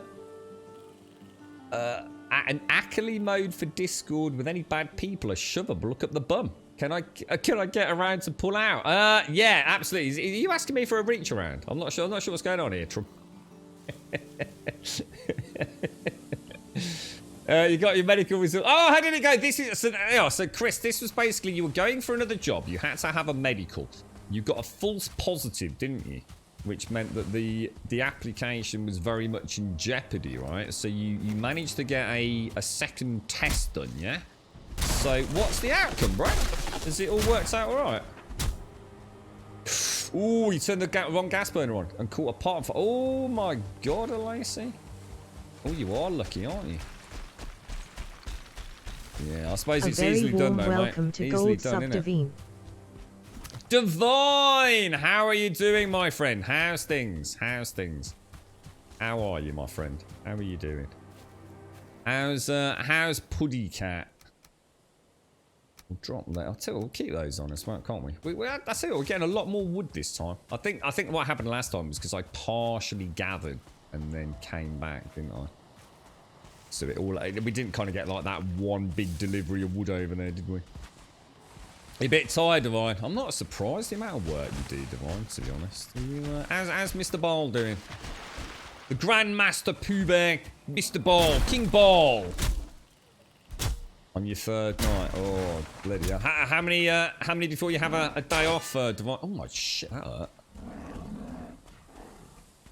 Oi, I've got no stamina. Stop. Wait, get away, Nova. Alright, I'm going in for the kill. This is it. This is the one. I'm very son. An uppercut. Oh, look at that. That is so cool. The parry with the frost is just like awesome, isn't it? The cart ride, it's gone alright, Elisa. Yeah, not too bad. It works. We had a bit of a strange event yesterday. Of all the times we've tested it, yesterday was just like a little joke test, really. And we sort of gave it a bash. And I think what happened was, I think some of the uppermost supports have taken a little bit of damage, which has just affected the traversal of the cart down the slope. But, and this is the big but, the problem is... well, let me just get rid of all this. The problem is, we've also added in wards. And I'm not entirely sure if the wards aren't actually having an impact on the cart's descent. I don't see how it can do, to be fair. I genuinely don't know how that can be happening. But, right, I tell you, I feel uncomfortable because I know someone has gone out of their way to say that something's happening on the thingy. So I'm just going to have to... I can only apologise to everyone that I'm going to have to go and do this. But if I don't, I'll probably just get fucking blamed for not dealing with it. So I think we better head back and just give me a couple of minutes to just jump over there and see. I'm not going to go through it all. I haven't got the time. Or the mental fucking energy, to be honest. But let's go and see what the fuck is going on. Right. This would be a great time to plug it, wouldn't it? A great time to fucking plug. Should we let Twitch chat police Discord? You haven't seen it right down the big one you were adding the wards last time I dropped it. Yeah, it's yeah. I'm not sure if the wards have impacted on anything. I'm genuinely not sure. Let's get this back and I'm going to have to quickly AFK, aren't I? I've got the feeling this isn't just something minor, so I need to get over there. You were in a dev stream sounding like about 3 weeks, but no promises. Oh, is that for the Hearth and Home update? Is that for the Hearth and Home? Oh, wow. Ooh, that could tie in quite nicely with our progress, actually. I reckon we're going to get to do Mother at the... I can't see us not doing Mother tomorrow. I mean, I was sort of hoping today, but I've already had one big distraction with work. The girlfriend, I think, is coming home. I've got... I had a text message while I was on there, which is why I sort of touched on her not feeling well. She's actually having... she's had a bit of a funny spell, apparently, so... I suppose I can call her while I check Discord out. But yeah, she's had a bit of a dizzy spell. Probably blood pressure related, I guess. Well, at least she thinks it is anyway. So she's having to sit down, a cup of tea and a biscuit at the minute. You think temp has flared up? Do I need to go over there, Dot? Is it a definite get your ass over there job? I don't even know how to shut down sections. You know, like that'd be a good thing for me to know, actually. Like, how do I just shut down a Discord section? So at least I can say, well, that's it. Everyone go about their business. And we'll see what happens, right? It's drama. I can't be doing with drama. Don't need no drama, man. The cart's going to have to wait. Yeah, we'll come back for the cart in a minute, Charleston. Where did I leave it? I just didn't realize. I left it out in the middle of nowhere. Hang on, we gotta go kill that Mecha who's gonna start beating up on my sconces, isn't he? Die, little scumbag. Is it over? Oh. Is it really? Are we all, am I okay to carry on, Joshua? Cheers, mate. Well, cheers to anyone giving me any feedback. I hate the thought of having to stop the stream. So what was that like? What we get? Just wood. We just have the wood, to be honest, mate. Yeah, we'll have to. Let's go and get a cart then if it's. Oh, nice one, guys. Oh, thank God for that. All right.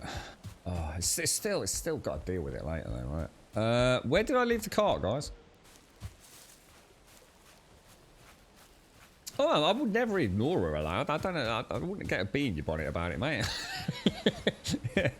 Fuck you now. It's the amount of support she's getting at the minute, mate, is frankly staggering. But she's even dropping hours on a new job, mate. Which, as much as I'd fully support, I think it's going to cause endless issues. Fuck, carries on fucking Discord. It'll be the fucking end of the fucking channel, and I'm not fucking kidding you. How did you get the ground so flat at your base? So basically you use the pickaxe to nail any big bits, but all you really use is the hoe. Just use the hoe. There's a trick to using the hoe, which I'm going to assume if you're asking that question. Where did I leave the cart? Where's the cart gone, boys and girls? Has anyone got a rough idea what I did with it? Was it back closer to home, Cholson? You must have seen me drop it. I actually thought, for some reason I thought I'd left it at the gate down there, but I clearly haven't, have I? So yeah, I mean, flattening the ground is really, really easy to get it super flat. I mean, literally all you need to use is the hoe. And then when you get to the point where you can't flatten it anymore, you just use the pickaxe just to nail it down another level. And then you can either build it back up with the hoe or flatten it back out. But the secret to the hoe is it will always... I mean, it's fairly self-explanatory because it even has a little vertical bar that tells you whether it's trying to raise or lower the ground, you see. Is that it there? No. But also, the real secret to it is that it will always try to adjust the land of the circle of influence that you see represented in the game. It tries to adjust that to where your feet are. And I think that's the one thing... It was like pretty obvious to me, because I think I've played a lot of games that use something similar, where the game that cares about nothing other than where the character's position is.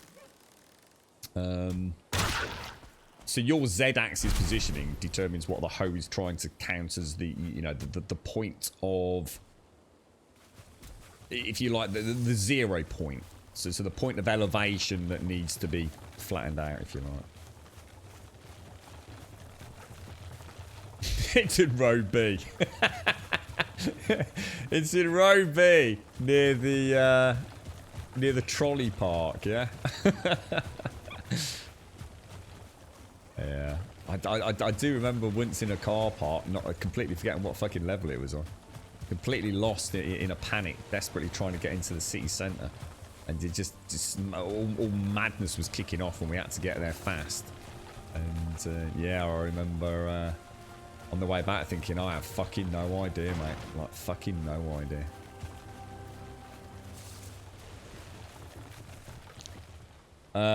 Yeah, so sorry, yeah, the hoe, not the car. Yeah, I haven't got the hoe with me. Oh, I'll show you if you want, B-Mackie. She's not overdoing it. Yeah, I don't think it's overdoing it, Divine. I think she has been getting a little bit worse, to be honest, mate. And we kind of know that's going to happen, but I suppose you always. I was saying it's weird actually because I actually said at the start of today's stream, Divine, that she'd been struggling a lot recently. She just sent a text message just to because I know what's going to happen. A friend will have sent me a WhatsApp which she's clearly been asked not to, presumably. So the girlfriend's probably been worried that she has, and now I'm sitting here panicking that didn't happen. So, but yeah, she's still at work though. Let me just double check actually. She sent one similar the other day. Oh yeah, she's alright. Here we go back. Cheers, monkey butt. You're a monkey butt donkey.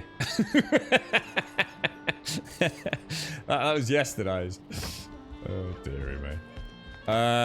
So highly intellectual conversations we have, you see. Is there any news on the heart of someone's just said that apparently, what was it? Someone in chat, I'm sorry, I'm just a bit distracted. Someone in chat just said like apparently that they were watching a dev stream, I think, and they've suggested a few weeks. But I might have misread that. I might, don't take that as gospel. That was just the impression I got. So I mean that's pretty soon, right? So yeah, I mean the hoe is pretty easy to use. I mean, you've got a few, because you can shift click with it as well. But I think one of the mistakes people make is when they're trying to get a flat area like this, they'll start here. And obviously what they'll do is they'll click that bit there. So they'll do that. And then they'll move to it and they'll start sort of moving around. And what happens is you end up sort of following the terrain. You'll end up with a slope if you're not careful. Because your character's always then moving. Because it might take 2 clicks to get that level, not 1. So you click it, you can sort of see there, look, you see how that is a little bit lower? So you can see the vertical line. I don't know if you can see it on stream or not particularly well, but... So you can sort of see if I put that around here, it's nearly always around the same sort of height. So the best way to flatten land is to actually sort of go in a circle. So I choose where I want the flattest point to be, and I stand on it, and I do that there, and then I don't move. I do not move a single inch, and I just go around in a little circle like that. And then all of that around me in a circle is now to the same point as my feet. If it isn't, you'll know straight away, because like I said, you'll see that. You see how we had a spot here somewhere, didn't we? See how that vertical line gets a little bit higher, so you know that might need raising. But the beauty of the hoe is it both raises and lowers ground.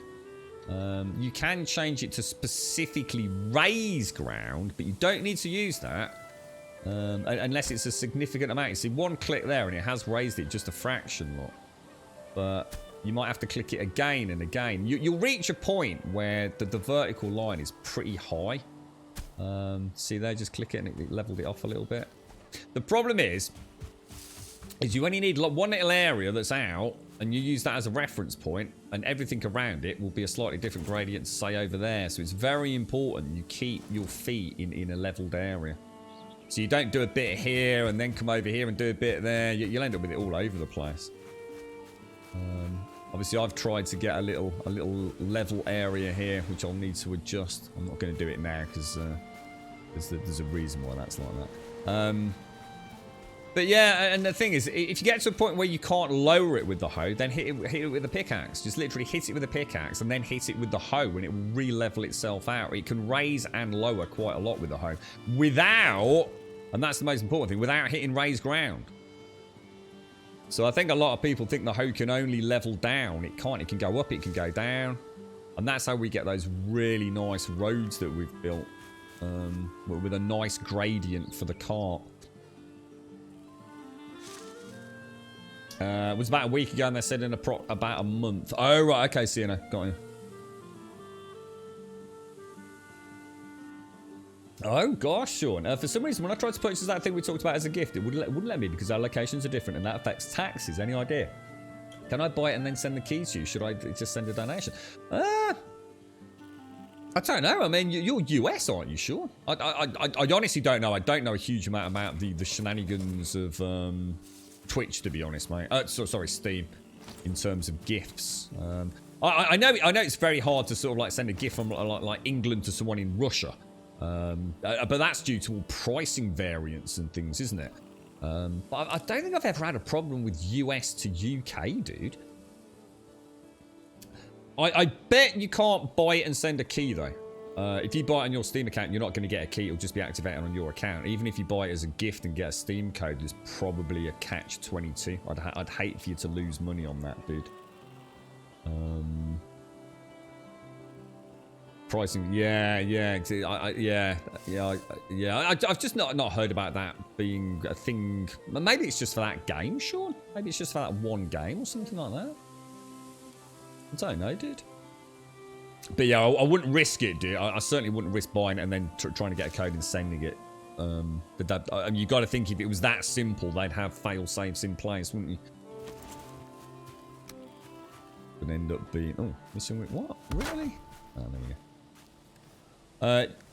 go. You can't. I can link his Switch, but I don't. Yeah, no, that's probably not a good idea, Sienna. Yeah, okay, right. Let's go and have a ganders. I'm sure it's not difficult to find if people want to find it, Sienna. I've got enough going on in the head at the minute, mate, without trying to make rulings on such things. Let's grab that, pop that back over there. Dinky, dinky, binky, dinky, do. And let's have a ganders. Well, that's a trophy, isn't it?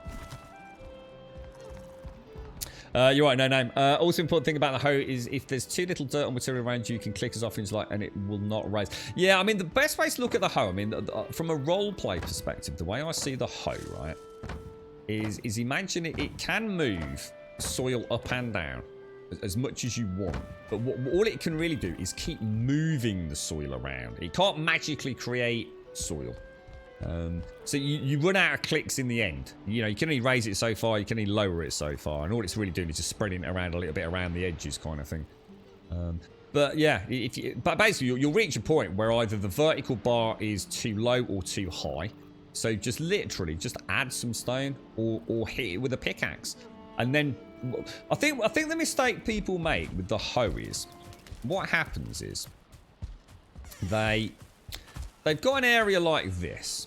And then what happens is they reach a mound that they can't hoe anymore. So what happens is they hit it with a pickaxe. And then what happens is they hit it with a pickaxe. And now instead of having a mound here, they have a hole here.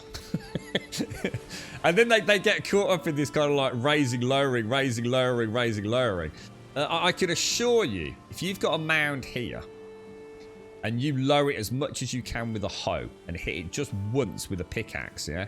And then go straight back to the hoe, having not moved, and use the what's called the lowering tool, or the flatten tool, should I say? It will almost guaranteed bring it back up to level. Yeah, so don't sort of like get caught in that constant, you know, dig, raise, shit, I can't get it to work. And just remember it's based on where you stand. So wherever your feet are determines where that flatten tool is trying to find the balance. And that's really cool. It's actually a really good system. It means you can get really smooth transitions down mountains, which we've done a few times. It's yeah, it's good. It's good. It does work well. one of the good parts of the game. You notice today's the first time we've been coming backwards and forwards so much. I've got that little bit of... Oh, hang on. How much wood have we got out of that? A little bit of that sort of building judder for the first time in many streams, I think. You found a Viking shipwreck. Can you find anything cool there? Ooh, I haven't found anything like that. Do you mean... Oh, I found boats in the swamp. I don't think I've ever found... I found the buried longboats, although I don't think you find the actual longboat. Yeah, I don't know what to say to that, Sean. I don't know the best workaround, really, mate. I just don't want you to end up out of pocket, mate. Nothing's ever simple in life, is it, Sean? It really isn't. Just nothing ever seems to go right these days, does it? Madness. Absolutely madness. Right. Sap. Flint. And we will hit the hide section 2. Dick. There we go. Shall we make food before we head back over? Because we're now at the point where we can just keep... Yeah, we better, haven't we? Because... yeah, in fact, we do need to do that, don't we? Grab that. We'll grab that. We'll grab that. What else do I need? I need some entrails, presumably. Is that everything we need? I feel like I've missed something. I suppose the thing is I can only make 8 sausages, can't I? Because they're in batches of 4. I'm looking forward to the new crafting recipes in the plains biome. Yeah, I have found boats on the edge of the swamp. I can't honestly remember if I found anything in them. I found the Viking burial areas where you dig down around the stones and you get normally you find a bone pile and what is it? A bone pile, and you normally get some treasure as well, don't you? Like some, you get a chest with some gold in it, don't you? Thank you very much, Daisy, mate. Thank you for the 22. Thank you very much.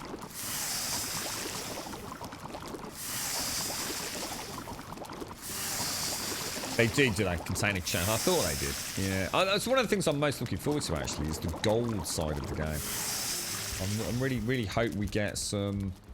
I mean, maybe they don't want it to be a huge focus, you know, currency, you know, in Valheim. But it would be really nice to have a reason to go gold hunting again. I did like spelunking and finding the treasure chests.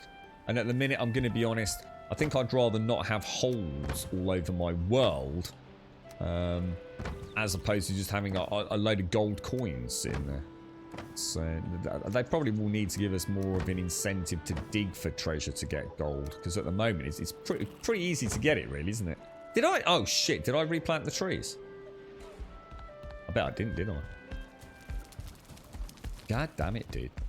Did I replant the trees? I bet I didn't. In fact, I bet I didn't even fell all the wood, did I? Let's go back. We'll go back, just double check. Yeah, look, I can't honestly, I'll have to have a look later, Sean, see if we can come up with a master plan. I don't even know how much it is over here, to be honest, dude. I know that, I know I nearly sort of like jaw drop hit the floor moment when I saw it was like £70 for Resi Village. But it wasn't. I think it was $69.99, but that was because it was, oh, what was it? It was Resi 7 and Resi 8, I think. It was like a dual package. I got no idea, sure. Yeah, I can't imagine it's much more than 4. Has anyone bought Resi 8 or got Resi 8 up on Steam? I like I said, I know I saw the $69.99. I thought, what the fuck? 70 quid for a computer game on Steam. That can't be right, mate. But yeah, I think it was like a Resi 7 and Resi 8 package. Yeah. We'll have to schedule that. You'll have to let us know, Sean, if we can figure it all out. when you're available, bro. You alright, Grant? How you doing, fella? I'll drop you a message later, sure. I'll have a butcher's around. Ooh. Oh, I thought that was a broken cart for a moment. Have we got any wood still down there? We must have, right? So if we go, we can probably carry most of that, can't we? I wonder if I can get that on my phone. Has anyone got Steam open in the UK? Ooh, let's grab that. Necks galore, my little friends. Necks galore. Ooh. Can you just have a look how much Resi 8 is, Grant, if you'd be so kind? That would be awesome, dude. Wonder how much they're charging for Biomutant on Steam. That's oh god, Jesus! Oh my fucking god, that made me fucking jump. Oh my god almighty. Oh my god almighty. What a fucking testicle dog. Hang on a sec, I'll be straight.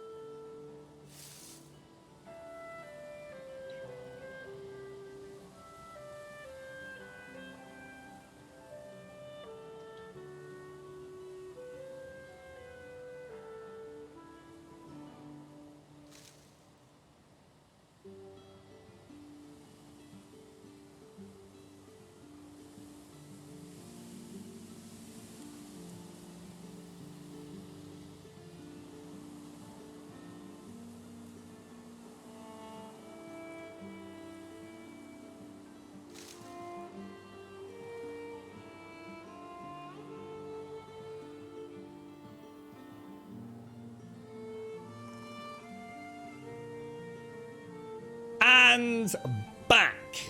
Right, sorry, I knew something had happened. So I don't think there was anyone out there, but in fact, it's still going to that's the Toby bar. That means there's somebody that isn't. I don't know if you can hear him loud enough to sort of tell the difference, but he has a bark that sort of is kind of. It's not him barking at something, which is like, you know, like if the girlfriend comes home, he's like trying to say hello, basically.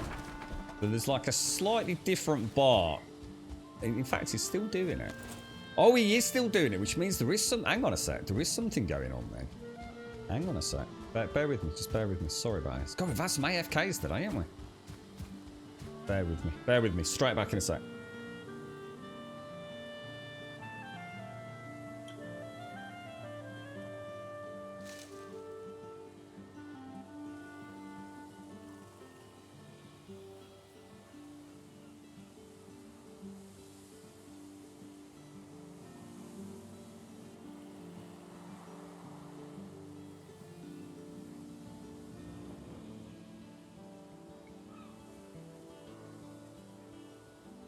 Yeah, it's like a bark that is saying, he's trying to get, yeah, is that what you mean, Doc? It's like he's trying to get your attention, not him. Sort of, you know, having a woof or him being aggressive towards something. It's like he's actually trying to alert you that there's something he's not happy about. It's really weird. It's quite a subtle difference between the two. I wouldn't probably know it with Cody. Because Cody would only bark if he felt like he needed help.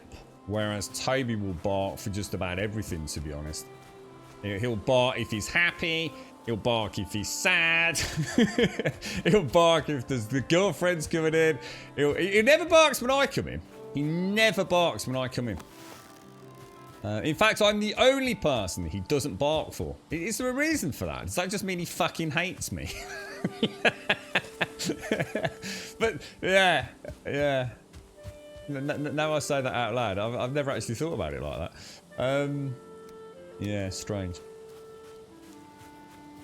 The Valheim dev I watched yesterday, one of the artists spoke quite positively about more things being available at the trader. He also hesitantly mentioned that people might like to start a new game with a Hearth and Home update in order to experience all the new things, but they wouldn't have to. Yeah, I mean, I think nearly all devs, I know the Fun Pimps have said this for years, and I have to give them massive credit with all the alphas that the Fun Pimps have rolled out. Once the game goes reasonably, what do they call it? The stable builds, isn't it, in that game? I think every patch they always say it would be best if you start a new game, and I think it's basically just developer talk in many ways for saying, like, obviously, you know, we're not going to really be listening to too much of your feedback about bugs reports if you haven't started a fresh game, because obviously you know they've got to wipe the table clean, haven't they? So yeah, you know, you might lose a few things if you don't start. It's not absolutely essential that you start again, but if you want the best possible experience, you know. And I think for any of us that play early access games, we know that is par for the course, really, isn't it? It is. If there's a big update, you probably have to start again. If you don't, then two things. You know, maybe you won't get to see everything that everybody else is seeing, and two, don't be too hard on or too pushy with your bug reports. You know, the devs will probably always ask on those bug reports, you know, have you started again since the new patch? And if you say no, there's a very good chance you're probably going to hit the bottom of the pile, aren't you? And you can't really blame them for that. It's, I think they always try their best. I said, to be honest, if I had to start the game again, I wouldn't be unhappy. What I'd probably do is see if I could carry on with this. So if I knew an update landed today, I'd see if I don't know if you could roll back to previous builds or not, but this game's like 1 gigabyte, so you could easily keep a local snapshot of this and play it with this build, finish it off, you know, and then go back and start again, couldn't you? You're not necessarily going to lose everything. No one can test the stable branch. What do you mean no one can test the stable branch? Continued from a game started with 6 or 8 different experimentals. Oh yeah, no one can test the stable branch that's been continued from a game started with 6 or 8 different. Yeah, exactly, yeah. And it's developer talk for what they're saying is in a way they're saying, like, you don't have to start a game, but if you choose not to, then don't come crying to us. Another common one is devs will quite often not formally state that they support modding. And really what they're saying is that they absolutely love modding. You know, modding is brilliant. Mod the shit out of our game. But don't come fucking whinging to us if your game isn't working. You know, and that's kind of like the formal stance, isn't it? We don't officially support modding, but we do. We just don't want you fucking harassing us with your bullshit. You know, it is. It's part of the jargon of game development, isn't it? Yeah. We don't officially support mods, but we do really appreciate all the modders out there. Just keep your fucking tickets to yourself. It's the first part of any bug report, isn't it? Which version are you on? Have you carried over an existing save from the previous version? Or are you using any mods? It's no, yes, fuck off. Yeah, exactly. You got it, yeah. And it's amazing. You'll see it a lot on Steam. Oh, game's completely shit since the last patch. Totally fucked. Terrible frame rates. Oh, my world's disappeared. Game's trash. Negative review. Terrible. Were you using any mods? Yeah, 38 of them. Yeah, I ain't got a clue how to mod though, but I stuck them all in a big pot and mixed them out, mate. That's your dilemma. I'm new to Valheim and made some decent progress, but I'm not sure if I should just wait until half update to play it at full. The way I see it, Raw Talent, right? You've got so many wonderful things to learn about the game and explore that all it means is you can take it into the next journey and maybe take some more risks and things and play a different style. I wouldn't worry raw talent. See, the big problem is, right? So someone's going to say that, you know, they watched a developer, and the developer on that day could very well have said, yeah, you know, we're hoping in about 3 weeks' time, half and home, you might get a sniff at it. You just don't know. It could be 6 months, dude. It could be 9 months. So something catastrophic could happen right now today, which means it gets delayed, you know, a couple of weeks. When it comes to an early access game, I think what you have to do is you have to say, I've bought it, I'm going to play it. Just buy it, play it. You know, you might get to a point where you think, you know what, that, you know, I'm not happy with that. I hope they change it, or your performance is really bad. You know, I'll come back in a couple of weeks. Maybe you finish all the content and you think, yeah, okay, I've killed Yagluth or whatever his name is, or her name is, and you come back later. It's straightforward. It's you've got nothing to lose, dude. You might as well play it. There's no point in waiting 3 weeks, which could then turn into 4 weeks, which could turn into 5 weeks. Then another game comes along, you start playing that, you forget all about Valheim, and before you know it, you've got yet another early access game sitting in your Steam library that you haven't touched. If you buy it, play it. Simple, mate. I'd say go for it. Just go for it. Have some fun. And maybe just don't, you know, maybe use it as a fun way to play, you know, rather than thinking of that as your playthrough. Do all the crazy things you'd never normally do. Take those stupid risks that you maybe wouldn't normally do. Get to know the game, you know, have some fun with it. I've done the opposite. I've kind of sort of seen it as a finished product. I think about day 4 or 5. I was playing the game at that point, and I genuinely thought this isn't really an early access game. It is. I'm not trying to say it isn't, but my point is, it's not an unfinished product. It's not something that needs so much fixing, poking, and general repair work that I'm having a glimpse behind the doors of a very much in production title. This game is fully playable right now, all the way through to the end game, and the end game is killing that final boss. I've said a few times. I firmly and strongly believe, and I don't think this will change when I do get there. If I was to kill the last boss today, and as I kill the last boss, the end game credits rolled. And then at the end of it, it went, thanks very much for playing. We look forward to seeing you in Valheim 2. Release 2023.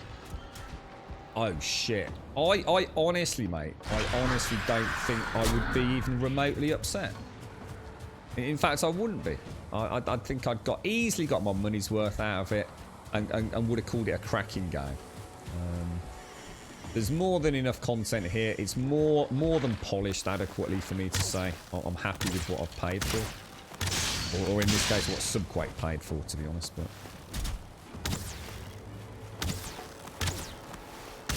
those skeletons don't seem to be pathing. Oh, there they are. Oh, I'm outside of the circle, aren't I? Oh, it looked like that skeleton started floating there.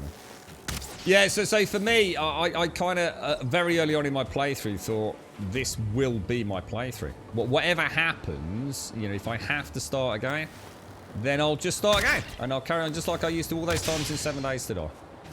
I never once batted an eyelid in the later. That sounds like someone's attacking the back of the base, doesn't it? Or is it just an asshole boar down there? I can hear arrows.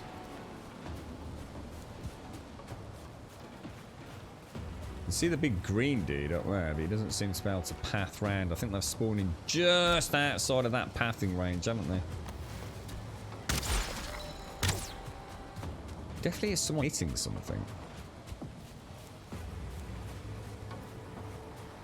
Oh, it is. Skeleton down with the palisades, look. They're trying to get around, but they can't.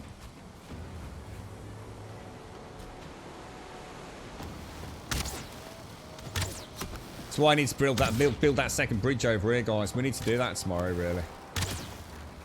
How did you get in there?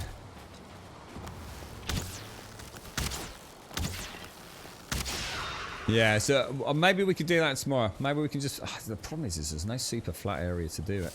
which is why I haven't done it. It's sod's law, isn't it? Like, it happens just as I've said, because we've been bouncing backwards and forwards. We've got that little bit of that, just that slight memory leak on here at the moment. I can tell it after multiple travels back and from the main site build.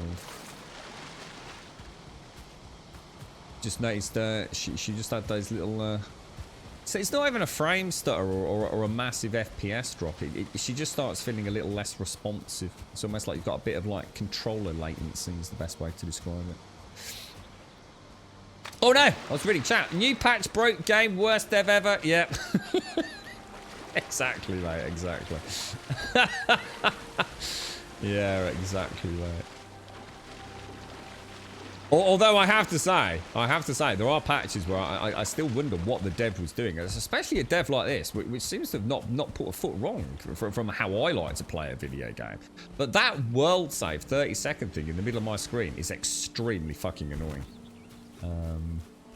At no point can I see the rationale within a development team to have implemented that, and more importantly to have implemented it in that manner. It's extremely intrusive in what is actually a very ambient game, and really doesn't add anything. It really doesn't make any difference, to be honest. It's I think I'd rather have a I wouldn't want a beep, but I think I'd rather have a beep than that stuck all over me bloody screen, I tell you. I reckon you'd be alright with a troll. I've heard good things about stealth killing trolls, Doc, because you get the, is it times 10 backstab damage? So apparently it's a pretty cool way to take a troll down, dude. I think the daggers are grossly underestimated, because very few people actually take advantage of the troll 25% hide armor with the times 10 backstab.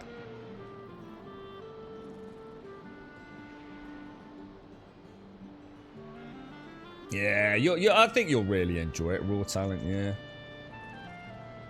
just enjoy it. Just the thing is, like I said, don't hurry. You know, the worst thing you're gonna do. I mean, I've heard that news myself today. You know, maybe in 3 weeks, Hearth and Home. It's not gonna make me put the accelerator down to try and get to Yagluth. You know, what will be will be. You know, I used to love starting 7 days ago, and I always felt the early part of that game was actually the best. And I've only ever played the beginning parts of this game once, because this has just been a continual playthrough all the way. So I'm quite looking forward to, you know, going back to basics in a way.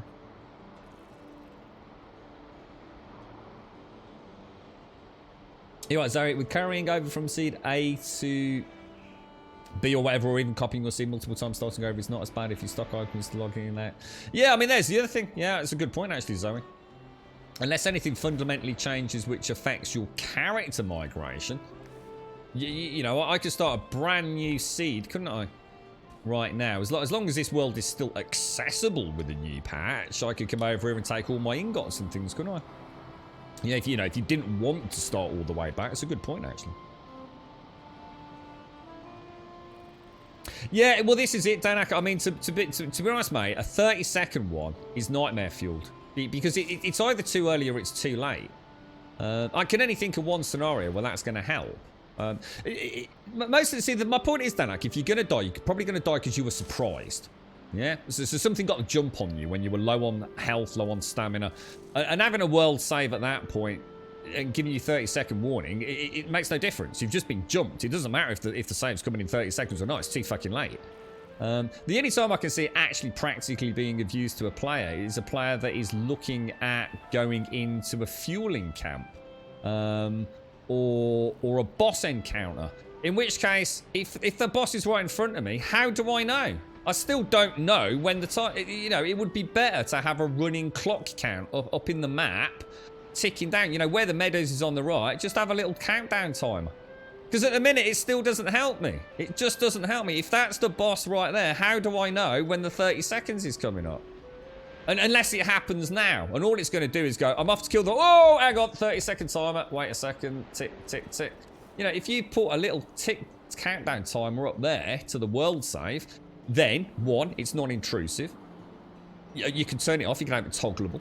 And two, it is, you know, it's worthwhile. You know, I'm about to go walking up the mountains. Oh, hang on a minute. We're about to get a world save in 20 seconds. Let's just hold back a sec. Okay, now we've got 20 minutes clear. It's the most nonsensical implementation of something that actually isn't fucking broken. So, to be fair, I just don't see the point in it. I just don't see how. I think it's useful in such secluded moments of gameplay. All it really does is distract from the actual game. I don't even like the wording of it, if I was to be honest. You know, I'm splitting hairs a little bit here, but you know, you've got this beautifully immersive game, and all of a sudden it says load it. You know, the game's about to save. You know, what the hell? You know, it could say Odin is watching. Or something like that. Do you know what I mean? Or Odin's about to make a backup. Odin has logged on. Odin is taking the server down in 30 seconds. You know, it is. It is really weird. It doesn't feel like an implementation that came from the original dev team. It feels like everything they've ever added to this game throughout the whole course of development has really been thought over, and that one just sticks out like a sore thumb as like completely nonsensical, completely impractical, completely invasive. And I'm going to be honest, like if we're sitting here talking about this as the only criticism I have of this game, then the game's got me doing pretty well, isn't it? So, Grum, how's the game? It's fucking shit, mate. Every 20 minutes, this bloody world save thing pops up. It's fucking trash tier, mate. Fucking don't bother. Fuck it. I'm gonna go and play Fortnite. It is the only thing I have to criticise, to be honest. So yeah, you know, it's not a bad thing, right? It's not a bad thing. Yeah, we'll see. We'll see. Yeah. I'm sure there'll be, I'm sure, I suppose the thing is you've got such a rabid fan base for this game now that anything they do that is going to deviate from the status quo as people have got used to it is bound to meet with some discontent, isn't it? You know, so sometimes a game is literally the victim of its own success, and you get some very vocal people, don't you? The vocal minority, of course. Yeah, madness. Crazy madness. If the update is massive, you're playing on Restart Grum. If it's, I will really have to. It just depends. I mean, if it comes, you know, if the patch comes the day after I kill Yagluth, then I will think about what I want to do. I don't think my primary focus at the minute is just carrying on enjoying the game. You know, I've said that, well, literally just now. I don't, even if Hearth and Home doesn't come until next year, even if Hearth and Home never came, well, which it will, of course it will. I'm just enjoying my day today. I really am. I've not had a game like this. You know, all these other new games, you know. What's your other options right now? You can go and play Subnautica, which is just fucking smaller, less exciting, less scaled, muldrum repeat of the first one. You got Mass Effect Legendary Edition, which has, you know, been out for fucking however long it's been out. You know, this is fresh. This is new. I'd rather play something that is, you know, a modern game than you know, a rehash or a revisit with another fucking sequel caching. Quite honestly, that still has performance issues that it always has. So yeah, I just want to enjoy it. And the thing is, if something suddenly happened, I ended up like killing Yagluth tomorrow evening, which obviously isn't going to happen. But if it did, I just start a modded playthrough. I just start a modded playthrough. It'd be that simple. It's a very slow burn. It takes a good while to get into, but when you do, it won't let you go. Yeah, and the thing is, though, Hells, I mean, you do say that, but at the same time, there are people that have, you know, done some really interesting... I'm not saying necessarily speed runs, but, you know, if I was to start the game again, right, and play it as a game, you know, like you play, say, maybe Dark Souls. In other words, Dark Souls got X amount of bosses, you go and kill the last one, yeah? There's lots of ways to play Dark Souls. You know, you can still immerse yourself in it. And I did when I played Demon Souls the first time I crossed. I looked into every nook and corner there was. It took me freaking weeks to finish it. And it wasn't because I was dying on bosses. But yeah, you know, if you want to play this game as a min-max game, you know, if you want to start this game and just see it as a, you know, everyone keeps talking about it, I'm just going to go and kill the 5 bosses and go off and carry on playing, you know, Call of Duty, whatever. Then you can, and it won't take you hundreds of hours. It really won't. Everything I've done up till now has, I think, if I really wanted to accelerate my gameplay, I now know how to build efficiently. I know how to, you know, get my resources more efficiently. I know the tricks to the bosses. You know, so you're right, Hells. You can savor it over a huge period of time. and enjoy the building, the immersion, the role play. Or you can play it like a let's go beat the shit out of 5 bosses. And especially if you play it as co-op. So some people will even just go and look at where the bosses are. Go and look at where the trader is, on a link, So I think it caters for both players, doesn't it? So someone that hasn't got 400 hours or even 50 hours to play Valheim, they probably can complete the content and have quite a challenging few battles along the way without having to invest a huge amount of their life into it. And I think a game that it lets you do... I mean, 7 days is the same, 7 days. You can play it. And at what point do you say you've done it all? You might say on day 49. You might say on day 98, when you've pretty much pimped out. You've got a lot of the stuff there. Is anything a challenge anymore? It's just a case of when you decide you've had enough, isn't it? I suppose in this the difference is you've kind of got a 5th boss to kill. I'm going to be honest, I don't know what happens at the 5th boss though. I don't know where that sort of then leaves you, if that makes sense. You got 300 hours now, the map is so big, there's still so much left to explore. Yeah, I mean, my idea is to start another character. Let's assume nothing changes, there's no updates that necessitate a white. I'd love to start a new character and just go in a different direction. So I'd leave all these buildings on this seed, but I just wouldn't take advantage of them. But it would be really cool to be able to come and see this character's buildings. And then I'd have another character next time around, maybe pure melee. So see, this is my Skyrim Stealth Archer playthrough. And my next character will be the sword and board Nord kind of Skyrim-esque character. And he might even have a different... He might only build small log cabins, or I might try a mod where I become like a caster and I build little witches' towers, and you can almost see the world evolving around me over time,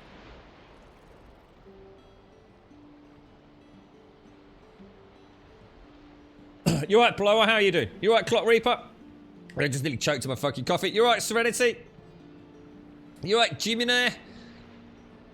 You right, Ceasin?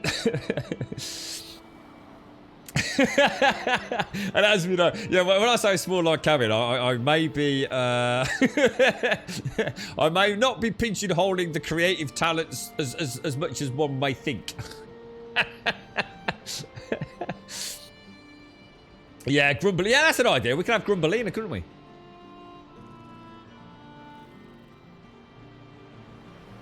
What's that? There is nothing weirder than history. 2013 in Norway, 27 tons of burning goat cheese had closed the tunnel for at least 5 days. What the fuck, dude? What made you find that, Gaz? What made you find that out? I mean, are you just reading random internet facts, or... I wouldn't have thought... So is cheese highly combustible, which it reaches its flash point or something? I suppose it's got a huge fat content, so actually that wouldn't surprise me thinking about it. Cool, blimey. There's one for the arsonists, isn't it, eh? Slow burn cheese bombs, Gaz. That's what we need in here. We need goats in Valheim so we can make Gazzy goat cheese bombs. That sounds like something I'd read on Twitter, Gaz. What, one of those like really weird ones? Oh god, there's stuff on Twitter over the last 48 hours. In fact, I don't think I've got the mental energy to discuss it on stream, actually. Jesus, good god, I tell you what. Talk about fucking drama. Right, bones, let's get rid of it. You go in there. Right, let's head back up top. Hang on, I need to get the wood, don't I? Yeah. Let me get... Where have we got... Where's all the wood gone? Is it still in the car? I was about to say, someone's nicked all my bleeding wood. Yeah, I never ceases to amaze me. I clicked on something on Twitter the other day. I swear to God, I've never seen... How do these websites operate, honestly? It's like a throwback to some era that I can't even begin to comprehend. I dread to think what the internet must have been like back in the Wild West early days. It was a link from Twitter, right? It was an article on what? It was something to. It was a gaming article, and it was something to do with RTX, right? I can't remember exactly. Obviously, we've been talking about Metro and things like that recently, and I thought, yeah, you know, this is one of those annoying links where I'm going to have to, like, you know, keep clicking next. You know, it's going to be like a paragraph, then I'll click next, the paragraph, I'll click next. But they hooked me. There was something interesting there. I can't remember the details. It was basically about RTX and the 3080 card. And I clicked it. Straight up legit, right? It asked me to complete a 10-question questionnaire before I could read the article. Is that seriously? Who the fuck would take their time out to do that? Honestly, I honestly did not realize that things like that still existed in this day and age. It's like no one is clicking on that questionnaire. I couldn't press back fast enough, to be honest. It was like one of those really weird kind of don't understand it. Just don't understand why people think that is the way to do it. It's bad enough with invasive ads. I mean, some of those questionnaires make sense because it's like, come and answer this questionnaire, and we'll actually give you like some store credit, or you know, you've got a chance to win a voucher or something. This was literally to read the article. I had to answer a 10-question questionnaire. Fucking no chance, mate.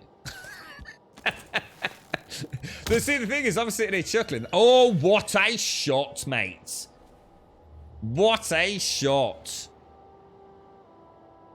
Yeah, see, the thing is, you say Twitter sucks, but Twitter's actually not too bad.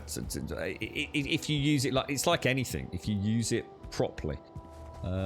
It's like you can say the same thing that the internet's shit because Twitter's on it. No, you know, 99% of the internet's probably babbling bollocks, right? But if you use Twitter for the right reasons, so in other words, if you have a feed of stuff you're actually genuinely interested in.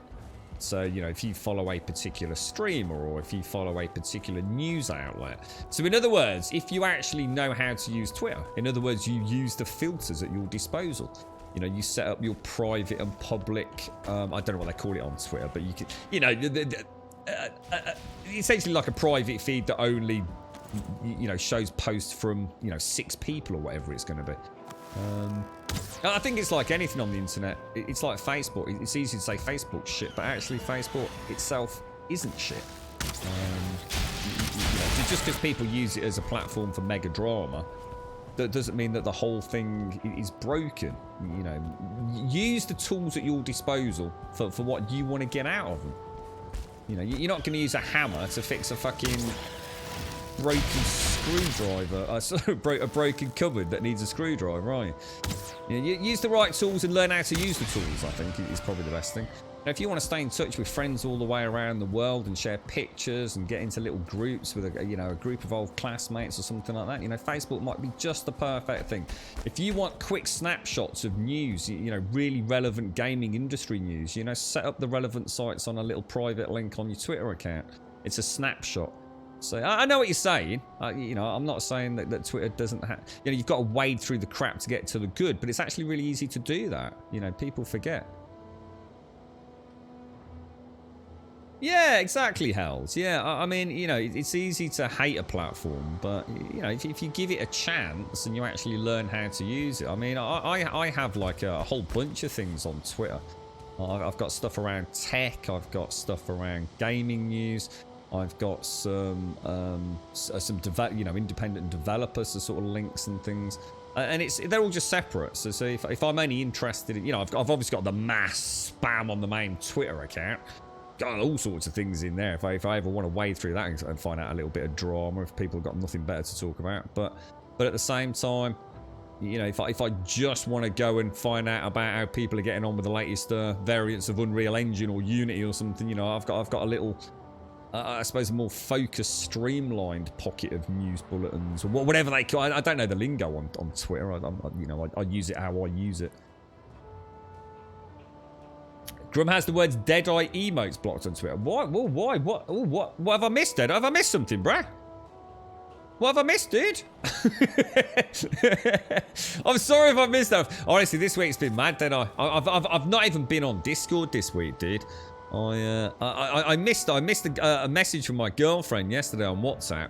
So it ended up with me calling her a monkey butt and then her calling me a monkey butt and a donkey. It's been my phone has had a thrashing this week, I'll tell you. constant phone calls. It's a bloody good job I've had this one, I tell you. A really good job. My other one would have been dead and buried. And I did have a really important message from my dad yesterday as well, so. But yeah. I'm sorry if I've missed anything, Dad. It has been a mad one. It's been proper mad. It's gonna get even madder this weekend. God knows what will God knows what the future holds. How are we going to do that? That's going to be a problem. I suppose we can do that and that, can't we? Perfect. So if we go and put the ladders in first. Right, let's see if we can remember how to do this. We need to... it's the last little run, isn't it? It's the last run up the mountain. So let's get that in there. Can we... It's a bit low, really, isn't it? Let's raise that a bit.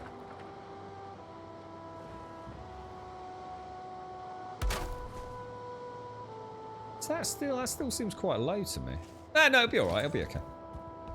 And then what we do, so we sort of learnt by carrying that all the way down, we can tell how in the middle we are. I'd say that's pretty bad, but the thing is, it won't matter on here because we're going to be overhanging. Well, no, let's do it properly. Let's do it properly. And what we can do, we can use that at the bottom now as our guide, can't we? Oh, fuck, that's really cool. Yeah, because we know we need to bring it just a little bit over to the left. Now, that's easy on a short strip, but look at that. Look how centralized that is. That's perfect. So easy on a short run, not so easy on a long run. I didn't. Oh, sorry. I thought I might have missed. Sorry, Dad. I thought I might have missed something.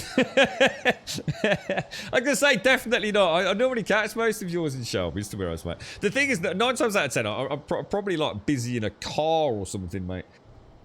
I don't often actually. I'm the world's worst for sort of online communication because. I don't like just... I've done it a couple of times, and I always feel like, oh no, you know, did I say enough? And you know, you've just got a couple of seconds. You see someone's had something bad happen in the day, and you just think, oh, I'll just say, oh mate, you know, I hope everything's all right. But then you sort of think, oh, but is that enough? I really need to get in touch with them on Discord and have a proper natter, and before you know it, life's caught up with you, and you've missed the opportunity. I think I need to be a bit more reactive.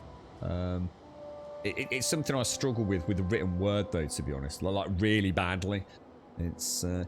I know we've had this conversation a lot on the stream. It's almost like overthinking things, but it's also not about overthinking things. It's more complicated than that. You all right, Scripts? How are you doing, bro? How's things?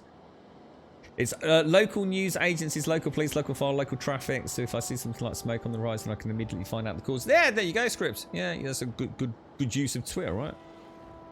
Yeah. I mean, you can just make... I don't know what they call it. I set them up a long time ago, and I occasionally add them. You can set up like your own like little private... I don't know what they call it. I don't know the lingo, but like your own little private... what do they call it? Feeds. Would it be like a private feed? So your private feed about gaming, you know, like I don't know, let's say someone that's just looking at basic gaming, they might just have like IGN and GameSpot on there. You know, you might have a friends and family only feed and things like that. Yeah, to ask that, it's a really interesting one. I still don't really understand Reddit or Twitter in terms of how it works. It's the amount of times I've gone to respond to something, Deadeye, and I'm not sure if I'm actually responding to the original tweet or tweet 8 tweets later, and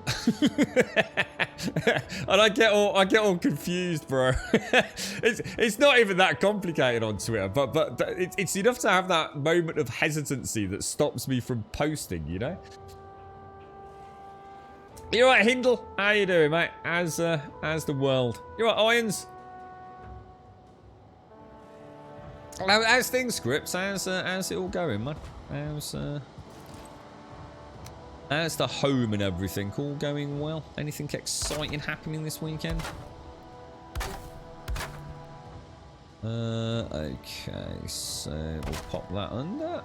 And we'll pop that under. I think that'll work out alright. It's gonna look a bit strange, but I think we can work with it. And then we've only got up there. Because that is literally the boss there, guys. Yeah! I have a bad feeling about this boss. Someone was in chat earlier saying that they had really struggled with it, didn't they? So, how are we doing this? We need to knock out the stone, don't we? So if I knock that out, and then we place in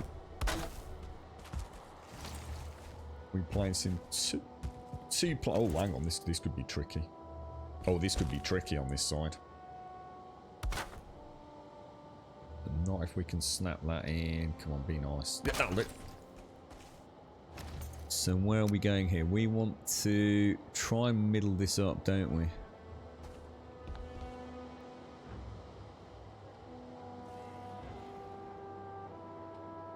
Can't see the bottom, but yeah, that's pretty good. That's pretty good. Oh, hang on, is that? Yeah, that is right. Yeah. So much easier if you can see the top and the bottom. Perfect. Absolutely perfect. And let's see how much distress this one causes me. Well, it'd be the one that goes in first time. Come on.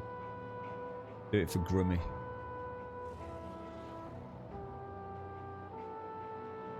Come on. Be nice. Be nice.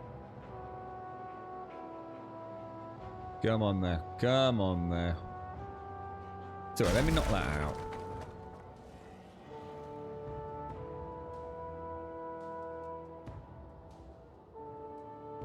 And throw that in there. Yeah, overhanging. Overhanging by a lot, look. Or is it? Yeah, that's huge overhang. Oh, why? Every time, man. Every time. Why is it overhanging so much when it doesn't look like it is on the preview? You know what? Would there be a way to do that? And then, what about if we do? Yeah, look. What about if I do? Oh, hang on, I've got a plan. What about if I do that, right? And then come down here and place that. Oh my god, that could be the one. No, because I can't see the bottom, so it's not going to make it any easier, is it? Fuck.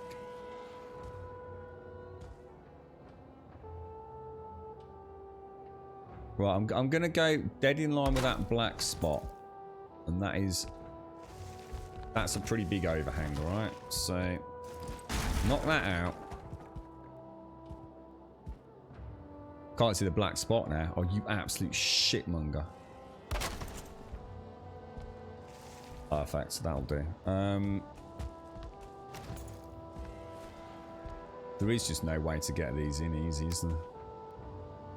Not if you want to be accurate.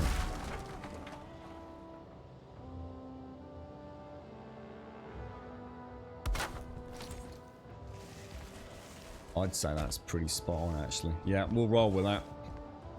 It's like I said, it's this one sometimes feels easier than that one. Other times it's the exact opposite. It's just one of those things. It's an optical illusion that my brain, for some reason, just cannot get. It just cannot handle it. It just can't. There's something going on in there that my brain does not like at all. Free placement of blocks is a wonderful thing, but my god, do I pay the price for it. There's quite a lot of stonework I've noticed down here that we still need to do, you know. Oh, now hang on, have I boffed this?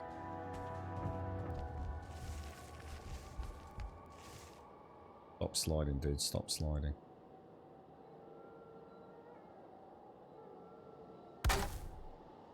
Is that good? Looks good to me. And that looks pretty good to me as well. Top banana. Top banana, mate. You're right, you use Reddit a lot. I have my own stalker who's convinced I'm somebody else's. Oh, I've had that swazzer on Reddit. Yeah, I got some really bizarre communications on Reddit. And part of the problem is I don't really understand how Reddit works. I really do not. And I ended up with like 2 accounts or something because I ended up clicking something about. I think it linked to a Google account because I made the mistake on phone of it insisting that I use the Reddit app and not the browser. It was very unhappy. Every time I used to go on, I said, do you wish to continue using Chrome? Or do you wish to use the Reddit app? I was like, no, I don't want the Reddit app. Thank you very much. But at some point, I must have accidentally somehow logged in, full and foul of their insistence, and logged in with a Google account. And yes, it's I do not understand the Reddit system at all. The posting hierarchy, it's just weird. Reddit is, to be honest, it's too complicated for me. I just want something simpler. Having a house project finally underway, starting right now. Excavator is outside digging up stuff. Oh, is this is this for this shed? Is it the shed and things, or? So you are learning the weird esoteric information of a new homeowner, like programming the lawn and garden automatic sprinklers. Oh, fucking hell, it is a bit of a flash house, isn't it, mate? I got a fucking watering can with a hole in it that I borrowed off one of the neighbours. Oh, woe your life, Scripts. Oh, no. What hardships you have. Build a PC for the planning stage to overclocking, piece of cake. Programming a single panel for 6 zone start times, water time, lengths, which days, etc. Nightmare. Just stick with a watering can, mate. Go back to basics. Rip that fucker out, dude. You don't need all that bollocks. Get yourself a nice watering can and a hose pipe. Get back to nature. Why does this look wrong? Is it just because we haven't put that in? Oh yeah, it is. Yeah, I realised I didn't even own a watering can, mate. I had to borrow one. Which when I say borrow, I mean steal. Indefinitely. I'm still not giving the old boy his what's it back. Yeah, in fact, I better do that this weekend. He gave me his what did I call it? The sieve. The sieve. Yeah, I better sort that out. Actually. Not that he needs it. I've got no doubt. Well, I tell you what, Dot, I only started using Reddit relatively recently, and I really do mean that, mate. But probably just, you know, I've always known of Reddit, and I, you know, 9 times out of 10, if you Google something about gaming, it's a bloody Reddit link. I used to avoid them like the plague, but I've actually found it quite handy. It was during, I started using it a lot during, which game was it? It was this game, but there was another one as well, and I can't remember what it was. And I started, it was actually a really, really good source for technical information, rather than the normal babbling bollocks of the internet. There's a couple of peeps really getting, I can't remember what it was. It must be something we played relatively recently, over the last year or so. But yeah, yeah, it has. I've got to admit, I found a wealth of information out there, and it is quite easy to find. I don't know, because I've started using Reddit more, maybe I get more Reddit links than I used to for sort of technical interests around PC gaming. I'm sure it probably does work like that, but there are actually some really knowledgeable people out there, and Reddit seems to be the place where they like to go.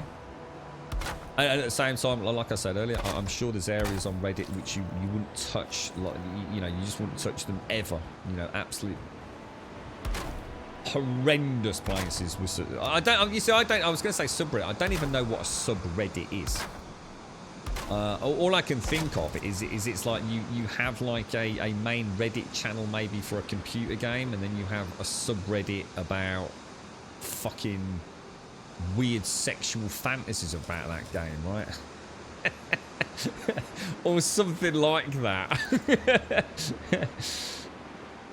You know, you say it's super simple, but it isn't, because that's what I mean. So sometimes the upvoted stuff is used to manipulate it, and the upvoted stuff is the shit stuff, and the downvoted stuff is the stuff you want. Yeah. I don't like it. I'd rather just have it more like a forum where active posts stay active, you see. It seems to be so open to abuse by the mass cockholes that are part of Reddit subreddits, if that makes sense. Have you seen the documentary about one of the creators of Reddit? No, I didn't even know there was a creator of Reddit, to be honest. I thought that was one of those things that, you know, sort of grew out of nothing and just became sort of like its own wheel. Does someone actually own it then? It's not just like in the hands of a vast expanse of weird moderators and things. Groovy to see some Subnautica below zero went 1.0 the explosion might be nice. I wouldn't fucking touch it with a fucking barge pole script. Not a fucking barge pole right now, mate. I'd love to say I've heard nothing but crap about it, to be honest, mate. I would love to give it a bash, but it sounds like it's still played with all the same problems as the first one. Performance issues left, right and centre. I honestly thought, I actually said on stream yesterday that, you know, if people really wanted me to pick it up, I would pick it up. I'd give it a bash, mate. But I've heard it's way smaller than the original one. Smaller in scale, smaller in scope, reused assets. It takes away all the sense of adventure because it's got someone blathering along in the background, telling you what to do all the time. The world is microscopically small compared to the original. I'd only have picked it up just because people wanted to see it, and no one seemed to want to, so I kind of took that as a... I'll give that one a pass. I'd love to play it at some point. I would very much like to play it, but if they can't sort out performance, it ain't getting fuck all in me, mate. I can't be dealing with all that fucking bollocks again. The first one was a travesty shit pit of an unoptimized mess. If they can't get it right in the sequel, then no chance, mate. The devs need to start learning to optimize their games, and then I'll start supporting them, you know, and I'll pick up the game. See, the thing is, if they'd sent me a free code, right, I would have played it 100%. And then if it was a good game, I would have bought a copy or even 2 copies if I thought it was good enough, like I have done with Valheim for people, in an effort to support them. But when your original game had nothing but problems from a performance point of view, then you need to... I'm not going to put my money down, man. I'm just not going to do it. I'm tired of supporting games that you just can't... You know, these are professional developers. You know, sort out the mess. I mean, I'll look at it over the weekend. I'm not ruling it out. But, you know, I've got some peeps that I know that have been playing it over the last few weeks. And from what I understand, the update today isn't going to be a revolutionary performance update. If it is, then we'll play it. If it isn't, fucking no chance, mate. Just another one that the Twitch crowd will play because it's fucking relevant and they're desperate for fucking viewership, and let's all go and play fucking Subnautica, and yeah, I'm not here for that, man. Not heard about it. Well, I don't know then, Plower, because you must be in the minority then, dude, because I've heard nothing but shit about it again. I don't know how far you've got into it, bro. Hope all is well with you and fam. Not bad, Gigaboat. Not bad, not bad. 10 months. Thank you very much, my friend. Thank you very, very much indeed. And to be honest, Polaris, it's not even about that. Like I said, I don't want to play a game that they're asking the same amount of money for, that is smaller in scale, reused assets, and then takes away the sense of like awesomeness that was in the first one. To me, it sounds like a DLC that is asking for 25-30 quid. So fuck them. Not happening. Yeah, well, that's it, Darth. If you enjoyed it, you enjoyed it. But at the same time, you can't sit there and say that other people can't not enjoy it. You can't have it both ways, mate. If you enjoy it, Darth, that's brilliant. You go and play it, mate. But the people I've spoken to have been very disappointed in Subnautica 2. Very disappointed indeed. So, you know, you like it, they don't. And they definitely don't recommend splashing down 25 quid on it. So, there you go. Thank you very much, Jigamo. Thank you very much. So it's worth a watch. The internet's own boy, the story of Aaron Schwartz. Did he make millions out of it? Did he make, did he sell Reddit? Like, what was the guy that invented, was it Facebook? Is it Facebook? What was the dude? Yeah, there's a documentary on him, isn't there? Well, wasn't it like him and his mate? Did he completely fuck his mate over or something with Facebook? Or am I thinking of someone else? Yeah. Right, let's go and have a ganders up here. What are we short on? Are we actually done? Are we just short on the wood for the top area? I think we might need one more run. I'm not happy with that corner. I might have to fiddle that corner a little bit. Yeah, all right. Let's go and do one more run. And I think we've got the wood. Yeah, I might have to do something here. I always knew that was going to bite me on the ass, actually. But I didn't realise it was going to bite me on the ass that much. That's a bit of a mess, isn't it? Yeah. See, the problem is I can fix it using free placement of blocks. The problem is the free placed blocks, I don't have one that doesn't get weathered. That's the problem. See, I can fix it using these, and these. All of those. I can get that looking really, really neat. But these will take... I suppose what I could do, I could put like a little edge on it. Is that? Oh, hang on. Oh, no, that's okay. That's okay. Yeah, that's looking pretty cool. Yeah, let's crack on. Back in the day, 25... Well, I think you're missing my complete point. I mean, there's no point having a discussion if you're just going to change what I'm saying and use it for your own agenda. At no point was I saying anything about the game wasn't worth 25 quid. You know, if it's worth 25 quid for you, it's worth 25 quid. But other people that I've spoken to that were big fans of Subnautica think that this one has missed the target. And for them, they don't feel that their £25 was justified. So again, you know, there's no point arguing about it. You enjoy it, mate. You enjoy it, and like, you know, I'll make my own mind up when I play it, which I'm sure I will at some point. It does, doesn't it, SCI? It does, yeah. What I need is I need a free placeable set of blocks that don't take damage from the weather.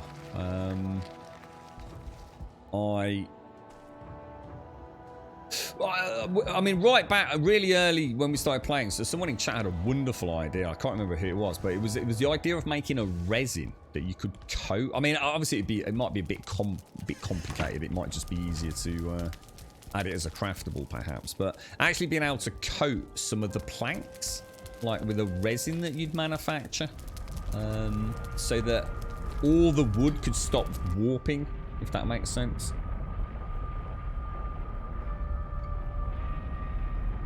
The days you spent 40 quid on a Sega Mega Drive games, yeah, back in... weren't they more expensive though? Is that what they were? 40 quid? I thought for like SNES games and things were like about £60, weren't they, back in the... You know, for the cartridges and things.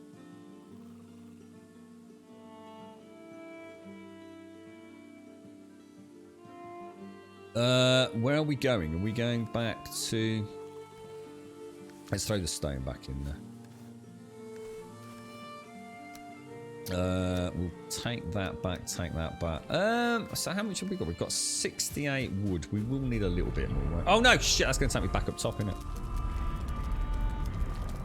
Potato crisps like French fries. So is this, do you mean like crisps like English crisps? As in crunchy, cold, potato salted things? Or do you mean like, because we have something from Walker's called French fries, which are like a long, thin crisp. I rather like the cheese and onion ones of those. That's what I always thought they were about 60 quid, Fripster. I always thought cartridges back in the day was 60. And the reason I remember that was, I swear to God, right, when we spent ages looking for a mint copy, not of GoldenEye the cartridge. We could find them fuckers everywhere.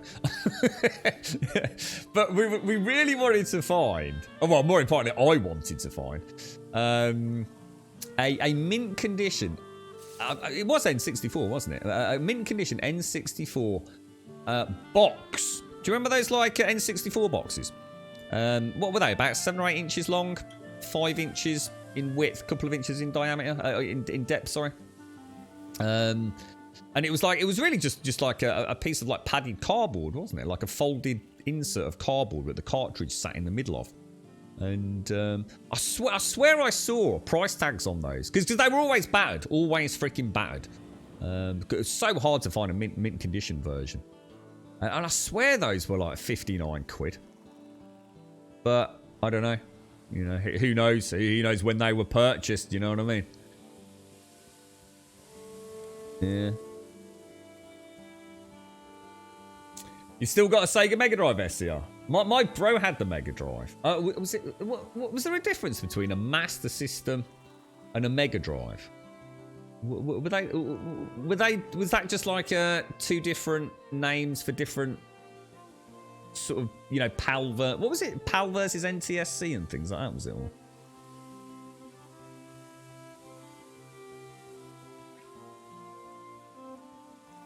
And there was a lot of low effort Mega Drive games that were cheaper though too, like James Pond. Someone mentioned James Pond the other day. I'd heard the name, but I've got no idea. I'm assuming it's a fish, obviously. Sort of a spy fish, is it? Not long, didn't have long potatoes like fries, yes. Oh, right, okay. Right. My auntie still has the N64 with a rumble pad. I'm pretty sure I'm sure I've kept one. I had to sell a lot of my gaming stuff. It's almost one of those things where I don't want to open my last box. I have this like large... It's almost like a chest where all my most treasured gaming memorabilia went in. I know I've still got an Atari Lynx in there.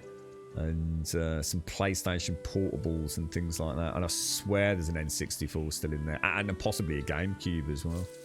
But I did sell a lot of it. I didn't like the idea of it just sitting there doing nothing. I used to have a little retro gaming setup, but yeah. Yeah, that's what I'm thinking, Doc. I swear my Brad, this battered car boot freaking thing, a big black plastic thing, and I swear there was like an add-on attachment with a CD or something on there, so something like that. Is that what it was? Oh, Mega Drive and Genesis were the same. Oh, right. Oh, God knows then. Oh, is that what it was? So it was the so basically the Master System was superseded by the Mega Drive, was it? God, yeah. I mean, he used to get games for peanuts because I think that thing was long. God knows what everyone was playing by then. I think something we picked up. Well, not us, but my mum and dad had picked up a car boot sale just as a sort of like a fun thing to fuck about with. It was battered. It looked like someone that had smashed it to pieces with a claw hammer. In fact, it was so bad you could actually cut your hands on it. I seem to remember. I'm sure it was a CD tray style thing, well, a flip top style CD tray, and there was a really jagged bit of plastic on it. You've got a lot of Sega consoles in the house that all work and a good amount of games. Yeah. It's worth hanging on to. It is worth hanging on to. Even if it's... I suppose at some point it all ends up in a skip, though. A lot of that stuff hasn't... You know, it's no longer really sought after. I think the whole... I can't imagine any kid in the future, right, of the next generation, really, but bar a few that will care. It's also big and cumbersome, and a lot of it you really did need those CRTs to really get the best out of it. I mean, I used to love my retro gaming setup. We had a lot of fun with it. All the Street Fighter games, things like that. But in this world of high-paced and easily accessible, everyone's got a mobile phone, ain't they? If they want to go and play that shit, they could probably play it better on an emulator on their phone. Yeah, I've still got... well, have I still got that? I think you said it was a T600, didn't you, Doc? I'm sure someone figured out what it was. Yeah. There's a lot of stuff that people just weren't interested in, to be honest. It's actually not as easy as you think to sell things. The problem with a collection is, if it's not a complete collection, people don't really give a fuck.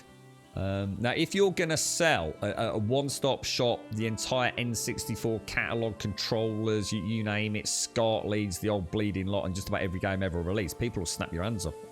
Will snap your hands off for it. But if you've just got bits, people just don't. You're in a market where you're just never going to make cash on it, you know. I never wanted to, but at the same time, I also didn't like the thought of it all sitting there in an attic doing absolutely fuck all, to be honest. So, what little cash I made out of it, at least it's out there somewhere, probably. Yeah, that's it, badass. Yeah, it is. Yeah, I think there will always be that. But do you think their kids will feel the same?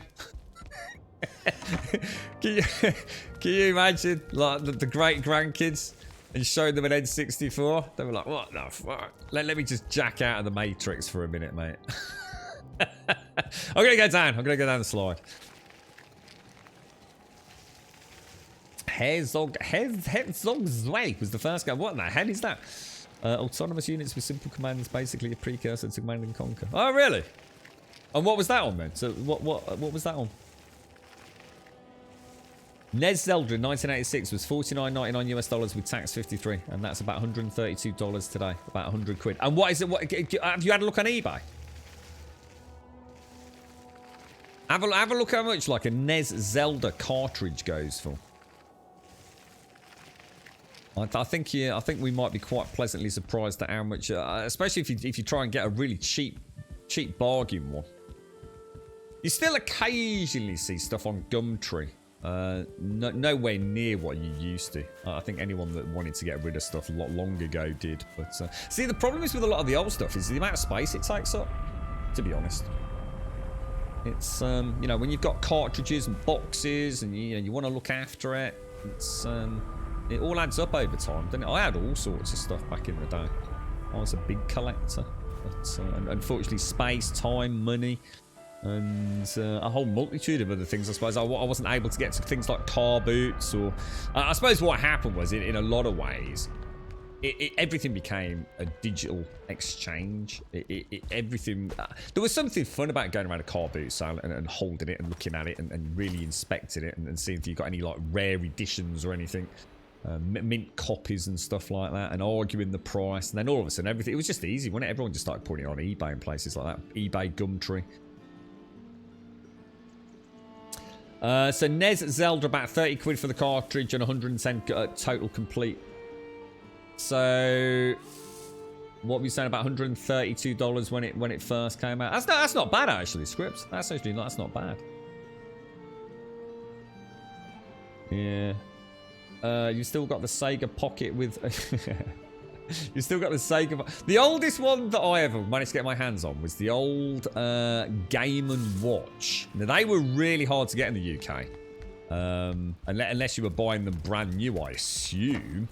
But a lot of that I did get on eBay. But again, car boot sales could be good. Oh shit, phone. Right, bear with me, folks. Bear with me.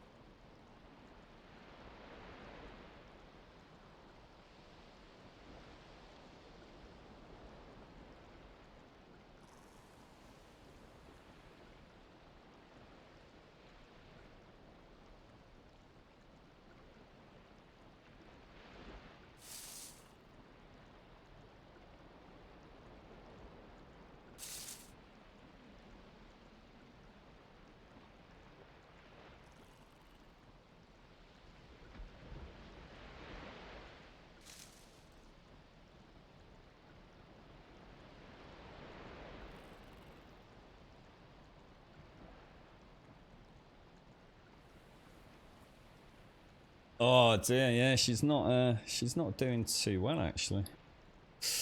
There's nothing I can actually do, but she's okay. But yeah, she had apparently her blood pressure went danger. I mean, she's in the best place, obviously. So, but she's she sent me a funny WhatsApp actually. Oh, it always makes her know that it's not too bad when she sends me a funny WhatsApp. But at least she's keeping me in the Oh, dear me. Yeah, I've said a couple of times, haven't I, recently, that she's been getting more and more tired. So, oh dear. I think the problem is it bounces it all back for her. You know, well, I think when you've got something like this going on, it's easy to sort of like snap rubber band back into reality, isn't it? You know, life has to carry on. No matter what you're going through as an individual, the world just will relentlessly keep spinning. It stops for no one, does it? And I think when you have a moment like this today, when you've got a bit of a scare, and obviously, you know, the physical impact of you know, a pounding heart and things, it's kind of, yeah, just making sure, hang on, just make sure she's okay. It's like I said, there's literally nothing I can do because she's not coming home or anything, so she's just going to stay there and rest it out. But yeah, heartbeat's gone crazy, but apparently it's coming down. Wow. I see a hospital visit in the future this evening. God damn it. Life is complicated. Life is very complicated. What were we doing? Can't remember. We were going to go get some woody, weren't we? Let's grab that. Let's grab that. Oh, hang on. We don't want that in there, do we? We need that to chop the bloody tree down, mate. Put that in there. And we also have seeds together. Ah, dearie me. What's that? Big hugs, grumpy. Big hugs, grumpy. What's that? Stop that, Shades. Hang on. What's going on? Ah, cheers, guys. Thank you. Yeah, she'll... I think it is. I think that's the problem, isn't it? You sort of you get. Oh, is this? Oh, this has got wood on it, guys. It's got loads of wood on it. Yeah, you just keep plodding on, don't you? And then you suddenly you get that flash of reality back, don't you? Where it's like, oh god, actually, this is still a thing. It's easy to sort of forget, and I think you deliberately do, don't you? And I think you deliberately try and put it out of your mind. You don't want to be different. You don't want to be that person with a problem, do you? They're that ticking time bomb. You just want to. Sort of you just want to get back to normality yourself, don't you? And then you have something like this today and it's sort of like, oh shit, actually I'm not invincible after everything. Yeah, she's alright, Kat. Yeah, she'll be alright, mate, or at least it sounds like she's. I hope so. But yeah, she's in high spirits now. That's all that matters. At least she's keeping me in the loop. Otherwise I think sometimes she'd probably left until she got home. But I think what it is, I think she's worried that her mate's going to sort of WhatsApp me to say, quick whisper in the ear. Which is what happened last time, so... see, the problem is, you don't like worrying people, do you? That's the other thing. You don't want people to worry. Because there's nothing they can do. You know, I get that, but it's not the point, is it? Have you really, SCR? Oh, mate, I hope it all goes well. I hope it goes well, bro. Yeah, she's... She'll be back late. I'm just trying to think about what I can do that later now. It could be an interesting night. Could be a very interesting night. You right, Pumper? How you doing, bro? We shall see. We shall see. What is that? Yeah, is this for a scan then? Is it SCR? Let me just pop in build in there. Did that change? I don't want to take all the wood up first and then come back for it. You all set for a Friday, Pumper? Oh, I tell you what, I feel like a beer myself tonight, mate. Should we get pissed on Discord, Pumper? What are you doing tonight, mate? we'll blow all the crypto, mate. We'll go blow all the crypto on digital things. Oh, got you, Missy, got you. I thought I missed the post there, Shane. So thanks both. Thank you, everyone. Yeah, I'm sure it'll... I think it's because she's at work, I suppose. But yeah, she's been so tired recently. It's horrible. It's horrible. So it's like she's a little old lady, mate. Can't really do anything. The thing is, there's only so much you can do as well. It's not like you can help out with, really, is it?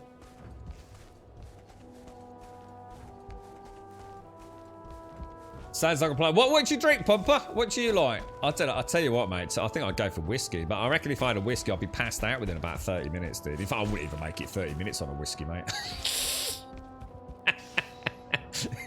who the fuck am I picking up? if I had a glass of whiskey, I'd be fucked, mate. Absolutely fucked, I say that. I was never a big spirits person anyway. That would not end well. Well, it would end well, because no one get hurt, and nothing bad would be said, because I'd just be passed out. Oh, dear. How the mighty have fallen. God, I used to go out on the lash, mate. It used to be like 15 points down your neck, mate. I was a wee bit bigger then, of course. Fuck, you know. We all were, apart from Baz. And yes, I know you're in chat, Baz. Yeah. He can still put it away. Big man. Yeah, you be big man, ain't you, Baz? Always got me back, bro. You know what, also, I will bring the sticky icky if you bring the drinks. Yeah, I mean, alright, I'll tell you what, I'll bring a nice Beck's Blue. Because I'm a party animal, alright? I think I'll stick to the Beck's Blues. I'll bring a bottle of whiskey for everyone else, though. I'll get one of those nice bottles like Trum. Was it Trum? What was that, Trum? Trum got a nice Jack Daniels one, didn't he? You can all have that. I'll tell you what I have got. I've got some cigars. I've still got loads of... Well, I say loads. I've got a couple of packs of cigars. We can nail them. I'd be up for a cigar. Cigar and a whiskey. Oh, gosh, that'd be nice. See, the thing is, I say it would be nice. Honestly, it wouldn't... Because I'd fall asleep.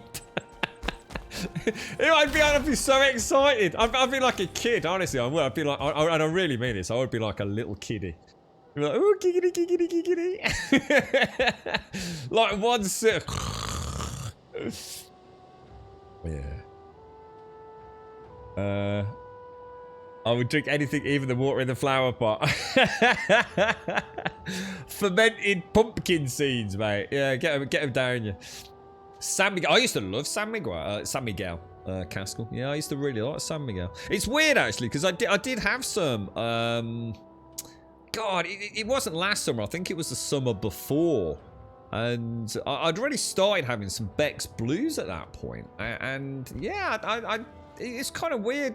The San Miguel stopped tasting. Maybe it was just that point, though. San Miguel's got quite an interesting flavour. And I have noticed on tap sometimes one pint was not as nice as another. But yeah. Yeah, the last one I had could kind of put me off it. I used to love, and it was really hard to get it on tap over here, and unless it was one of like the more fancy sort of pubs, was the Cronenberg 1664. I always quite liked a cold pint of that or a cold pint of San Miguel. But yeah. You like cigars, do you, Pumpy? Yeah, I'm not a cigar smoker at all, but we started buying like half decent bottle of whiskies together. Just a few of us would all chip in and just sit. They'd sort of play poker or something like that, and I'd pretend to play poker, but we just have a good chinwag. And yeah, I used to like a cigar with that. It felt like a very, I don't know, like a very, I don't know, adult blokey thing to do. Poker with 2 penny pieces and an ashtray with a big, righteously fat cigar in it, you know? Made me feel like a gangster, bro. He used to wear me Peaky Blinders out. Yeah. I have to say, though, I can't play poker. I just like to point out, I can't play poker. I've got no desire to get better at poker, but that's why I don't play for money. Because it was easy to say, look, if you're going to play for money, here's a tenner. Take it off me now. it would just be quicker because it ain't gonna happen. It was always funny to me actually because they started playing like they would always end with real money. We'd always say we're not playing for real cash, but we'd use cash. You know, one of the lads would have like a big bag of pound coins or a big bag of like 10 pence pieces, and you know, like those little plastic bags from the bank. So we'd use that, or almost like chips, if you like. So I guess it was real money, but it all just went back in the box at the end of the day. And but yeah, honestly, the amount of times, mate, it was like, we just playing for fun, right? Yeah, for fun, grump. Yep, all fun, mate. Yep, no bananas, top banana, all that. Yeah, after a couple of glasses of whiskey, it's like, fancy a flutter? No, fucking don't. But one of the other lads, yeah, I'm up for it. Yeah, what should we say? What are we going in for? Yeah, I got about 40 quid on me. 40 fucking quid? You're having a laugh, mate. 40 fucking quid. You got no chance, mate. Fucking no chance. Yeah, that was quite funny. I know a certain person who lost a few quid one night. Yeah. Alcohol, you see. You like 1664, but the San Miguel came in pint cans. You know what? I don't think I've ever seen San Miguel in a can, mate. Yeah. Raj sells San Miguel and Cronenbourg 1664 in bottles. You know those really big bottles, mate? Like probably a pint and then some. Is it like 500 ml plus or something? Or 550 ml, whatever they are. Yeah, I think I've seen either in a can, to be honest. Yeah, that's it, Pumper. That's what I'd do, mate. If I walked in a casino these days, I'd say, it's 50 quid, mate. Yeah, let's have a nice night. Can I just spin the roulette wheel? Can I just spin it? Don't want to gamble. I just want to watch that ball clickety-clack around. I was in the military at my first duty station. Some dude fell asleep and then sharpened him. I did not participate. You smoke pine needles. Isn't that dangerous? I tell you what I did. Oh my god, has anyone ever tried drying a banana? We had this wonderful idea, right, once, of drying a banana out using a microwave. That'll give you some idea about how fucking stupid we were. We thought we'd ran out of smokes. We'd got no cigarettes. We'd got nothing else. Future sponsorship. So we thought, oh, what about drying out a banana? Because we'd heard like banana leaves, you know, banana leaves. You can smoke banana leaves, can't you? Oh, yeah, that's a good idea. Well, you got bananas? Yeah, my dad's got a couple of bananas in there. Hey, check this out. We've got a couple of bananas. What do you think? So we've got to dry them out. We've got to dry them out so we can crumble them up. Well, how are we going to do that, man? We can't leave them in the air, you know, a hair dryer or anything like that. I haven't got anything like that in the house. In my dad's house, you know. No women allowed at that point. So, we'll put it in the microwave. Dry it out in the microwave. Yeah, it don't work, believe it or not. Put it in a microwave. Banana in a microwave does not dry it out to the point where you can crumble it. So that was a fucking disaster, and it took ages to clean that fucking shit pit of a mess up as well. It looked like freaking what's his name from Ghostbusters has exploded in it. They're definitely not a good idea. So that was scrapped. So we thought, what else can we do? Some tea bags. Tea, you can smoke tea, right? Oh yeah, I've heard about that. You can smoke tea, definitely.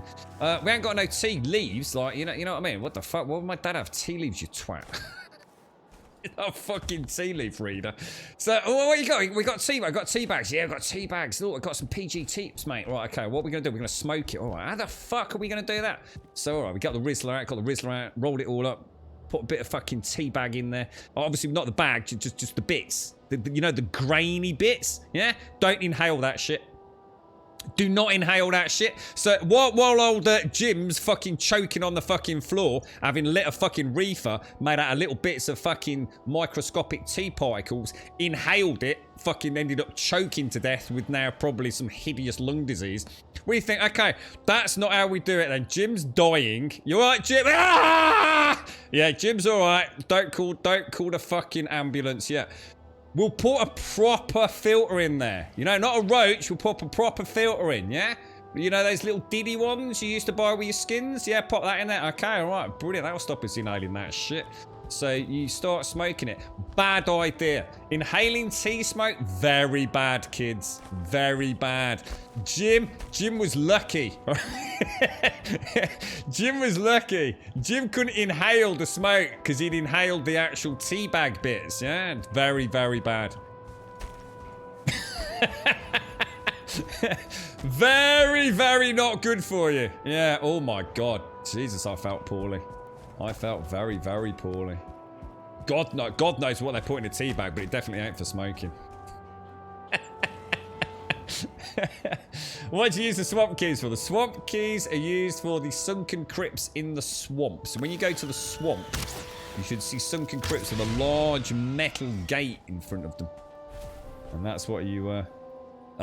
we tried all sorts, Jessica, when we ran out of bloody rolling backy and proper cigarettes and things, mate. Oh, it was terrible, though. Honestly, that was rough. That was proper rough, mate. We did invent a really cool game involving a golf ball, 2 placemats, and my dad's like sort of faux marble. It was basically there was like next about 2 inches above the carpet. So is it called a mantelpiece or a hearth? It's hearth, isn't it? I think hearth rose up out of the carpet about 2 inches, and it was like this green kind of marble, right? And we found one of my dad's golf balls, and for some, in fact, what had happened was one of the lads, I nearly said his name then. He knocked the golf ball. He hit the golf ball, and it really rebounded off marble. Golf balls and marble, extremely good, mate. You know, they really do bedoing off it very, very nicely.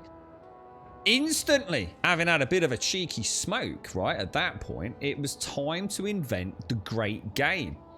And 2 placemats, 2 cork placemats, very hard on, you know, soft cork on the one side, hard on the other with a little picture, so some, you know, ye olde English pub or something on it. And what you'd do, you'd sit like left and right of the hearth, yeah, and you'd whack the golf ball, use it like a little racket, yeah, along the carpet. It'd hit the mantelpiece and it'd just twang off. Yeah, it'd twang off. Try it at home. It's brilliant. It'd twang off and your mate would have to hit it back. So it's a bit like the old Atari game. That Pong thing. It's just like that, but like in a V shape. It's fucking brilliant, mate. Hours we spent playing that, man. I got really good. You see, the thing is, if you get a really shallow angle, then it would like sort of hit the armchair. So you always wanted to be on the left-hand side near the patio window, never near the armchair on the right-hand side. So we used to flip a coin for that, you see. Free highs, kids, clothes, oil or buds, doesn't matter. Smoke lightly through unused cigarette filters. Enjoy. Yeah, ignore that. That's extremely bad for your health, mate. Yeah, don't do that. It's yeah, that's. I don't know who that was. That was some random comment from the bot. Gosh knows. Don't do drugs, kids. Don't do drugs. All right. Smoking Sea was your very first rebel singing. Bring you back. I think we all tried it, didn't we? To be honest. Yeah. Golf balls on concrete. Yeah, I bet they do. Yeah. Honestly, we spent. I am not fucking kidding you, mate. We spent freaking hours playing that. We also rewound Bill and Ted's. I think we got that on some fucking Blockbusters DVD or something. Staciophonic oxygenetic amplifier graphophonodella vibrator. I can say it to this day, right? That's how fucking whacked out of my face I was that. We learnt that on that one day. We also learnt and did one of them weird handshake things. It took fucking about 10 minutes to complete that handshake. It was we thought we were the coolest kids ever, man. Touching elbows. Hand underneath the back of your knee, you name it. I also learnt to juggle. I can do a 3-ball juggle very easily. For 4 balls is a struggle. 5 balls is for octopuses.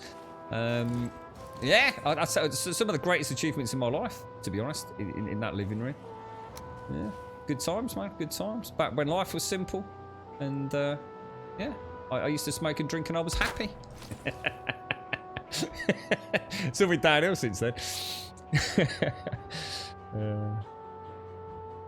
I can even catch a juggling ball on the back of my neck as well, and then flip it back up and get it back into rotation. I could do it around the back of the leg. I was actually a pretty good juggler. In fact, I probably am still a good juggler. I don't think it's something. I think it's a bit like falling off a bike, isn't it? Or learning to ride a bike. I think you retain the knowledge, the muscle memory. Where is the stone thing? Where's the stone cutter? Where the hell's that gone? Silica gel, the little balls of that stuff bounce like mad when thrown. Do they really? You get that in like camera equipment and things, don't you? My dad always had bags of that from his Minolta stuff. Loads of little silica bags. Yeah, I think you get it with a lot of modern big electronics, don't you? The silica gels. Yeah, that I'll tell you what, that game was something else. We got quite vicious with it as well, because honestly, if it caught like you imagine it's only like a little oh, I'd already got the iron because it was only like a little placemat, then if you didn't hold it right with your fingers scrunched up and the golf ball hit the front of the mat and you got your fingers down over it, oh Jesus, that really freaking hurt, mate. Proper nasty. Yeah, I didn't realise I picked up the second one as well, so sorry, that was my bad. Yeah, I've had both sitting there, haven't I? So we'll grab that and we will stick that in there. Lovely jubbly! So I need to take out that one, don't I? And then we can, hopefully we can finish it now. Ah, the good old days, mate. Bunking off school. Oh, jeez, man. Crazy, mate. Crazy. It's like I don't know. It was like summer lasted forever back then as well, didn't it? You know, it really did. It was like it was just no end. Oh, that doesn't look right. I think it's because I normally put this in first, don't I? Thought I'd really cock that up there. Yeah, it was like summers were endless. It was like the world was at your fingertips. Like you were life eternal, weren't you, man? Just like an endless wasteland of gorgeous, just time. Everything was like, you used to sit like, what should we do? I'm so bored. What should we do? And then before you know it, it's all gone in the blink of an eye, isn't it? At what point does that happen? Where does it all suddenly become such a fucking shit pit of drudgery? It is, isn't it? You know, it's like it just catches up one day. It's like, fucking hell, how did I end up doing a 9 to 5 fucking job, mate? I was gonna be a fucking astronaut, dude. I totally don't. You know, honestly, I know. I tell you what, anyone with kids, right? I bet you've stood there and gone, "Oh, enjoy it. You know, it'll all be over." And you know, you hear parents talking to other parents, going, "Oh, you've got to do everything you can because you know they'll be grown up so soon." The same day they've jabbed a Crayola in your fucking Xbox, you're sitting there like, "Fucking better." But yeah, it is, isn't it? It's like, can you imagine being bored now? It'd be like doing smack cocaine, Deadeye. Oh, dude, I'm so bored. What, are you fucking high, bro? Yeah. It is, it's weird, isn't it? It's like you go from like, I mean, I know obviously, you know, the joke about being an astronaut, but I mean, how many people end up in a job that, you know, they never foresaw in a million years? It's, I always say, just, no matter what they tell you, right, just fuck it all, mate, and become a plumber. Just become a plumber. It's really, you know, a spark is a little bit dangerous. A brickie, you got no out with a brickie because it's just fucking cold weather, mate. You can only do it part of the year. Just become a plumber, mate. Plumbers just make billions and billions and billions and billions of pounds. They, all they have to do is fix a tap and fix a toilet, mate. Plumbers don't even fix toilets anymore. It's like, I'm a plumber, I don't fix toilets, mate. Oh, fuck that. I don't get my hands around your shitter, mate. Anyone can do that. Honestly, the amount of rich plumbers I know. Plumbers are a nightmare. You ring up a plumber, and he says, you know, you alright, mate? Have I got through to PJ's Plumbers? Yeah, it's PJ, mate. What's up? Can you come and fix a leaky tap? It says, have you got any Bitcoin, mate? Have you got a full Bitcoin? I don't come out for less than a Bitcoin, bro. It's a fucking hell. Where did the world go wrong, man? Oh, fucking hell. Try getting a plumber out on a weekend. Yeah, fucking hell. Elon Musk, you need a loan from Elon Musk to get a plumber out to fix a leaky tap on the weekend. Got no chance, mate. Yeah, plumbers kill it, mate. Honestly, I don't. You know the two richest people. Well, all right, no, actually, that's a lie. But the other ones are criminals, so you can't count. No, I think about it. If I go down the list, hang on, let me think. Yeah, all right, we're quite a long way down the list. All right, the richest legitimate person I know that also pays taxes, probably. It's a toss-up between a plumber and a chippy. Yeah. Fucking mega bucks, mate. Yeah, as long as it's clean and safe, Jason. Yeah, just stick it in chat, mate. You're right, Spartan. How to be a million, mate? Become a plumber. Become a plumber in the UK. I don't know what it's like in the rest of the world, mate. Just become a plumber. Just become a plumber's apprentice. And then you get all the money but none of the stress.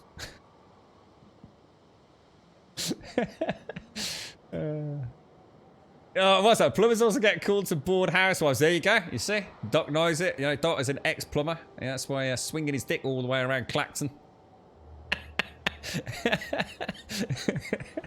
Yeah, that's it. Exactly, Doc. Yeah, taxi drivers get a lot of that as well, apparently. Or so Elegant told me. Yeah. Yeah. So I don't come out for less than 500 quid, mate. It's a tap, bro! Yeah, it's I don't do quotes, mate. Yeah, it's 500 quid cash in hand.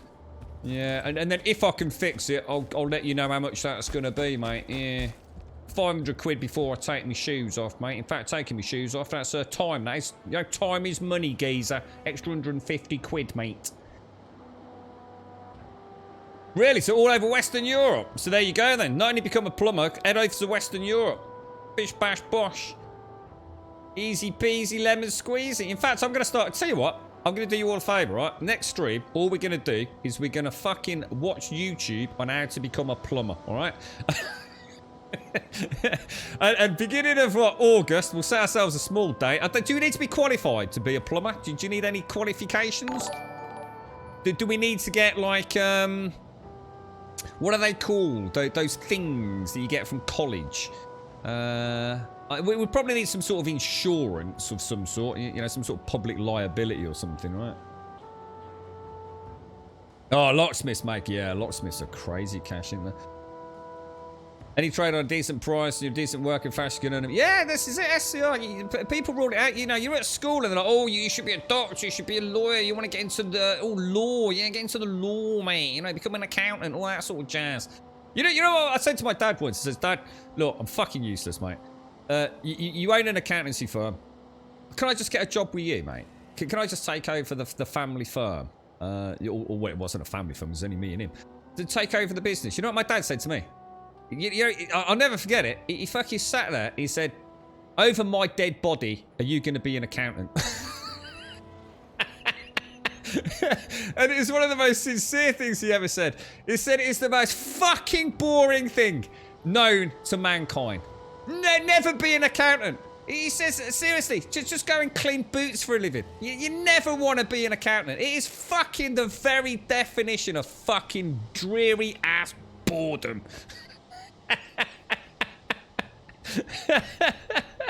And that was it. He said, that was it. He says, don't ever do it. I says, but Dad, you can just give me the business. He says, you'll never be happy. He says, you'll never be happy as an accountant. So boring. So totally fucking boring. He says, you remember when you hated maths at school? It's like that every day. It's all it is. It's not even interesting maths. It's not even quadratic equations. It's just up and down.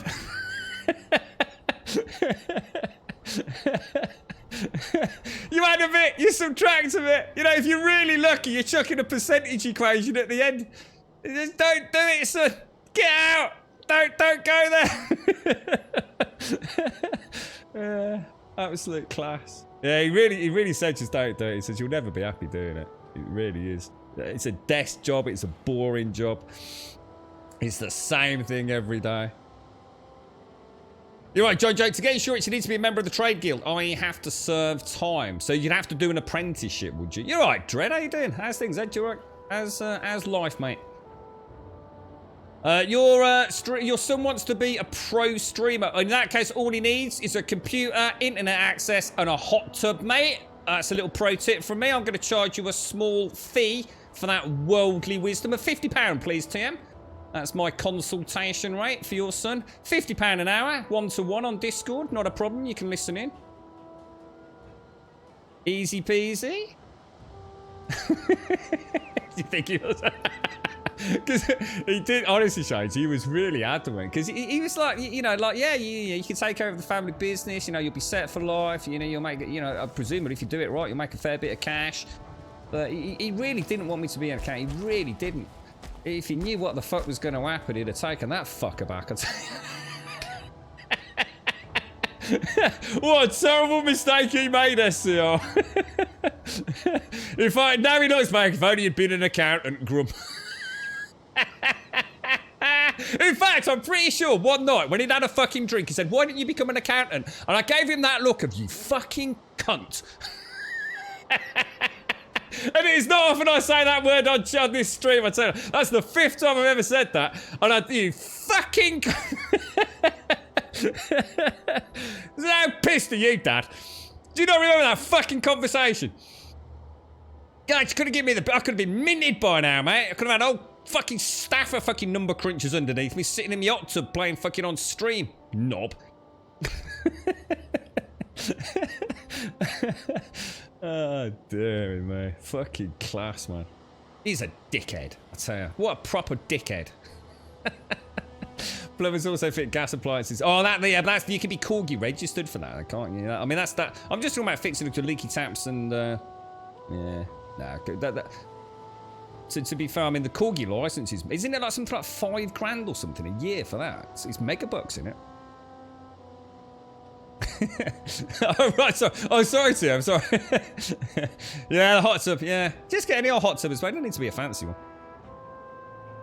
What's that? Similar Grum's laugh is at times to what? Kekawah? Is that? Hot tub and VTuber at the same time. Kekawah. Oh, dear me. Yeah. Yeah, thanks for that, Dad. Yeah, yeah. Put the whiskey down there. Back away from the fucking whiskey bottle, bro. You knob. You absolute knob. Threw away the family fucking inheritance and business. No, he did mean it when he said it. He said I'd never be happy doing it. Right, now, we need to get... Where do we want to get this in here? How's life, Ed? How are you, mate? Which one? What am I doing here? It's that side there first, isn't it? Right, let's see. Well, I reckon it's cigars and whiskey. Ooh. See, Dad, fucking told you I'd make it, Dad. £5 sitting on my arse playing computer games. Fucking told you, Dad. Fucking made it, mate. I told you to sit on me fucking lazy ass playing computer games. You said you never make anybody do that, will we, son? How old are you? Still playing computer games? Yeah, fucking banking, mate. Look at the bank. $5 fucking, dude. Woo! Party time! Let me get my dad on the phone. Oi, Dad. Someone give me a donation when my dad's on the phone. Thank you very much, Jack. Thank you very much, bro. We'll show him. Dad, I need an accountant. What do you mean you need? Because I'm making so much bank, Dad. You're gonna need to start the accountancy business back up, Dad. We can't deal with the tax. It's coming in faster than we can figure out the tax, mate.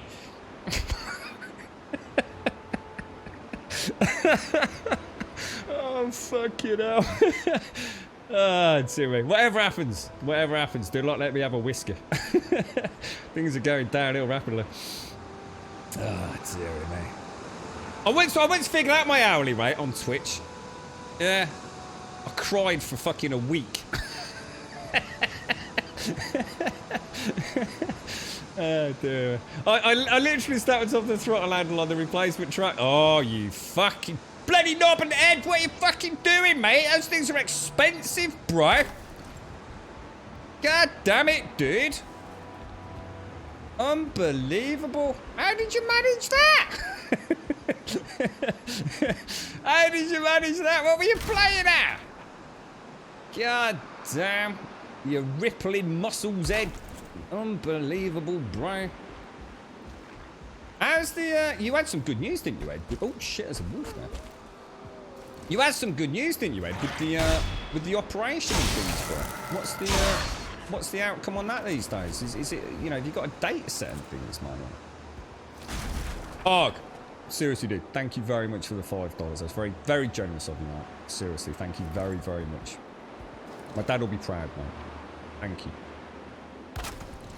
Seriously, thank you very much. It's very kind of you,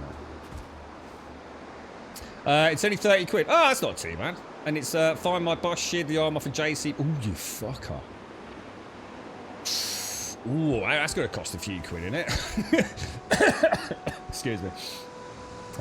So actually within the next 4 weeks, but still waiting for an actual... Oh, that's amazing. Well, they're not mucking about then, are they? That is quick. Hang on, is that right? That's not... Oh, my God. That's not right, is it? Is that right? That's not right, is it? Oh, well, I just got those in a really good spot as well. What a knob. Hairy knob. Hang on, or is it? Hang on, guys. What's... Oh, don't tell me they were right. I'm having a moment. I'm having an actual moment. What are we doing here?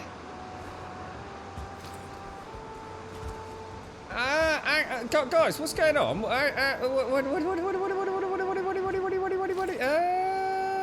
Is it, oh, it's one down, isn't it? I've got to do the one down. Ah, for the train track. choo choo.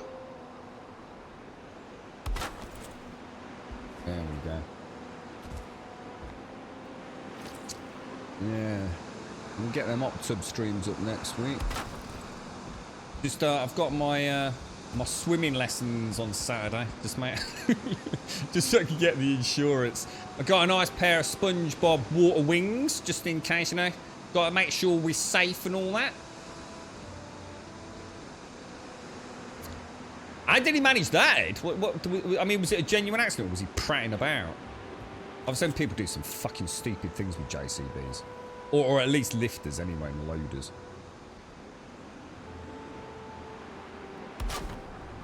Was it, I assume it's, is it a higher one, Ed, or is it one you actually have as part, is it like the Parks and Green service or something? Well, I suppose your little incident couldn't have happened at a better time then, really, could it? Who gives a shit about the 30 quid throttle on the tractor, right? we got bigger problems right now. Oh, and he isn't actually trying to use it. Oh, that's not gonna go well, is it, mate? Oh no. I don't know how deep the investigation will go on something like that. Do you think he'll be all right, or it's a bit of an oopsie, innit? Can buy cells and anal beads, a big black dildo. A big black dildo? What's one of them then? Is that one that glides in from outer space or something? Holy shit, that's some high-tech dildo fucking monstrosity that is. I don't think I'm gonna get one of them for 5 quid, mate. Holy balls. In fact, it's not even 5 quid, you fucking tight ass. That's $5. Thank you very much, Trump. Thank you very much. Thank you very much, Trump. Thank you, Daddy Trump. That's me dad. That's me dad. It's me dad's on Twitch. I know it's not me dad. My dad would never give me money like that. I'd have to work for it. I'd probably have to fucking jet wash the fucking patio for $5. Thank you very much, Trump. You think you won't get fired, but I'm honest. I was going to say, because, I mean, all jokes aside, that's actually quite serious, isn't it? Because, you know, without knowing the ins and outs, I mean, that's a highly specialised bit of kit, which is incredibly dangerous to operate around, and anyone around. You know, to even be sitting in it, you know, that was a pretty stupid call, right? Unless he was like using it to save some kid from drowning in the local pond, you really shouldn't be in it, should you? And for exactly the reason that you've just said, you know, it went wrong. You know, God forbid there'd been someone around underneath it. I mean, again, you know, without reading too much into it, it was, you know, it is a highly dangerous bit of kit. Anything could have gone wrong, especially if it's in a public place like a park or something, or even if it's in a bloody back of a warehouse with other, you know, staff around. It's the sort of thing. I know we all do things, you know, to help out, and you know, especially if you're on a busy team, and sometimes you do things outside your comfort zone. But if someone, you know, I would never sit in something like that, because I just what because if anything's going to go wrong, I know it'll go wrong for me. But yeah, it's not about me feeling safe or me being, oh shit, I broke it. It'd be like, what happens if I do hit someone, or it gets out of my control and topples over and things. Oz, thank you for the bits, mate. Thank you very much for the bits. Very kind of you, mate, Oz. Thank you very much, Oz. Did you not get text-to-speech there, bro? It didn't seem to come out. Thank you very much, mate. Thank you. Yeah, I was going to say, I mean, yeah, exactly. I mean, I was going to say, I assume if anybody was hurt, then you'd have known about it. But yes, I should imagine. I mean, I don't know if it's a council run service or anything, but yeah, I should imagine. Oh, but whatever happens, the thing is, it's not one of those things that's going to be lightly brushed under the carpet, because that is one seriously expensive bit of kit. So someone's going to have to fucking foot the bill, which means someone's going to be asking a hell of a lot of questions, aren't they? So either way, a pretty bad day, really, I should imagine, for at least one person. I mean, lessons will no doubt be learnt, but that doesn't matter, does it? It's the next few days will be telling, I'm sure. Thank you very much, Trum. Thank you very, very much, dude. You're very, very kind. Thank you. Right, so that is us actually at the boss. Dun dun dun dun dun dun dun dun dun dun dun.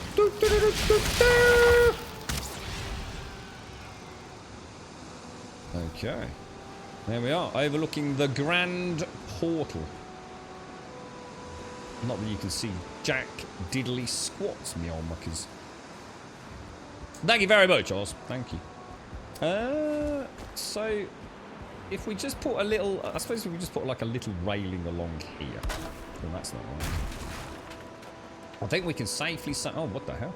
Oh, we out of wood? No way. Oh, that's actually crazy. We're not run out.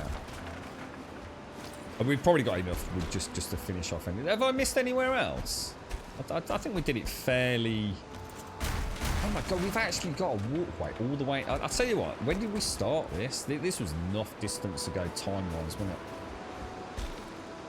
it? It's got to be going back, what, a couple of weeks? Let's do the stroll back. What's that, Bobcat? Ah! What do you mean, the new save system? I really dislike the... Yeah, we definitely need to sort that out. Then we'll call that the SCR corner. Ooh, Wolfie.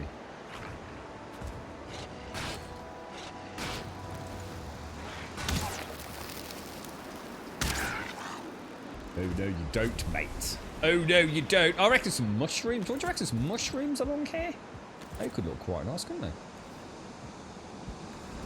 Oh, have we got any? Did we bring any brass nails? Should we do? Oh, we need to fix the couplings and train tracks and things first, don't we? That's what I was thinking. It's rather perfect, isn't it? I was thinking exactly the same thing, like a nice little sort of abbreviation or something. I think in his own words, yes, mate, that is shit. It's a man of many words, SCR. Oh, unless he's on a shitter talking about crypto, in which case he won't shut the fuck up. Oh, dear. I've still got to look into that SCR. When the 30-second warning comes up, your FPS drops to negative. Oh, really? So you're actually getting performance degradation when the message comes up? No, that's not good. That was your job in the Navy SAR Corps. What? Hang on, what was? Oh, really, Caskell? Did they do that thing when they go, oh yeah, I know you're on annual leave. Yeah, just a couple of things I wanted to ask you. Or did they do the, oh shit, you're not? Yeah, that's always a good one, isn't it, mate? Oh, yeah. Replaceable, am I? Yeah, in a fucking week, mate. Give it a shot. No, SCR. As in Mr. SCR. The crypto king of Grumbodia. He's making billions, mate, honestly. If you want a crypto lane, he's your man. He's got some doggy coin. He's got some putty coin. He's got some jelly coin. He's got all the coin, man. He knows what he's doing. He knows how to play the market, that boy. He's got his stable coin. He's got his unstable coin. He's got his wibbly wobbly coin. He's got the lot, mate. He knows his stuff. A crypto guru. I think, should we have a bash at... Oh, hang on. We won't be able to, will we? Because we need to put in some... In fact, I won't be able to. Oh, we'll just slide down. Oh, sorry. Search and rescue, is it? Navy search. Oh, is that what you used to do? That's cool.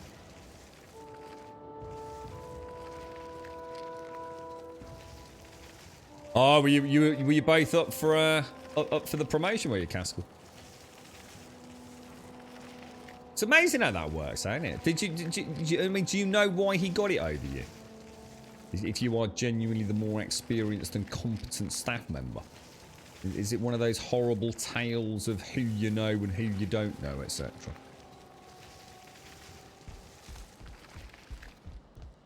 Oh, look at that! Isn't that gorgeous, man? All the way to the top of the mountain. perfect. Actually, for that, I suppose if we just do a bit of tidying up, clean up the edges. I do need to get back up there, and we do need to find a way to hide some workbenches, don't we?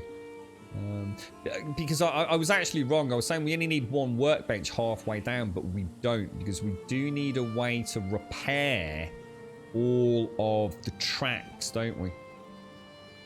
So we will need workbenches overlapping all the way down there. Now, I wonder if you can insert a workbench like into a gap. You know, like if you were to knock 2 of these out. No, it's not going to work. What about suspending a workbench? Will a workbench hang on to the side of not sure. I mean, we've got all the room underneath the pyramid here. I mean, we have got a huge area down there. It'd be really nice to do something on the edge of these steps, you know. I was sort of thinking like maybe doing something with the pillars, maybe. And then having some... Oh, what about eggs on the pillars or something like that? That could actually look really nice. So, you know, you sort of come up to that. And then, like, here, we could maybe... Oh, I don't know, actually. I kind of like it like that. So it looks like...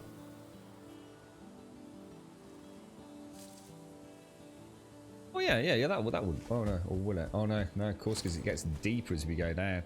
Suppose we could test it and see if we can like stack pillar on pillar, and if we sort of measure it out, and then we could place. I wonder what would be a good trophy to place on something like that. You're right, E-Face. How you doing, mate? How's things? So you both passed the interview. I have a lot of technical expertise, but his previous manager. Oh right, okay. Ah right, Caskell. Yeah, definitely. The old Eddie slope. We'll pop you in there, and then all of that can go back in there, can't it? And the wood can go back. Yeah, is there any trophies you can think of that look good on the flat item stands?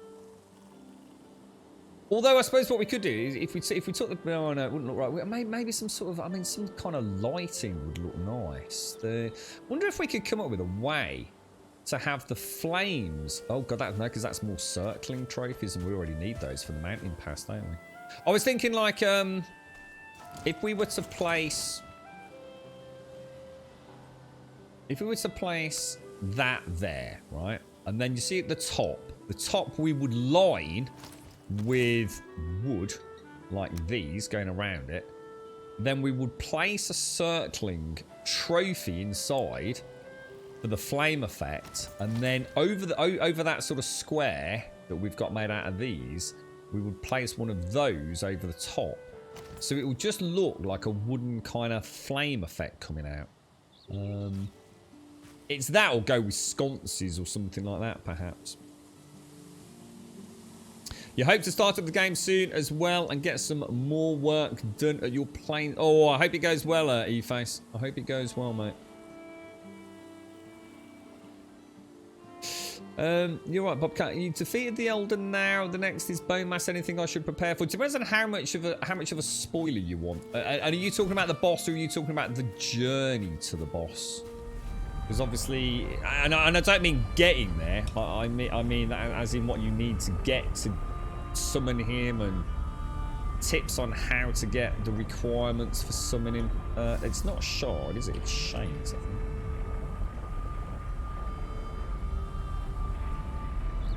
So yeah, so that's yes. You're onto Bone Mass, aren't you? Yeah.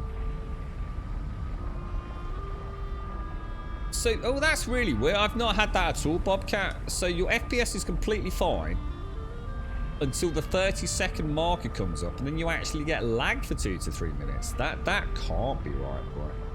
That can't be right. I mean, to kill Bone Mass, if you're not worried about spoilers and things, I mean, to kill Bone Mass, it's I mean, if you really just want to murder him completely, then you basically it's blunt damage, and just give him a whack, mate. It's literally that simple. The only trick to him is to make sure you take a poison pot, a poison resistance mead before you attack him. So take your best food like you would any other boss fight. Take your poison, put poison, wear your best armor, and take anything that gives mega blunt damage. And you just can't go wrong. There's even easier ways to kill him if you want to. I mean, frozen arrows are good against him. Obviously, if you've got access to Frostner, which you probably won't have at that point, obviously, but yeah. But bone masses are literally just keep on top of the ads is the big, the big trick.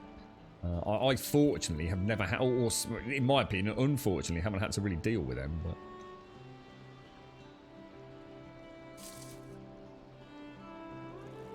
yeah, just getting good feeds. I mean, use the serpent meat. I don't know if you've caught a serpent yet, Bobcat, but the serpent, is it the serpent stew?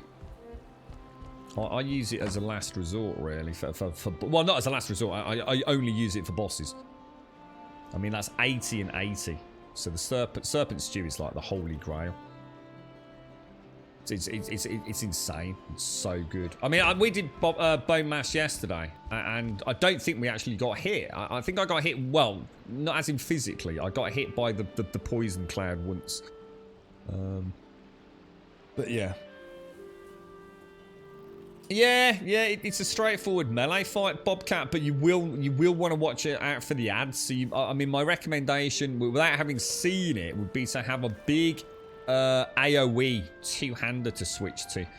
So you can actually, if you're comfortable with rolling in and out of Bone Mass's attacks, left and right strikes, plus his poison attack. In between that, he'll drop some spawns. So he'll spit out like a little ball of phlegm, which will summon something. I don't know what it summons, but I'm going to guess skeletons and or Droog. More likely skeletons. They're thinking about how he's filled with bones and ribs and things. So anything that is just going to one-shot a group of skellies, really. But the most important one is the poison, because you will die otherwise. He has a very long poison proc, which if you don't have the really good food, it is going to be a problem. But you shouldn't get hit by it. It's like I said yesterday, we didn't get hit, but I suppose that's because we knew him, really. Just drink a potion for poison, yeah, and then walk around and not stand still to kite the mobs. Yeah, I mean, I've never had. Shooting bone mass is a bit pointless, to be honest. There's really no reason to be shooting bone mass. All you're doing is prolonging the fight, which brings into issues with your rested bonus and all the rest of it. There's no reason to be using arrows on bone mass.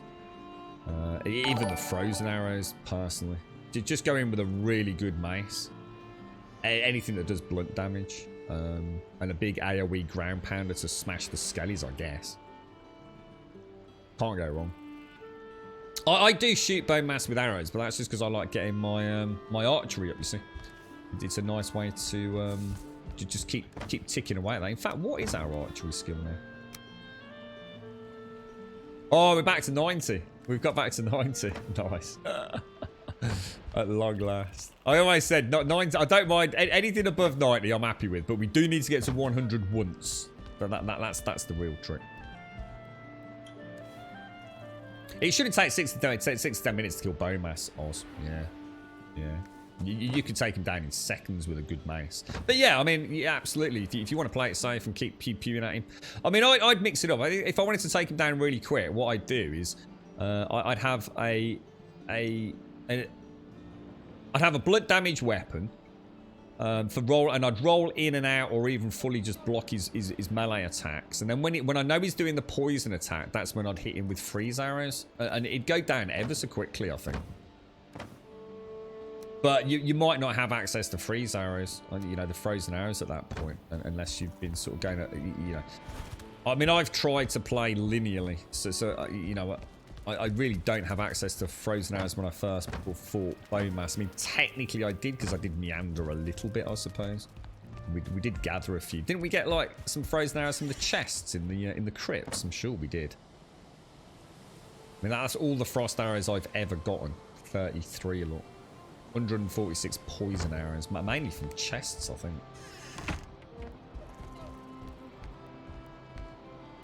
I think I actually want to explore the snow area a bit when I find it, but can you only find iron in crypts in the swamp? Yeah. I mean, you can find it elsewhere. I mean, you can find iron with wishbone out and about elsewhere, but it's pointless. It's so much more efficient to just hit a crypt, dude. Iron is not difficult to get. Right, ladies and gents, I'm afraid I'm going to call it there because obviously it's a perfect time, and I do want to go and ring the girlfriend.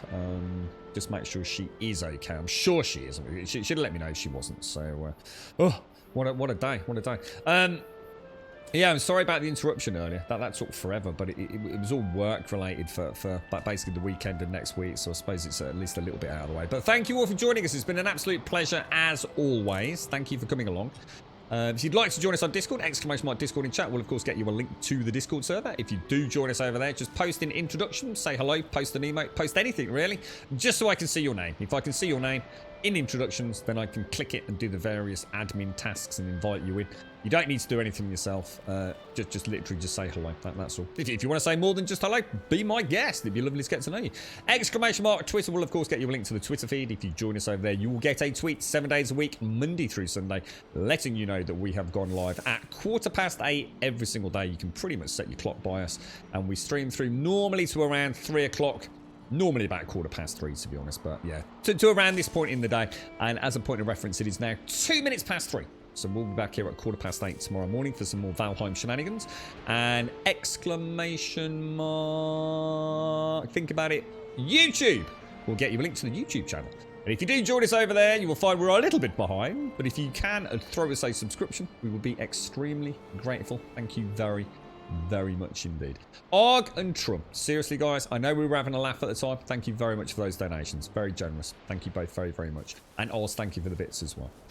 Thank you all for the subs, the resubs, the bits, the follows, the donations, and the gifted subs. Many gifted subs today again. Thank you all very much for your generosity and your support, and for coming along for a glorious chinwag.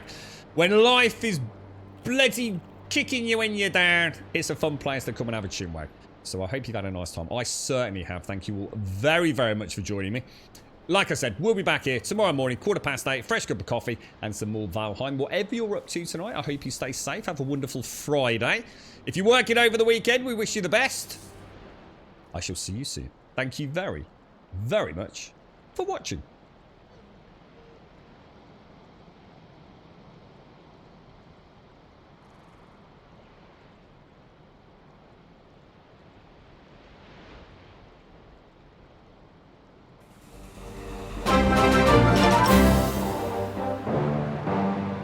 Smoke cloves. Blame script.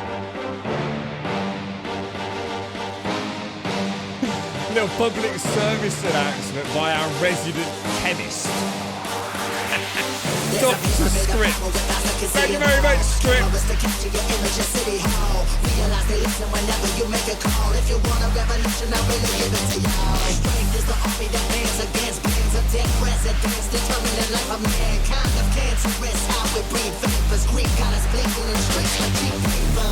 Assemble the masses, melt the plastic, core line, realign when the shit gets drastic. Lift the veil when the system's unmasked. It's just another pyramid scheme, a government racket. Combined with the power of Charles Jurassic, Nation T-Rex with covert tactics. Rise from the ashes to back the axe. Bring the madness.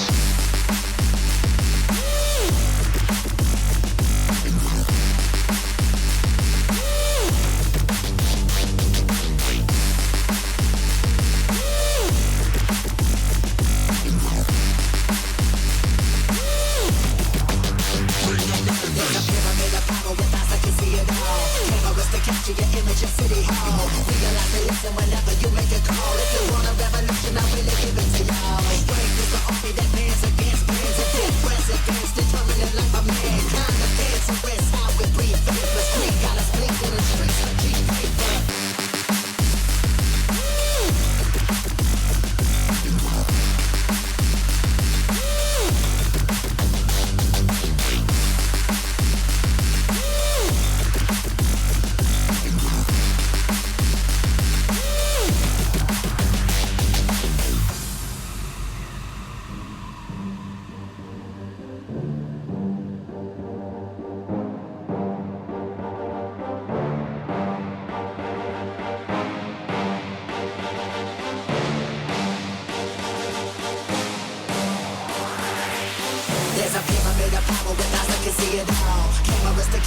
image of City Hall. Realize they listen whenever you make a call. If you want a revolution, I really give it to y'all. Strength is the army that bands against bands of dead presidents, determining the life of mankind of cancerous. How we breathe vapors, Greek got us blinking in the streets with cheap paper.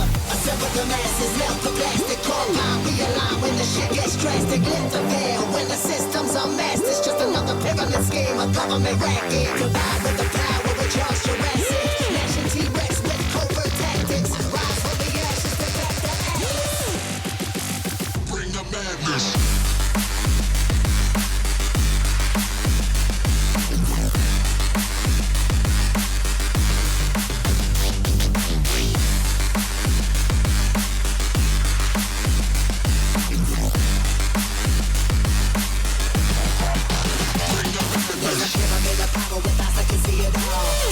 Capture your image of City Hall. Realize they listen whenever you make a call. If you want a revolution,